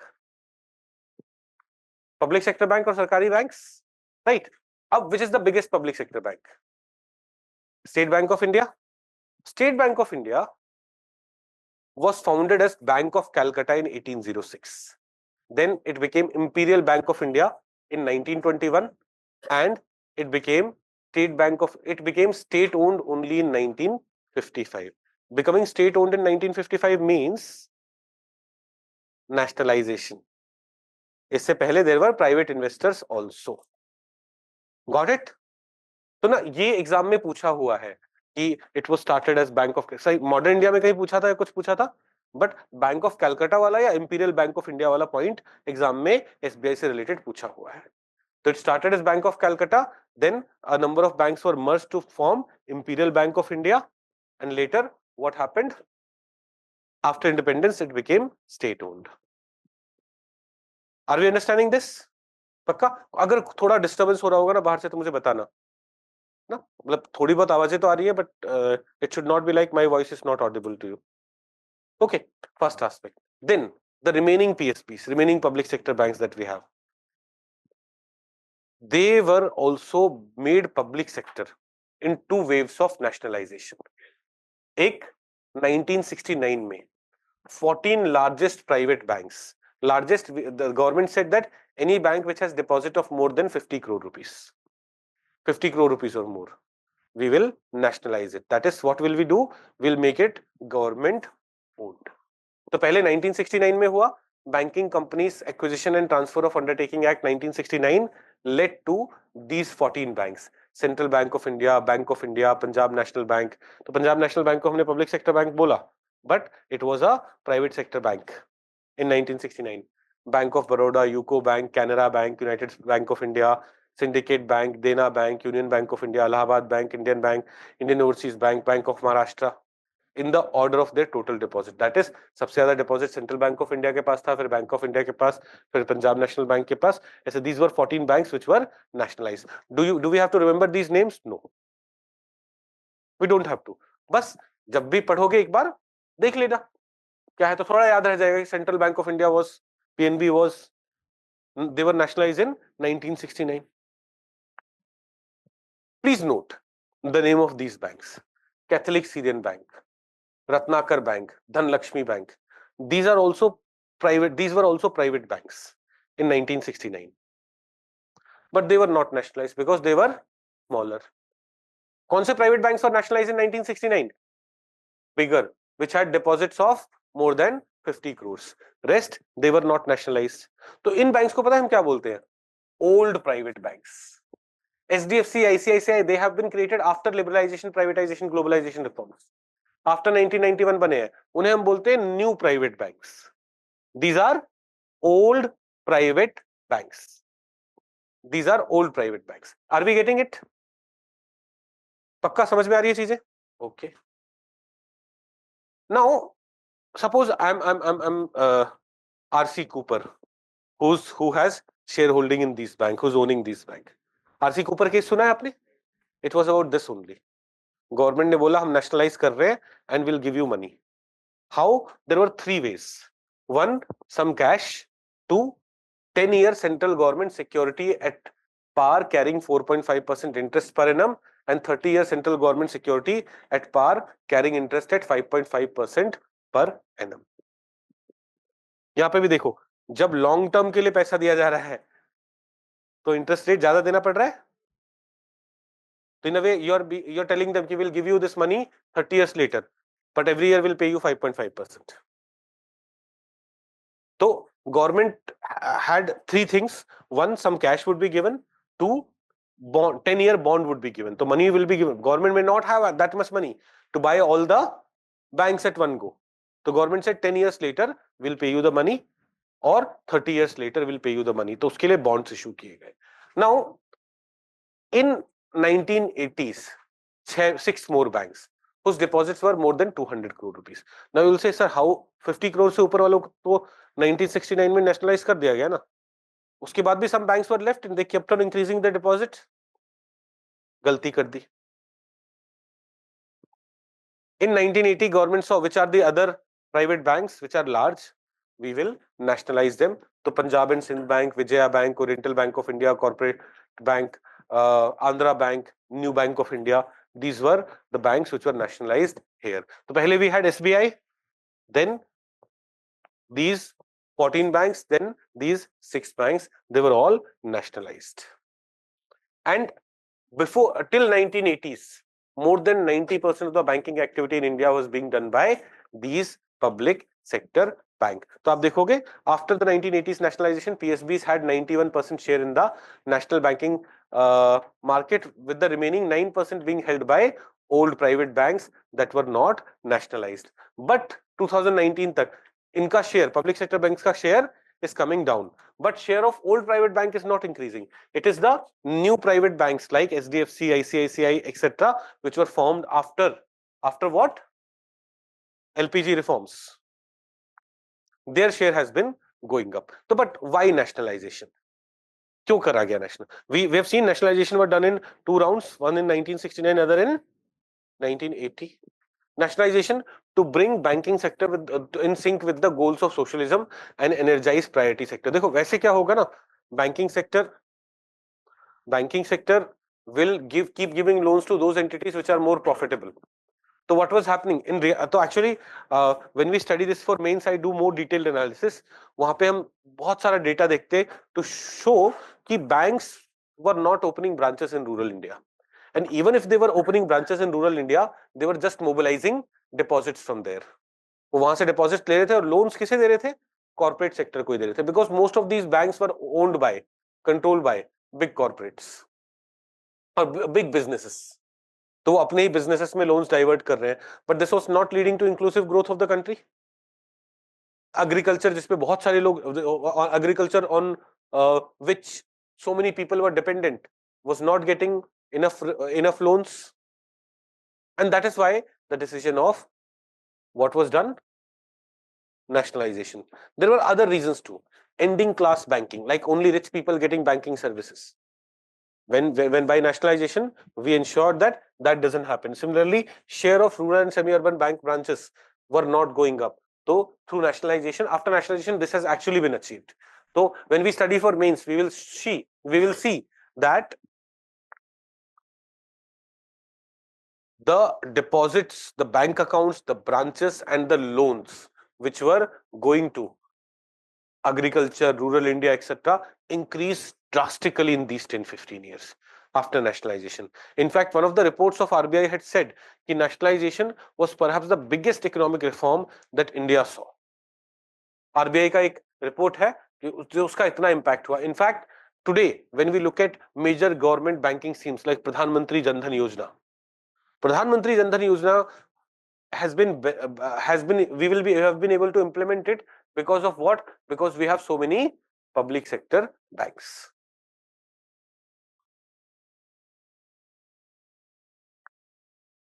RC Cooper case, तो Rustam कावासजी Cooper, the majority shareholder of Central Bank and Bank of Baroda, filed a writ petition in Supreme Court for violation of fundamental rights mentioned under Article 14, Article 19(1)(f) and Article 31(2). Judgment 10:1 majority में से आया कि yes, their fundamental rights are getting violated. RC Cooper case में क्या बोला supreme court ने कि yes, their fundamental rights are being violated. The court found that it's violative of Article 31. They said provisions provided that in case any property is acquired by the government, then they must provide compensation to the property owner. Article 31, अब right to property is not a fundamental right, है ना? But this was provided there.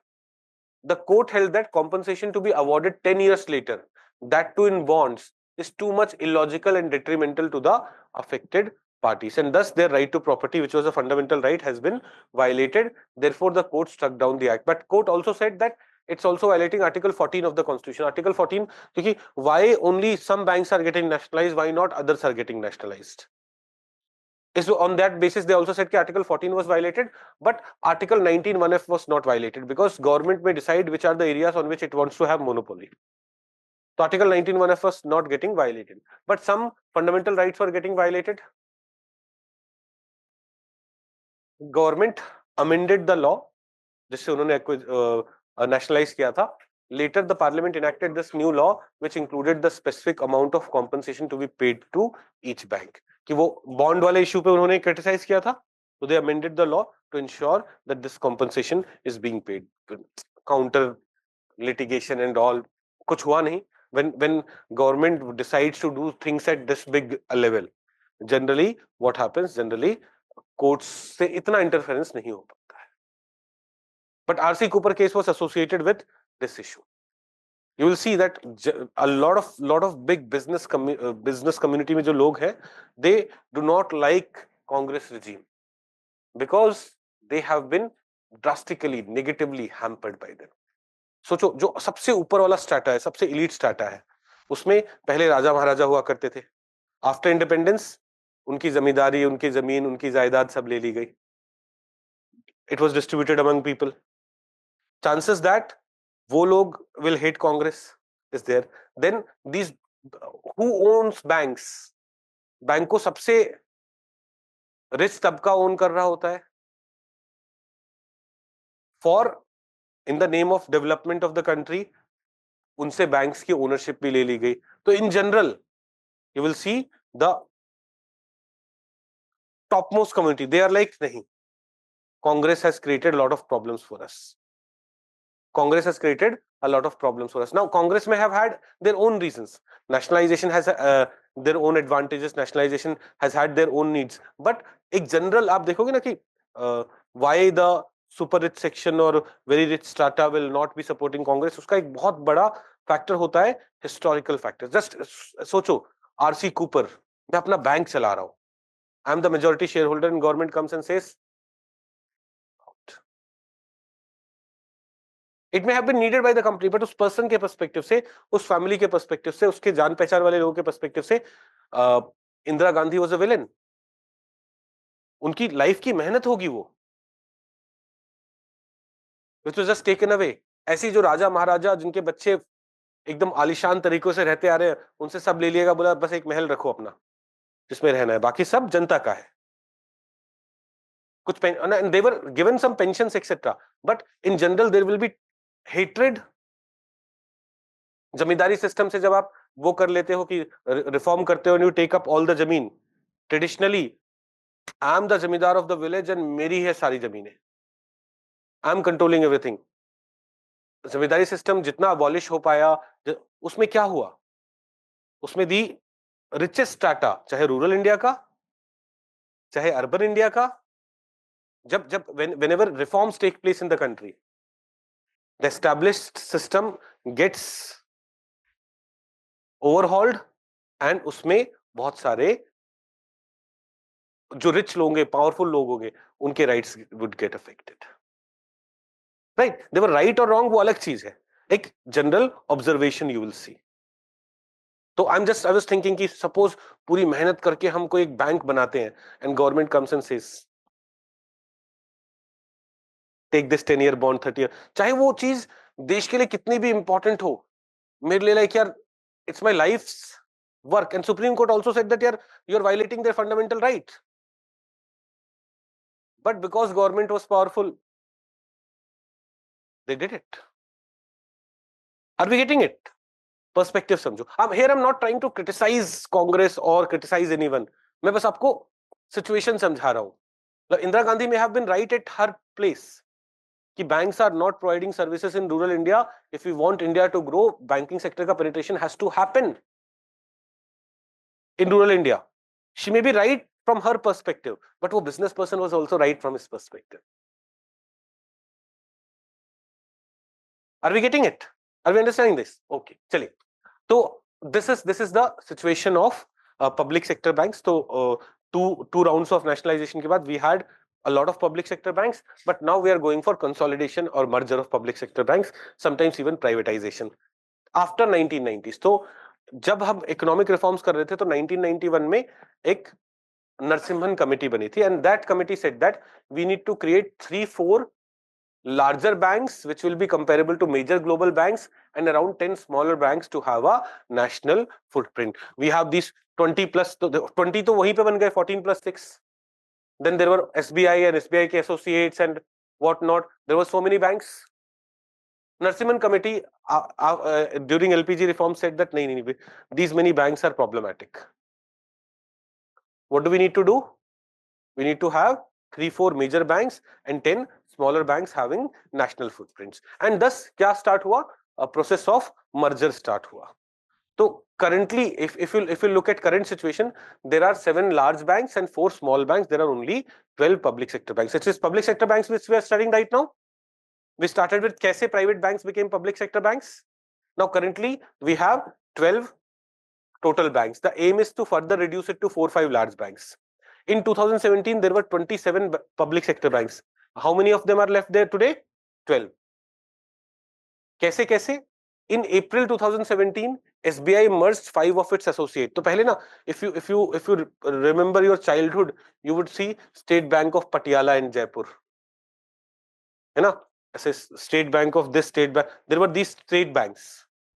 There were 7 such state banks. वो पहले earlier 2 were merged. 5 of them were merged with SBI in 2017. Now they have kind of become SBI branches. ऐसी government had started a Bharatiya Mahila Bank, which was completely headed by or completely run by women. That was also merged with SBI. So 5 banks were reduced here. From 27, 5 banks were reduced here. They were made 22. Then this made SBI one of the banks in top 50 banks of the world. With the merger of all these banks, SBI became one of the top 50 banks in the world. Then a mega merger happened in 2019. 2019 में पहले Vijaya Bank and Dena Bank were merged with Bank of Baroda. So now you will not find Vijaya Bank, Dena Bank. They are all Bank of Baroda.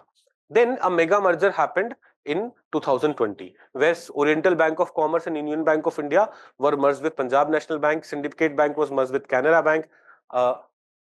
Andhra Bank and Corporation Bank were merged with Union Bank of India, and Allahabad Bank was merged with Indian Bank. Now, क्या हमें सारे mergers याद रखने? नहीं, बिल्कुल नहीं. Just क्या है ना? What has happened to the banking system? You will have a clear picture.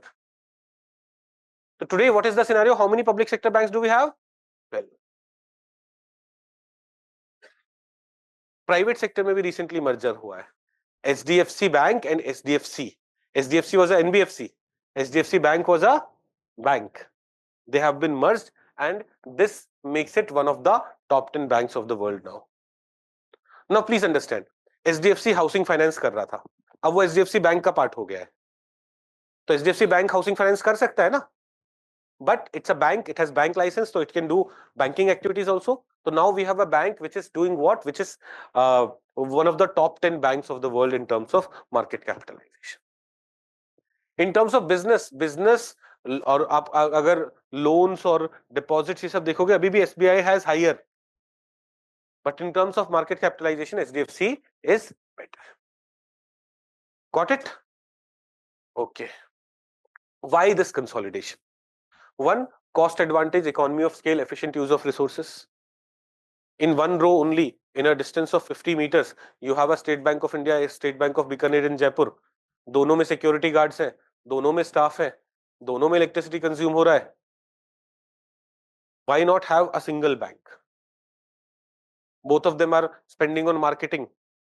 Why not one? So that is one thing. It alleviates capital requirement. Capital, हमने बोला एक बैंक का capital कम है तो it can give lesser loans. Capital to loan, capital to asset का एक ratio होता है. Capital to risk weighted asset ratio वाला point समझा था. तो when banks are merged, their capital increase. So it also alleviates capital requirement. It will be capable of giving larger loans. It will be less susceptible to takeovers, and there will be chances of the banks becoming globally significant banks.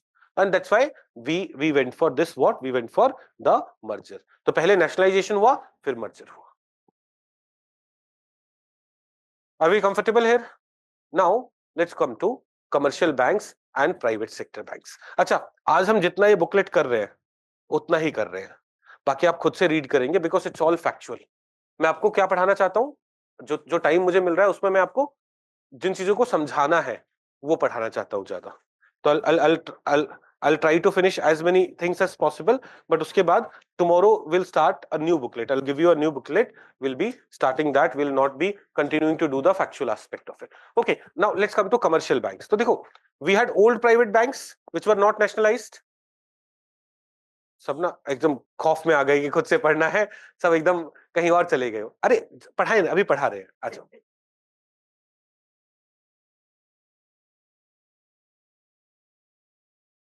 United bank of India है. कहां बोल रहे हो? Andhra bank and corporation bank merge with union bank of India. हाँ हाँ हाँ, कैसे? Right right right. Oriental bank of commerce and United bank of India ना. यूनियन बैंक ऑफ इंडिया तो still exist. Union bank of India तो अभी भी exist कर रहा है, उसमें तो बाकी दोनों बैंक मर्ज हुए हैं. यूनाइटेड बैंक ऑफ इंडिया, ठीक है.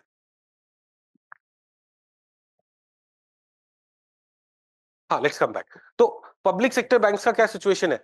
अब देखो, क्या आपको फैक्चुअल एस्पेक्ट भी सारे पता है पब्लिक सेक्टर बैंक्स के बारे में?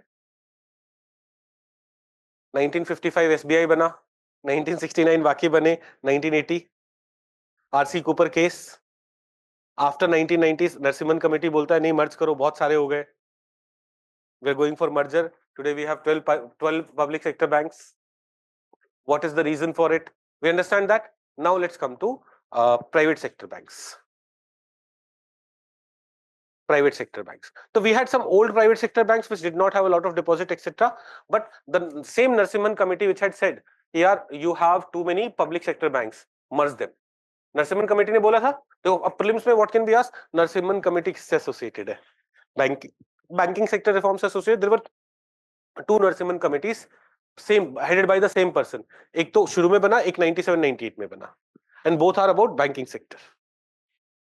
तो this Narasimhan committee in 1991, Narasimhan committee 1 लिख रहे हैं इसलिए to differentiate it from Narasimhan committee 2, which would be formed later. Narasimhan committee 1, committee on financial system, was appointed by Manmohan Singh as India's finance minister in 1991. What did they recommend? They recommended that we need to rationalize public sector banks. We need to create 3-4 large public sector banks. ये वाला point हमें पता है. Then they also said PSBs and private sector banks should be treated equally. आपने जो नए private sector banks को शुरू करने पे बैन लगा रखा है, that ban needs to be eased. Private sector banks need to come. जो ओल्ड प्राइवेट सेक्टर बैंक्स है वो तो रहेंगे ही, but new private sector banks need to be allowed. They also said we need to reduce CRR and SLR. 1991-1992 में CRR SLR 40-50% से ज्यादा हो जाते थे, तो most of the money was deposit was getting mobilized towards government only. So they said that needs to be reduced. Phase out government control from interest rate. We have already seen after LPG reforms, interest उससे पहले LPG reform से पहले interest rate was controlled by RBI. After that, measures were taken to banks doing it themselves, but that led to issue of stickiness, and उसके बाद भी we have kept on changing things to reduce the problem of stickiness. Removal of dual control. Earlier, regulation of bank was under the dual control of RBI and Ministry of Finance. Now, after LPG reforms, what was the recommendation? let RBI will be the regulator. Government should not be regulating these banks. बात समझ में आई? तो after that 3 rounds of bank national licensing means giving license to new banks. There were old private banks, but then the committee said that we need to create new private banks. So giving license to new banks, that is what licensing will provide. Between 1993-95, 10 private banks, including ICICI Bank, HDFC Bank. तो हम जब से बड़े हो रहे हैं, हमने ICICI Bank, HDFC Bank अपने चारों तरफ देखा है. अपनी पुरानी जनरेशन को पूछते तो they did not have ICICI Bank, HDFC Bank in the form of bank. NBFC था वो एक, हम समझेंगे, बट बैंक नहीं था. कब? Between 93-95. 2001 में initial minimum paid up capital raised to 200 crore from 100. So to open a bank, paid up capital का requirement was increased to 200 crore. Earlier it was 100 crore. Today it is around 500 crore. आएंगे उस पे. Today it is around 500 crore, but ये हुआ था. तो private banks are coming. Private banks पहले 93 to 95 में some banks, then 2001 to 2003 में Kotak Mahindra, Yes Bank. I remember 2007-8 में मैं वो कर रहा था. मेरे को ना दिल्ली में उसका एग्जाम देना था. AI-EEE एग्जाम हुआ करता था उस टाइम. तो अभी you have JEE NEET and JEE advanced and JEE mains. JEE mains पहला वाला राउंड होता है. JEE mains and JEE advance. At our time we had an IIT JEE exam which was separate. Then we have AI-EEE exam जिससे NITs में admission होता था. Then we had BITSAT. BITSAT तो अभी भी अलग से होता होगा. तो I had given these 4 exams: IIT JEE, AI-EEE, BITSAT, and Jadavpur University का West Bengal JEE. West Bengal JEE. These are the 4 exams I had given. तो मैं AI-EEE exam was in Delhi. और मैं दिल्ली में जब ट्रैवल करता ना तो Yes Bank के मैंने बहुत सारे बोर्ड देखे. तो मुझे आज sometimes when you see some things, that's 2007-8. Yes Bank coming. तो Yes Bank was a new thing. We had not known about Yes Bank. Yes Bank was a new thing that was becoming common. So because second round में Kotak Mahindra Bank, Yes Bank, they were given license in second round. Then third round में 2013 to 2016 में Bandhan Bank, IDFC, they have been given license. Bandhan Bank and IDFC are the last 2 banks to have received universal bank license. उसके बाद bank license मिले हैं, but for payment bank, for small financial bank, universal bank, full-fledged bank का license last was given to Bandhan Bank and to IDFC. These are private banks. New private banks which have been created after 1990 reform. In August 2026, RBI also released guidelines for on-tap licensing of universal banking. Now, what is this on-tap licensing? Earlier, RBI, like if you want to open a bank, suppose मेरे को bank खोलना था. I'm Kotak Mahindra वाला बंदा and मेरे को bank खोलना है. तो I would wait for what? I would wait for RBI's invitation. कि who wants to open a bank, come and fill your forms. It was like UPSC के exam के नोटिफिकेशन का हम वेट करते हैं ना. It was like that. But now it's like whenever you want to open a bank, you go and tap RBI. These are my documents. See if I'm fulfilling the condition. If I'm fulfilling the condition, give me the license. 2016 से RBI has not given license to anyone. But now what do we have? On-tap licensing mechanism. Did we understand the meaning of on-tap licensing? Did we understand? So what is on-tap licensing? It enables a window or making application for bank license at the RBI throughout the year, rather than on some specific time when RBI will invite, throughout the year. And who can open a bank account? So देखो ये conditions है. Who can open a bank account? Who can open a universal bank? And one of the condition is initial minimum paid up capital of voting equity, paid up voting equity capital for a bank shall be rupees 500 crore. It was increased from 100 crore to 200 crore, 200 crore to 500 crore. तो initial paid up capital 500 crore है. तो वो जो पहला requirement था schedule banking का 5 lakh rupees का something, वो तो anyways will be getting satisfied.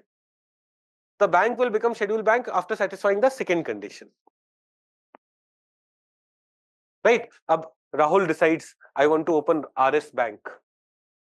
तो Rahul will have to satisfy these conditions. पहले Rahul will have to go with 500 crore rupees. भाई I have 500 crore rupees of paid up capital, and then these conditions should also be satisfied.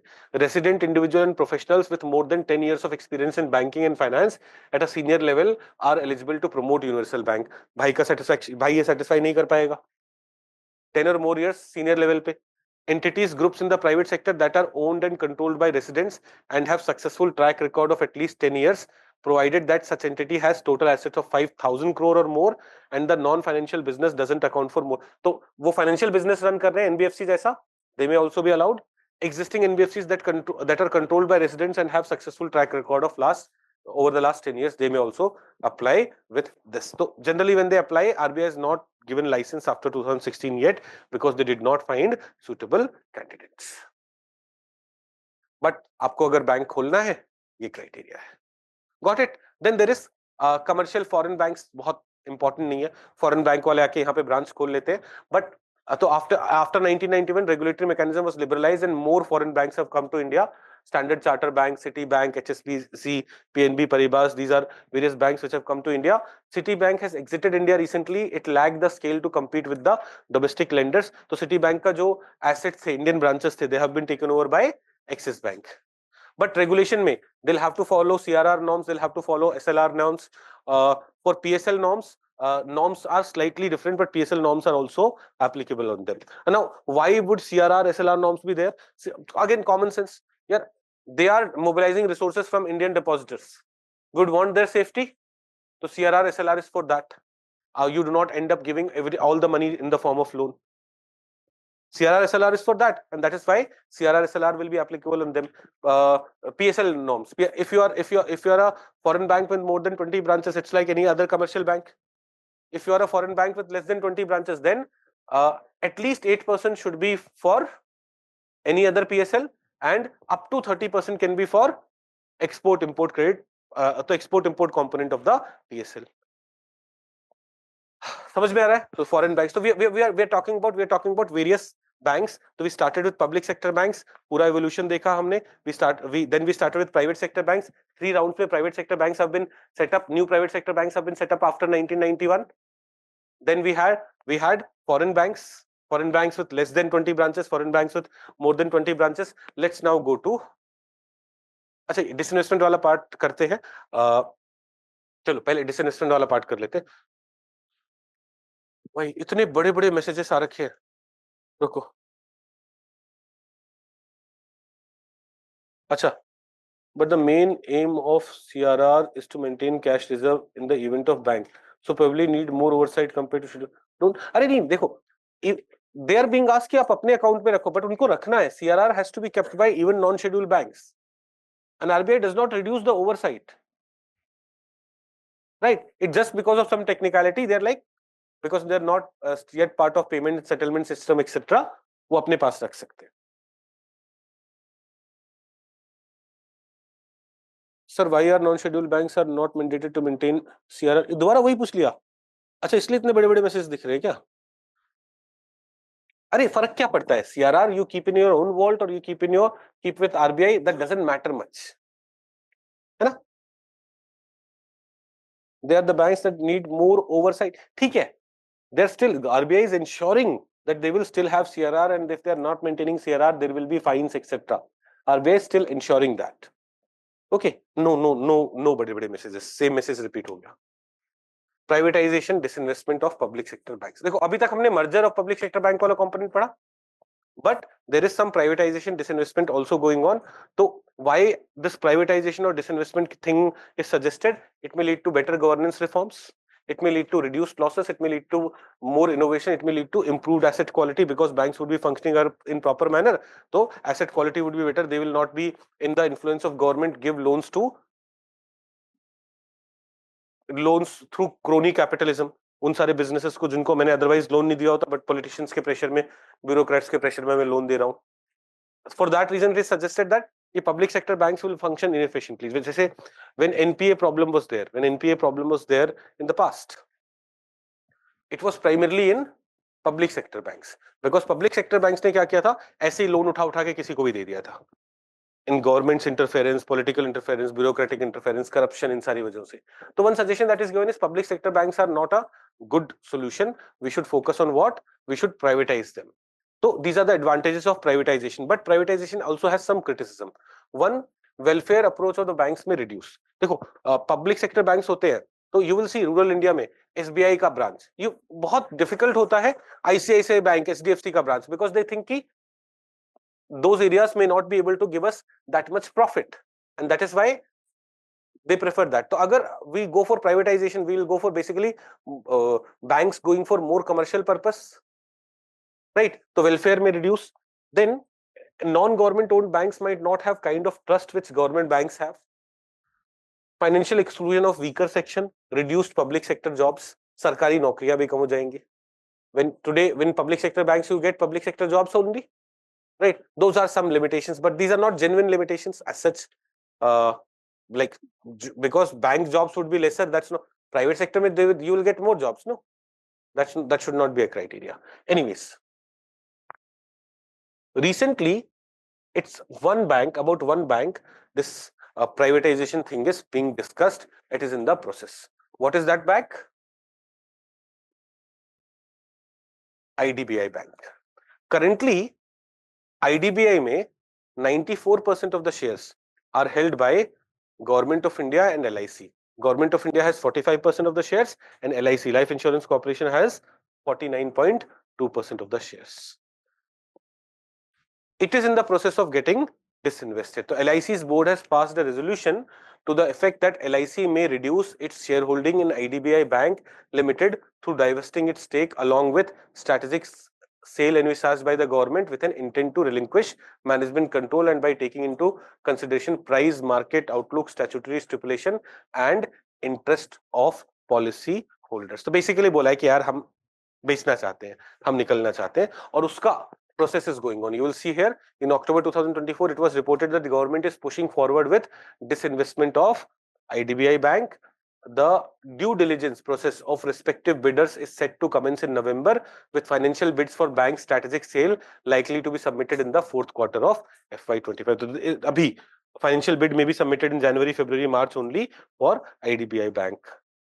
Okay, तो disinvestment is also something that's going on, but question इस पे थोड़ा कम आने के question है, chances है, अगर आएगा तो इस पे आ सकता है. What can be the advantages and limitations? अगर if I have to make a question, कि if Government of India plans more disinvestment in private sector banks, it may lead to which of the following benefits? It may lead to which of the following advantages?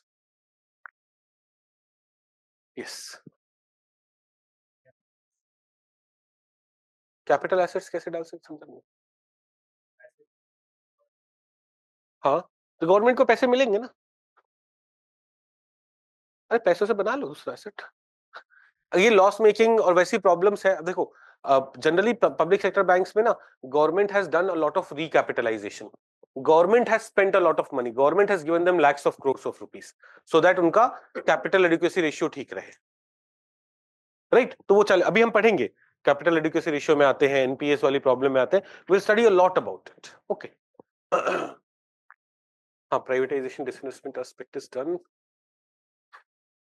Lead bank scheme अभी छोटे छोटे initiatives है banking sector के. When we will do PYQ will see lead bank scheme से भी question आया है exam में. They asked question on lead bank. Now what is this lead bank scheme? देखो this was a initiative launched in 1969 where in every district a bank was identified. It can be a private sector bank or a public sector bank, and was said कि जैसे in every class a class monitor is identified. In every district a lead bank, it can be a public sector bank, it can be a private sector bank, was identified. Now it is this district is your responsibility. You coordinate with other banks to ensure that better financial inclusion is happening in this district, more people are able to get bank account opened, etc. This was lead bank scheme. बात समझ में आई? What is lead bank scheme?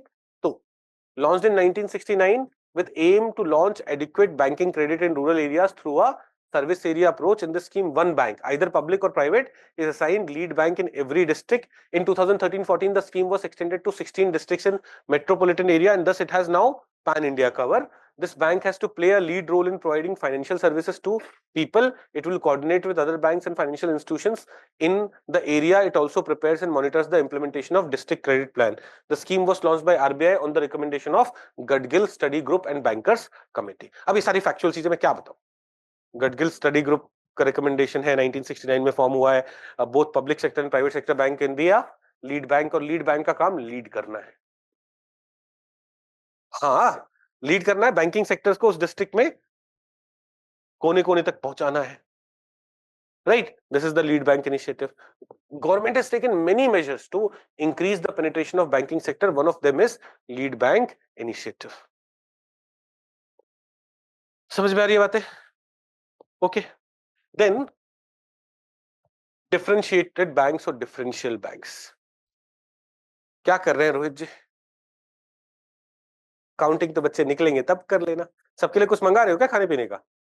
सुनो तो, अरे है ना, जब count कर रहे हो तो ऐसा कुछ होना चाहिए ना कि क्लास के एंड में कुछ होना चाहिए.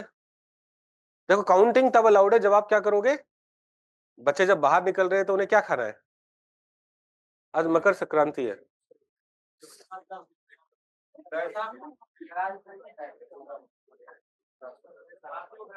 क्या नहीं उठाया? हाथ नहीं उठाया ना?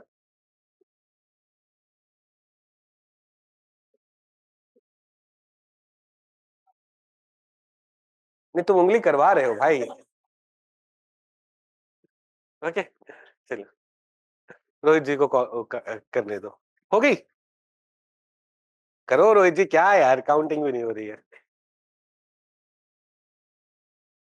रोहित जी रिसेंटली पापा बने हैं. ये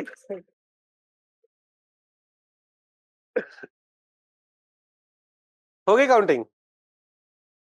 हाँ, भाग गए. हाँ, let's come to this. What were you talking about? हाँ, we are now coming to differentiated banks or differential banks. देखो, अभी तक the banks that we spoke about were kind of universal banks. They did not have any niche area. You have to focus on this area. Yeah, when it comes to SBI, SBI rural loan भी देगा, urban loan भी देगा, बड़े business loan भी देगा, छोटे business loan भी देगा. It will do everything. Same is the case with ICICI, same is the case with SDFC. But then government came up with some banks जिनका पर्पस था serving smaller specific areas or some specific group of people. और क्या, you focus on rural India or you focus on loans which are much smaller, small financial banks. Or payment bank, you will not take time deposits. You don't take time deposits. You don't give loans. Your primary purpose is to ensure payment. Let's say from a remote village in Rajasthan, a laborer is working in Delhi. He's earning paisa in cash. He should be able to transfer the money to his family. The payment bank was supposed to, primary purpose of payment bank was to ensure कि उस तरह की payment facilities available for these people who are unserved, who do not have bank account, etc. So these banks, which are formed for these specialized purposes, these differentiated purposes, are known as differentiated bank. बात समझ में आई? अब देखो, lead bank scheme में it was a normal bank which became the monitor in that district, leader in that district. है ना? Here we are talking about, in differentiated bank, we are talking about a different scenario, a different situation.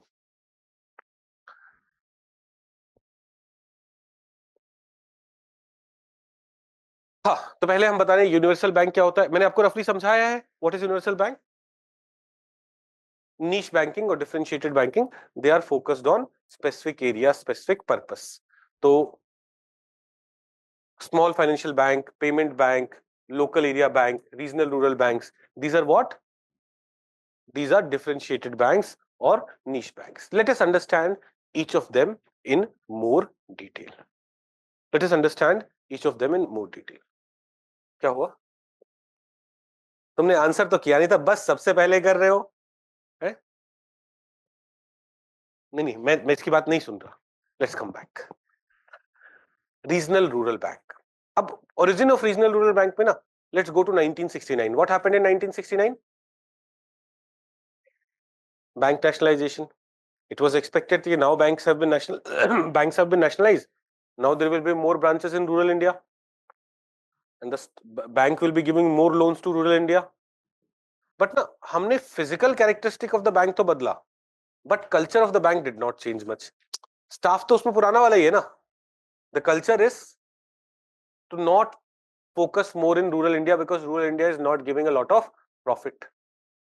Government realized it in a few years, and thus came regional rural bank. Let's make these banks for rural India only. Then came the idea of regional rural bank. इससे मैंने why did I start with 1969? क्योंकि ना उसको फिर आप date याद रखना easy रह जाता है. रीजनल रूरल बैंक एक्ट 1976 से ये बैंक्स बने हैं, and it was made on the recommendation of Narasimhan committee. ये हमारे बैंकिंग सेक्टर के लिए नरसिम्हन कमेटी इज लाइक कुछ भी दिक्कत है नरसिम्हन कमेटी. ऑप्शन में आए किसने कमेटी नहीं किया है, कुछ समझ नहीं आ रहा, नरसिम्हन कमेटी. ऐसा नहीं करना है ना. तो नरसिम्हन कमेटी के रिकमेंडेशन पे regional rural bank act was passed in 1976 to look after banking needs of rural and agriculture sector. अब देखो, you may feel यार ये पूरा एक पैराग्राफ है, but you already know this. There are very few things. 1969 में nationalization हुआ. We could not find its impact to be as huge in rural India.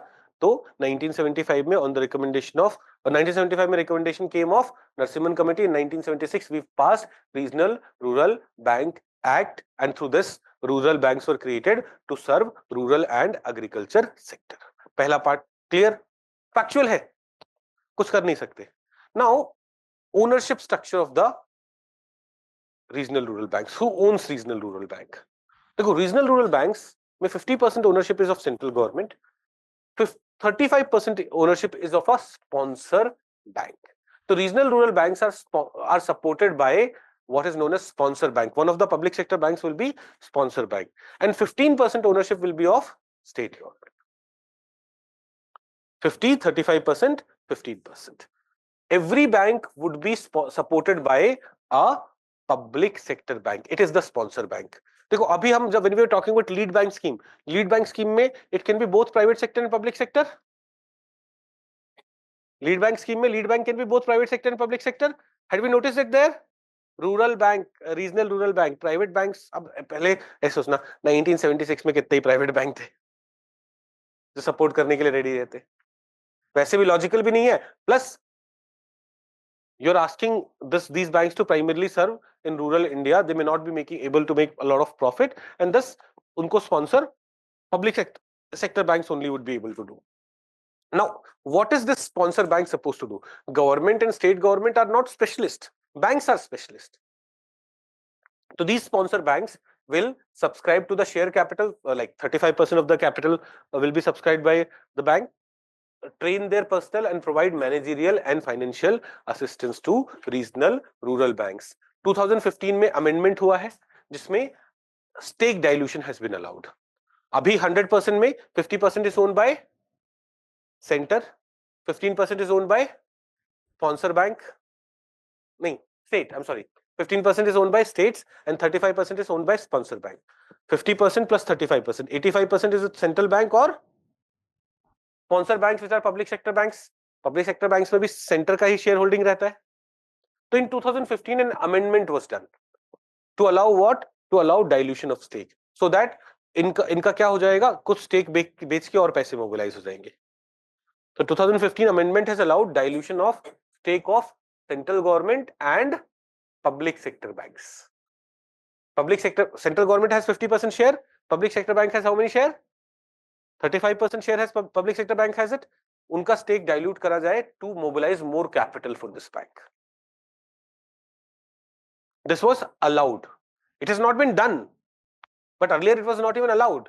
The 1976 Act has been amended to allow that, but एक condition है, central bank and sponsor bank together will have a capital of at least 51%. It will not go down below 50. Right now, what is the share of central bank and central government and sponsor bank? 85%. Dilution is allowed, but dilution of only up to 51%. It also states that central government shall consult the concerned state government if the level of shareholding in the RRB of such state government is reduced below 15%. तो अगर shares of state governments are reduced below 15%, then what should be done? State government should be consulted. This was an amendment done in 2015. Okay. Now, limitations in area of operation. Regional rural bank कहाँ operate करेगा? So each RRB operates within the geographical limit notified by the government. They may include one or more districts of the state. Regional rural banks will not work outside this geographical limit. In the notification, when a regional rural bank we are creating, government will notify that this regional rural bank is supposed to work in this district or these districts. That's it. PSL norms. So it will be increased to 75%. In 2015, PSL target of RRBs was increased to 75%. Earlier, what was the PSL target? 60%. Now it is 75%. ये 75% उसमें 18 agriculture के लिए, small marginal के लिए 8 and so on. What do they provide? What services do they provide? They provide banking services in rural and semi-urban areas, loan to small and marginal farmers, carry out government operations such as disbursing MG Narega workers' wages. They provide locker, debit and credit card services too. Regulation, RBI and NABARD are the main regulatory authority. Eventually it is RBI. Eventual regulator of a bank in India is RBI. But अब NABARD क्या है? National Bank on Agriculture, National Bank for Agriculture and Rural Development, है ना? अब NABARD will not directly give loans to individuals, but NABARD will help banks like regional rural banks. So NABARD has some say in the functioning of regional rural banks, but immediate say किसका है? Reserve Bank of India का है. Okay. Up, they are facing some challenges. They say cost of operation is becoming high, losses are there, they're not using technology that much. That is why government has taken certain measures. They say the government has done recapitalization of RRBs, so that their capital adequacy ratio would be good enough. ऐसे ही government has gone for amalgamation of RRBs. Regional rural banks have been amalgamated. In 2015 or 2005, we had 196 RRBs. They have been reduced to 43. Further, there is a plan of reducing it to 28. 15 और RRBs कम करे जाएंगे. They are being merged. पहले these RRBs were serving one or few districts. Now, by merging, they may be serving one RRB may be serving more number of districts. But the merger process is going on. तो merger के अपने advantages, it will reduce cost and overheads and capital requirement, etc. एक और चीज हुई है. In July 2023, Ministry of Corporate Affairs exempted RRBs from the purview of Competition Commission of India's merger control regime.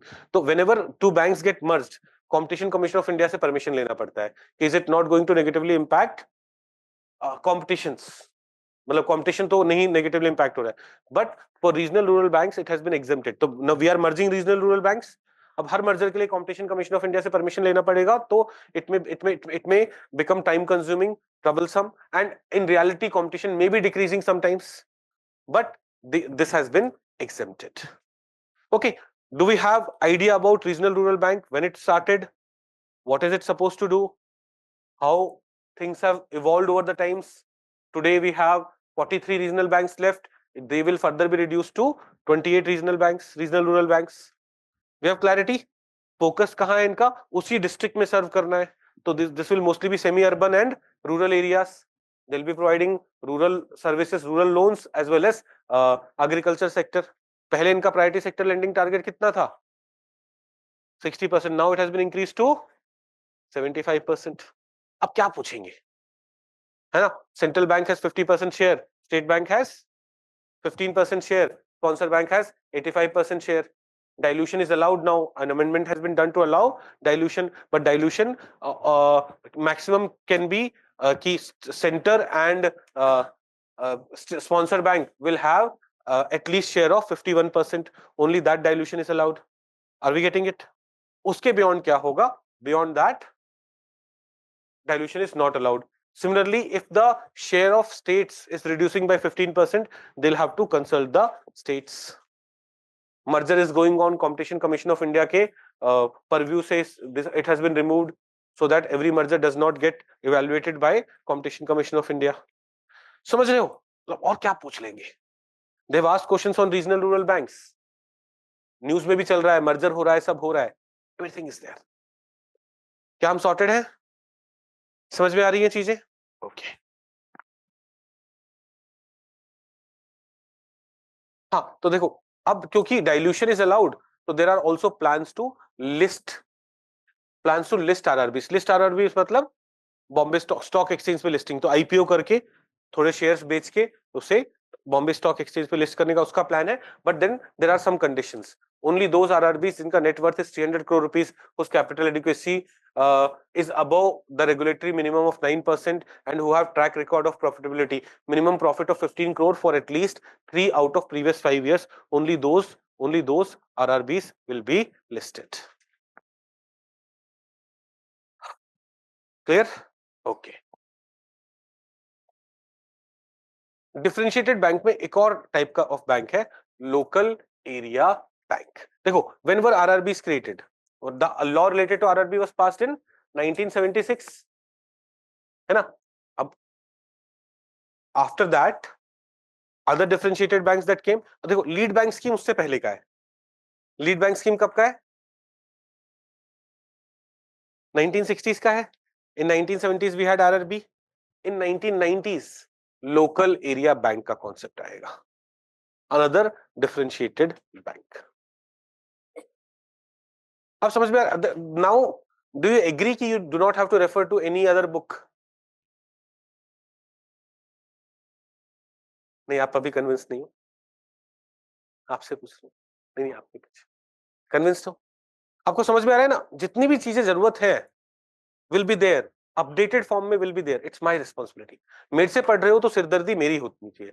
Your focus should be whatever is being done, I will be revising it. इससे कुछ पूछा जाएगा, I will not be on back foot.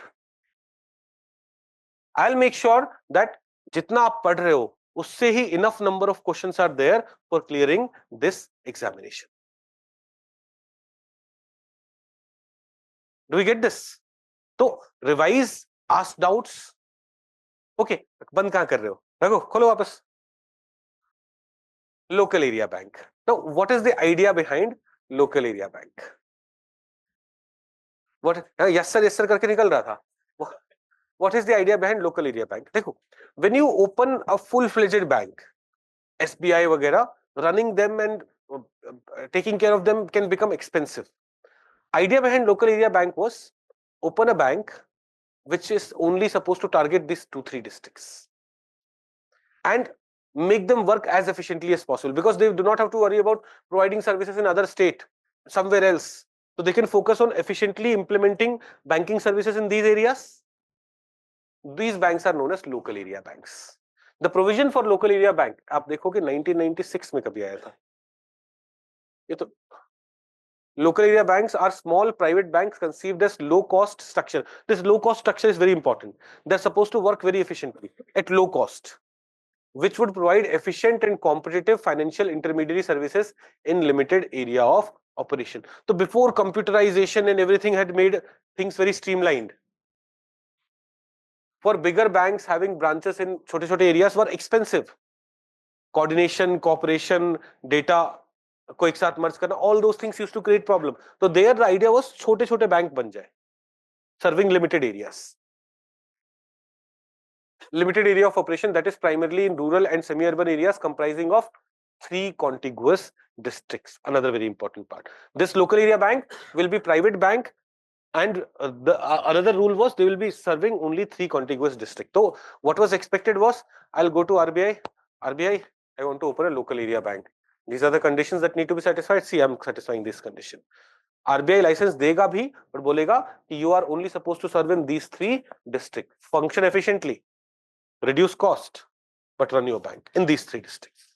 These activities are focused on local customers with lending primarily to agriculture and allied activities, small scale industries, agro-industrial activities. They are also required to observe priority sector lending targets of 40% of net bank credit. Within this target, these banks will adhere to 25% going to weaker section. और 40% का 25% कितना?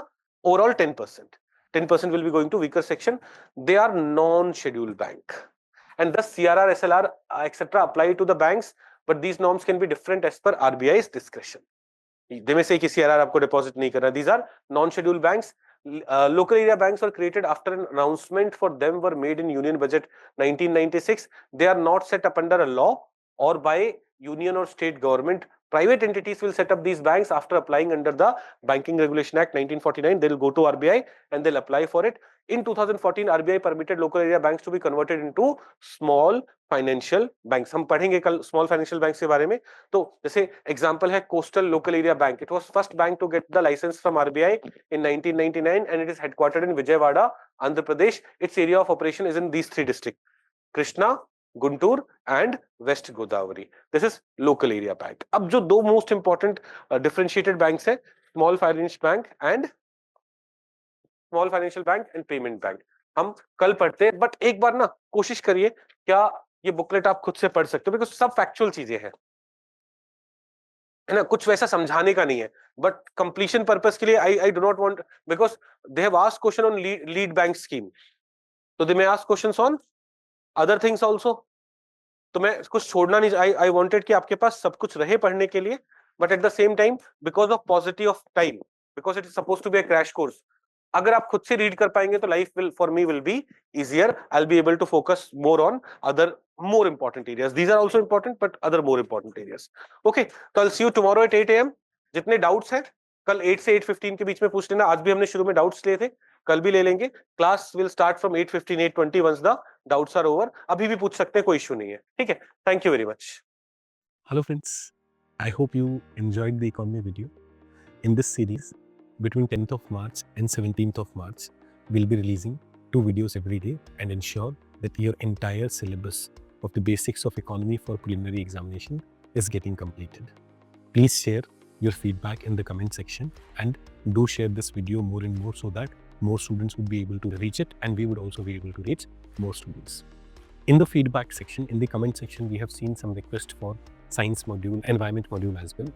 Now, it won't be possible for us to put the whole course on YouTube, but what we have done is we have made the courses or individual modules available in only 1000 rupees till 20th March.